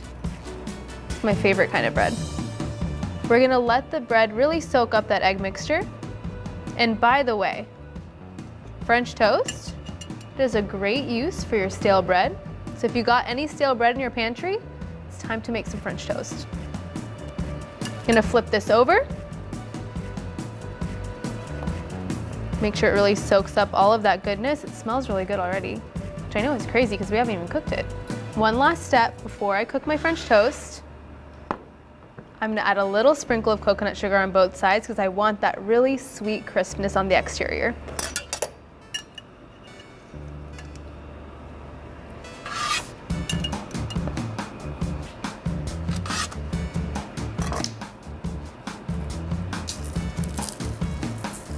Look at that. It's gonna get some nice color as well. Now we're going straight to my pan.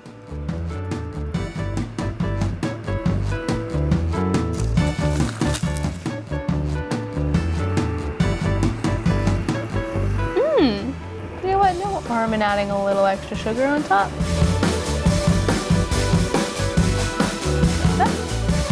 So we want to cook these until they're nice and cooked through, golden brown on both sides, about 3 to 5 minutes per side. This is a great brunch recipe, a great breakfast recipe, and honestly, a great dinner recipe too. Like, who are we kidding? We can have French toast for dinner. There are no rules. I like pan frying these in coconut oil as well because I think it plays really nicely with that coconut sugar. All right, we are going to flip.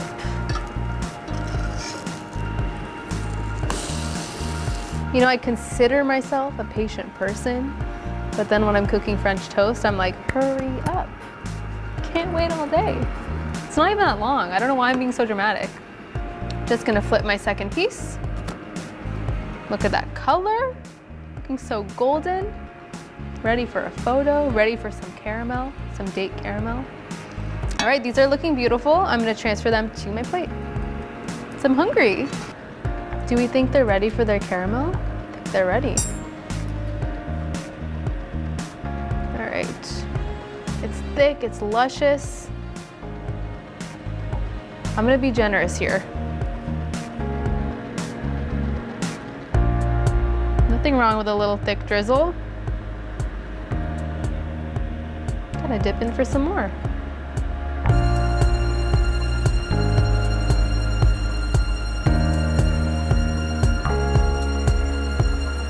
I really just went for it. I was trying to be delicate before, and now I'm just straight up going for it. I like having a little pool of caramel on the side. It looks really delicious. I'm gonna add some berries just to sidle up next to that date caramel, sit on top of it. They kind of stick nicely onto that caramel too. A little powdered sugar. You can't tell me you don't want this. You just can't tell me you don't want it.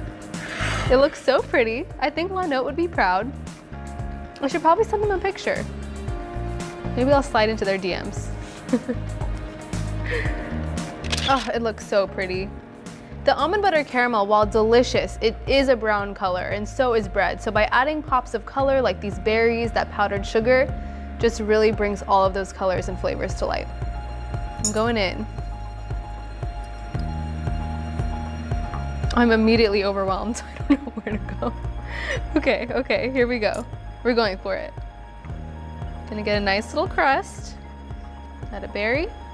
Okay, bon appetit.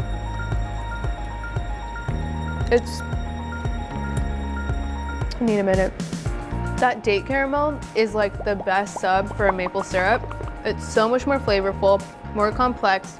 Those dates and the coconut sugar create this really nice marriage of sweetness. I love using sourdough here too because it's sour, it's kind of tart. Because it's so fermented, it goes so well with the sweetness of the caramel. The berries really make everything pop. I mean, I'm not trying to have like a French toast off with La Note, but I don't know. I think I might. And don't get me wrong, I love maple syrup. Sometimes we like switching it up. I love snacking on dates. They're my favorite thing ever. But this almond butter date caramel really shows how many things dates can do. we just love to date dates. They can do it all.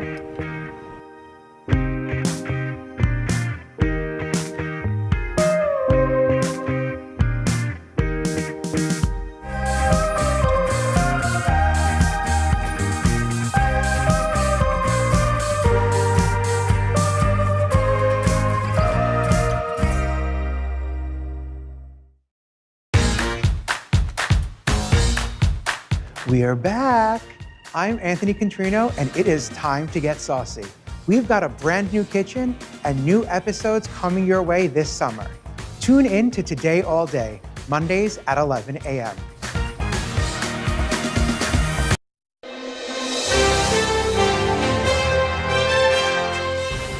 Yul, thank you so much. This is a really exciting time, but it's been a crazy year, right? Like, 2020 was nuts. Yeah. Just can you talk about what kind of challenges you had to balance in order to get the training that you need to compete in the Olympics with everything going on? Yeah, so from the start, actually, in March when everything shut down, you're 3 months away from Olympic trials, so it's really like what we're feeling now, but it got shut down, and then you kind of have to take a mental break and think what's next? How am I going to prepare for a whole nother year? Because 360 days is a long time of going in every single day, training 6 hours a day. So for me, I really had to take a mental break, and we found out that all the gyms were closed. So the next step that I took is I, called Mark Williams, the OU coach at the time, can I get a horse in my garage? And for about 3 months, I had a horse. I went to Home Depot and I bought eye hooks and drilled them into my ceiling and got these Amazon rings and did ring strength. And then I actually got Air Track to send me a mat so I could tumble. So, all in your home or outside? All of in your my home. Every day we'd blow up the air mattress, do tumbling, deflate it, put it back in the garage. So, it was hard because some days it would be raining, some days it would be really cold. So you would be in your garage freezing. I remember we bought space heaters just to warm it up, just so we could get something productive done, because gymnastics, you take 1 day off, it takes 2 days to come back. Yeah. You have to compete almost on a daily basis. How, did you feel like it took a step off of your game? Are you worried that you lost something in all you had to do to try to get back? In the beginning, yes, definitely. You're not going into the gym, you're not getting coached. This is all self-workouts at the home. And, when I finally got into a gym in Oklahoma, it was an hour drive there, hour drive back during rush hour time. So it was awful, honestly. It was probably some of the hardest training months of my life, because I knew that's what it was going to take. It was going to take 7 hours a day of training and feeling like you can't get up the next morning. And when I finally felt good and felt like my strength was back, I just remember literally a month ago, I was just thinking about this. I was thinking wow, I can't believe that I'm finally here and I'm feeling good. You grew up in Colorado. What was the experience like of just being a kid here and training here, but also just being a person in Colorado?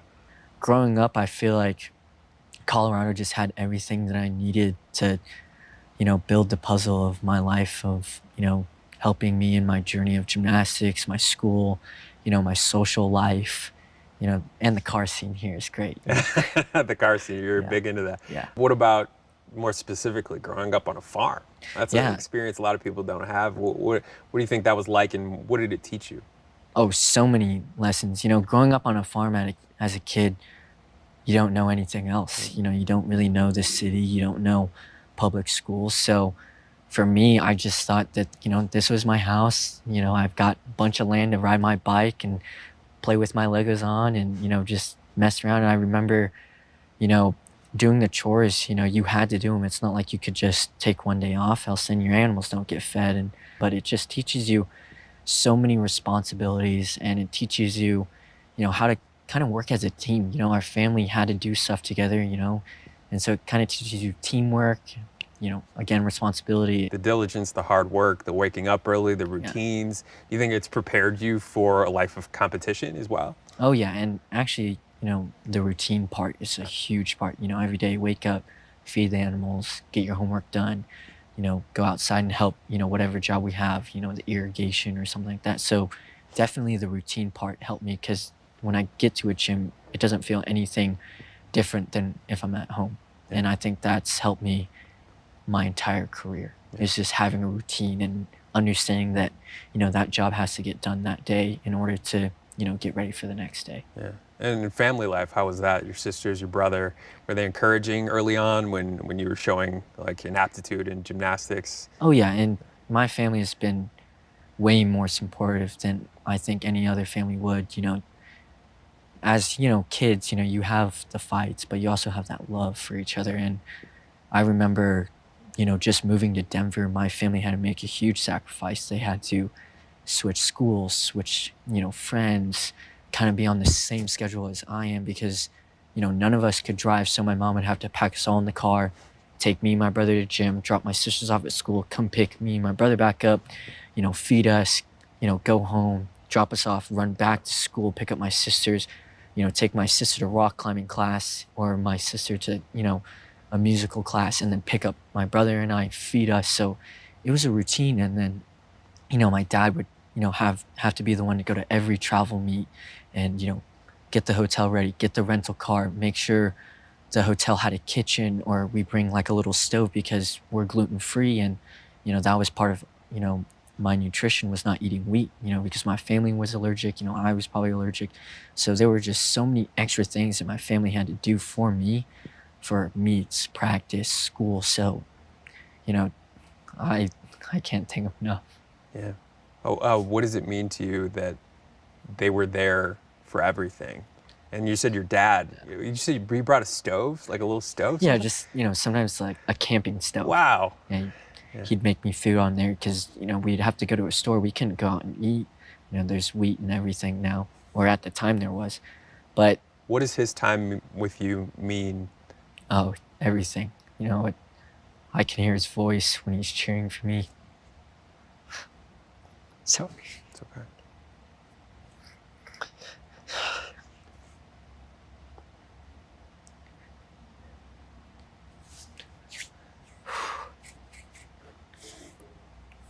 Honestly, though, this family, knowing that I've been adopted,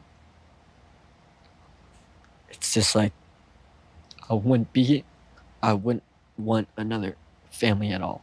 Like, this family is perfect for my journey and who I am. Were there difficult discussions when you were a kid about your background? How much did they explain to you about where you came from and your mom? They were so open about it. And, I think they just wanted me to understand as soon as I could understand that I was adopted. But, I don't look at it as like an adoption. I look at it as like a second chance. And they have been very open about it. They haven't tried to hide anything. And they just wanted me to understand, the life that I'm in, because it's an opportunity. It's a huge opportunity just to come from, South Korea, where my life could have been not the same at all, not even close. And to come to the US, to have a family so open about, just a kid trying to chase his dreams, it's meant the world to me. And to know that my parents have my back and my family has my back, and that they're supportive and that they're open, that's hard to find. Was there any difficulty in the fact that, your family looks white, you look Asian? Was it tough at school at all to deal with that? What kind of difficulties arose from that? Honestly, the only times that I felt uncomfortable is when I was a kid, because I viewed my mom and dad, we're the same. I don't care if I'm Tanner or if I have black hair, these are my parents. The only thing that would bother me a little bit when I was a kid is sometimes at the cash register, the lady would be like, "Is he yours?" And I would wonder, why is she asking that? But, as I grew up, I understand it. It probably wasn't out of, hate or anything. It was just a curious question. But, I've never had a problem. Maybe just being Asian, yeah, there are other things that come with that. But being adopted, never. Yeah. Speaking of that, I know you had an incident not too long ago. Yeah. Take me back to that day, where you were, what you were doing, Yeah, so and how it affected you. It was actually, a couple or maybe a few months ago. Yeah. I was driving on Wadsworth, just coming home after morning practice, and this lady wanted to get in my lane, so I honked the horn, and at the red light, she rolled down your window and she said, "Go back to China." And at the time, I was just so confused, and I was just like, for me, I was just like, lady, if you knew my job every day to work hard so I can represent this country, it's just like shocking to me that she didn't even know who I was or what I do for this country. And for her to say that because of what I look like, it's just, it's frustrating, because if people were just a little more educated, if people just didn't speak out of, hate and actually just like thought about what they were gonna say, we wouldn't have to go through these awkward, uncomfortable times. Does it make it harder to think that, I'm doing it for this lady too, I'm doing it for everybody? How much more difficult does it give you a sense of bitterness at all, knowing that you're training to represent the United States and there's all this hate in the country right now? It is uncomfortable, knowing that there are people like that you do have to represent, because, when we went to international meets, you get in the taxi and they would just be like, "Oh, America's so bad, like, you guys don't do right." And it just sucks, because there are so many great people here too, though. And that's what makes my job easy, is I'm not representing, those kind of people. I'm representing the good people, the good-hearted people, my friends, my family, my coaches, everyone that's just a positive person. And that, I think, outweighs the negatives. Good morning, everybody. Welcome to Today. Future's looking bright. Are you ready? We're going to do our part to spread the word on the importance of vaccines, so crucial for reopening America. A big day around here. A very special naturalization ceremony. Many of them doctors, nurses, other essential workers. If you are a nurse, thank you. Spring has sprung, guys, and we want to fill this season with some fun and surprises. Yes. This is the face of excitement. Celebrating Earth Day. Let's change the world. Love it! Let's go. This is a critical choke point for this fire.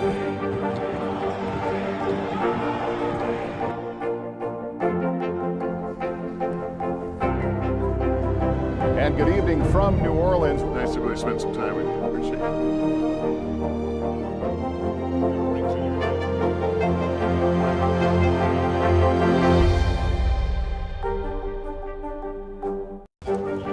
Let's go.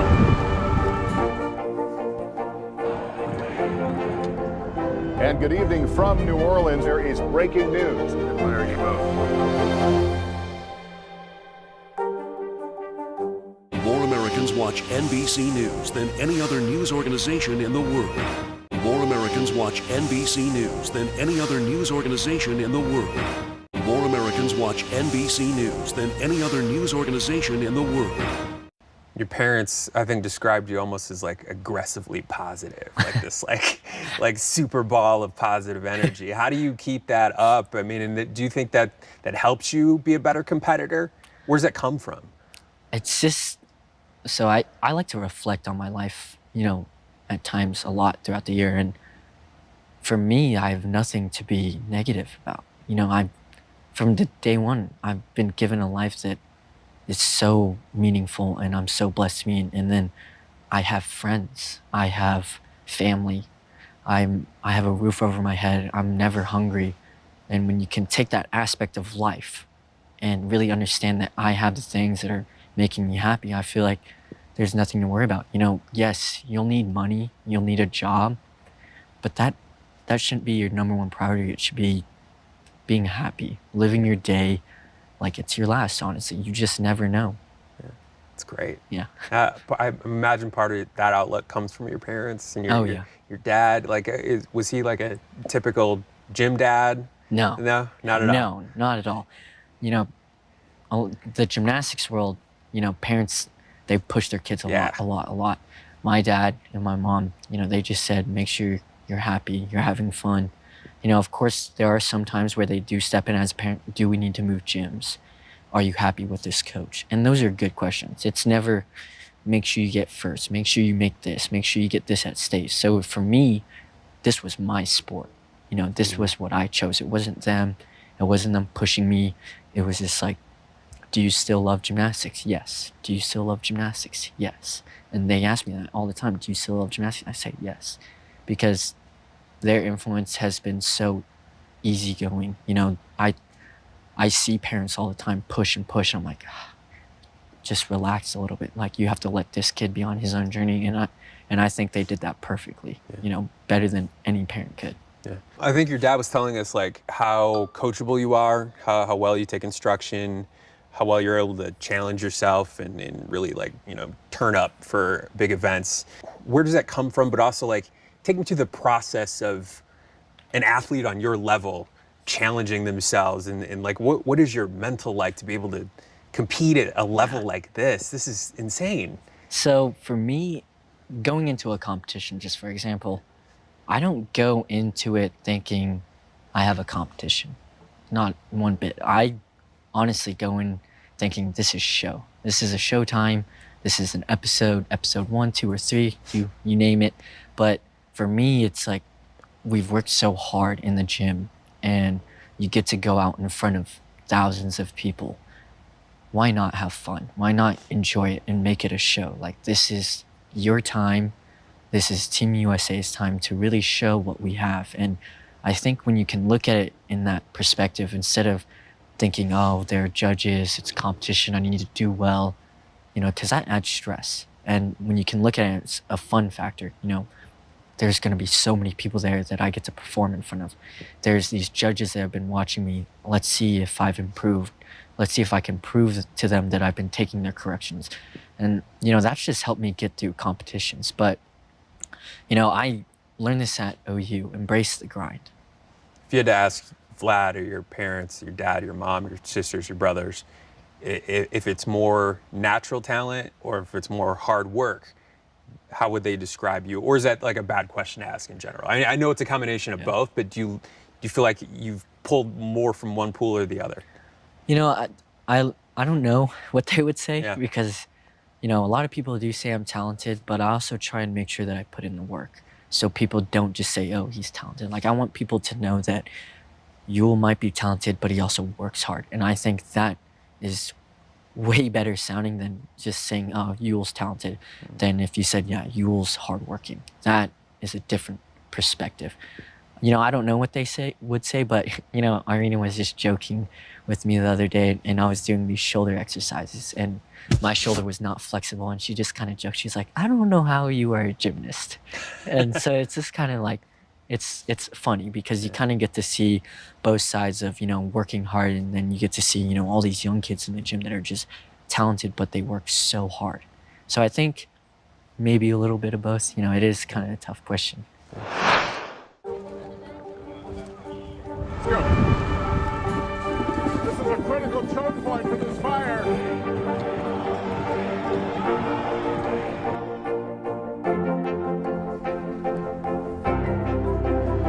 And good evening from New Orleans. Nice to really spend some time with you. Appreciate it.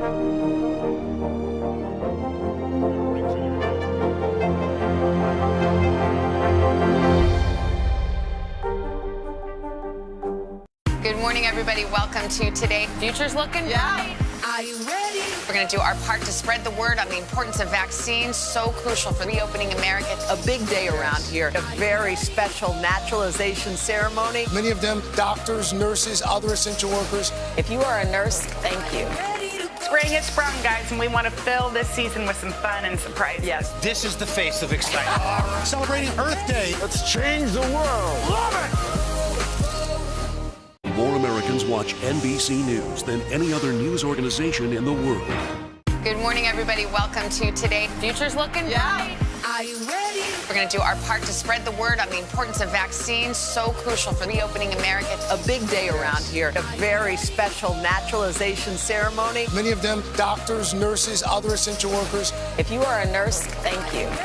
Spring has sprung, guys, and we want to fill this season with some fun and surprises. Yes. This is the face of excitement. Celebrating Earth Day. Let's change the world. Love it! Let's go.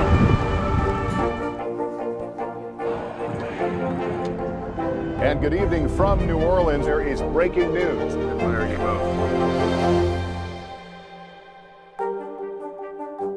More Americans watch NBC News than any other news organization in the world. More Americans watch NBC News than any other news organization in the world.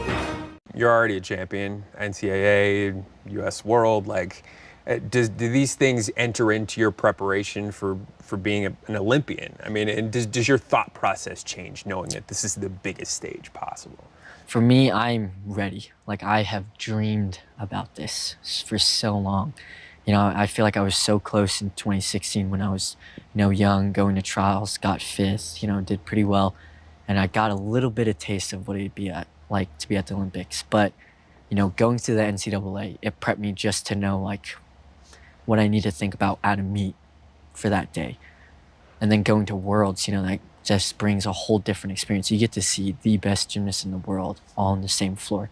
And for me, that's exciting because I got to watch these guys on YouTube, TV, and I was like, I want to be there one day. And now that I'm finally here, it's not, yay, I'm here, I'm relaxed. It's like, it's go time. Like, this is like what I've been working for. I want to show people like who I am. And, a lot of people might get nervous because, oh, it's your first Worlds. It might be your first Olympics.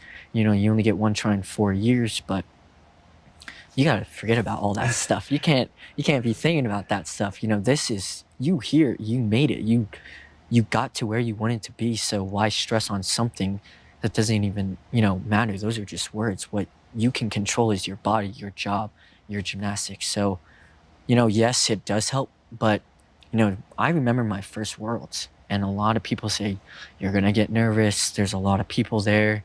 It's going to feel a lot different. And I just remember going in there and I looked at the crowd and I was like, I have been dreaming of this moment my entire life. I've wanted to compete in front of, not just 10,000 people, but, 30 to 60,000 people. And that is like, yes, I finally get to feel like what a football player feels, So for me, it's like these dreams are coming together finally, and it's like these dreams are becoming a reality. So for me, I don't try and think about, it's my first one, or you only get one try in 4 years. No, this is the time. This is your dream. Let's go. You love this. Yeah. It's, sports in general, it's all about who's mentally toughest. Yeah. Think about football. Everyone gets, pretty strong, almost the same speed. Yeah, you can throw a football, catch it, but it's what you're going to tell yourself before entering the game. What are your Olympic aspirations? What do you think? How far do you think you can go? So for me, I want to go to at least 3 or 4 Olympics. I definitely want to go till 2028 because that is in Los Angeles. And I think it'd be pretty cool to say you got to retire in the US. But, my number one goal is to win an Olympic medal as a team, because there's no greater feeling than looking to your left, to your right, and looking at your teammates and knowing, like, we just did something special together. Not individually, but together. Individual, I know if I do well as a team, those individual awards will come. Of course, I want to get it all around and some individual events, but my priority is for the team, because it is an amazing feeling winning as a team. Do you think you guys can get a medal this year? And do you listen to the analysts? Do you listen to people that tell you what your chances are and all of that, or do you tune in all of that out? I do read it. I do pay attention, but to me, it's just funny because gymnastics is a sport where anything can happen. Yeah. You have to fight from your first routine on the first event, no matter how well you do in between or on the first event, till your last event, because gymnastics is one of those sports that literally anything can happen. And I remember, at American Cup in 2019, I think I was like behind, like the whole entire meet. But I told myself I'm going to army crawl till the last event. I know that I can hit all these events. I just got to do them well and keep crawling. And I remember I won that meet by half a tenth.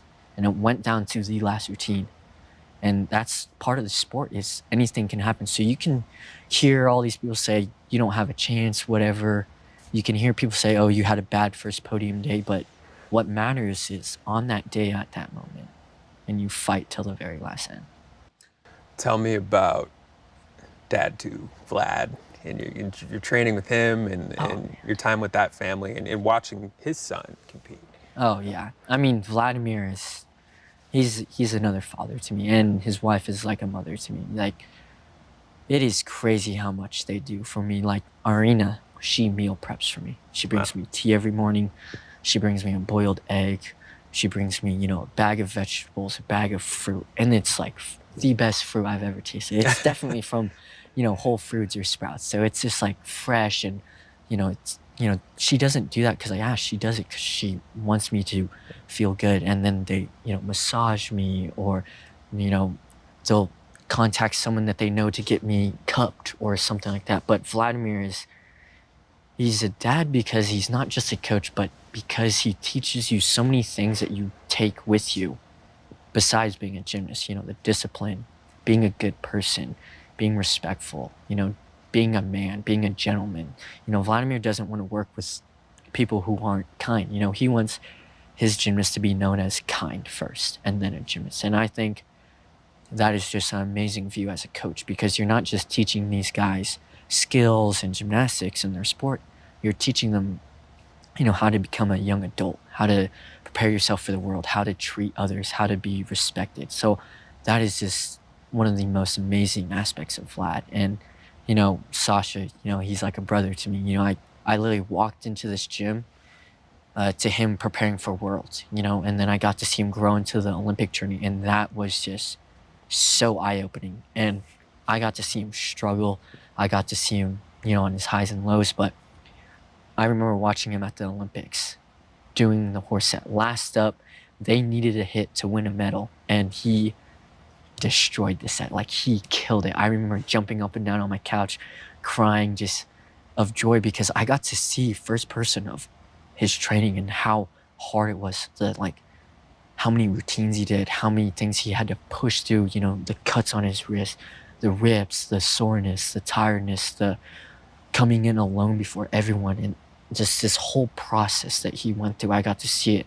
And I think that's why I had so much emotion, because, when you see a good set, you cheer loud. But for me to cry at 10, I just remember I was like, holy cow, like he did it. He worked so hard, and it finally paid off. So that was just an experience that I'll never forget.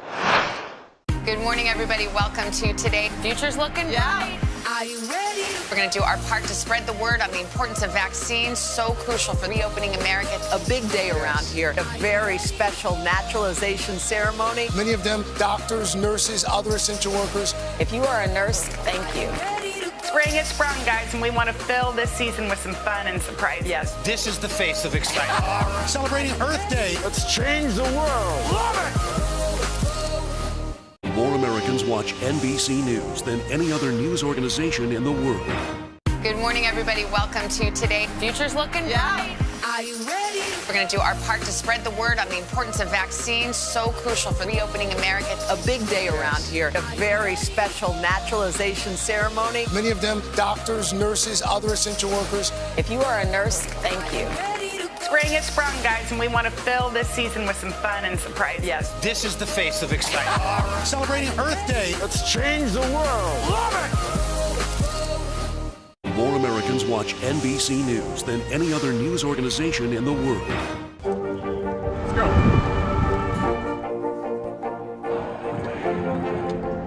And good evening from New Orleans. There is breaking news. There you go.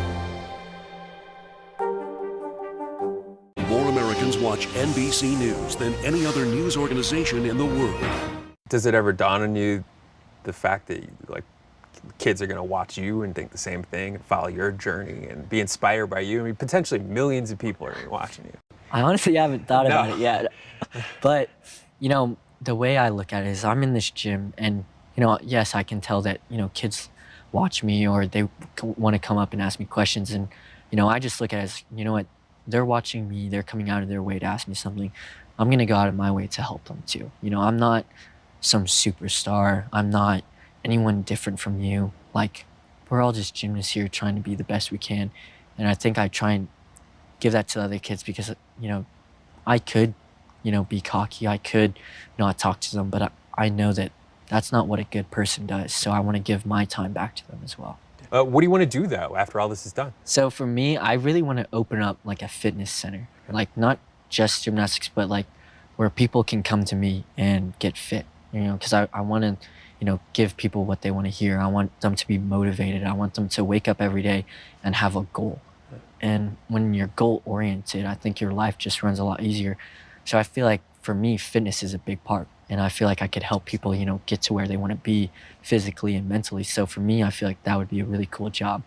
So, is there anything else you wanted to say or get across or let people know about? I would just like to say that I'm so blessed to be in the U.S., been given this journey, you know, so I appreciate everyone's support from, you know, my family, of course, all of 5280, all of OU, you know, Vlad, Arena, Sasha, Mark, Steve, Taki, Chris, Josh, Valerie. Shout outs.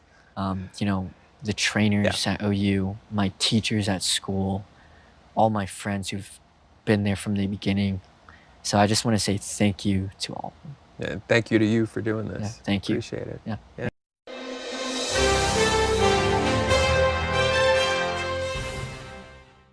Hello and welcome to Consumer Confidential on Today All Day. I'm NBC News investigative and consumer correspondent Vicki Nguyen. This week, we're looking at some home safety with tips and tricks for easy appliance repairs, cleaning a fireplace, and the importance of having a working carbon monoxide detector. Plus, what you need to know before renting a home share. All that and more coming up on Today All Day. A private island in Indonesia? You can rent it on Airbnb. Or how about this Irish castle, listed here on Vrbo?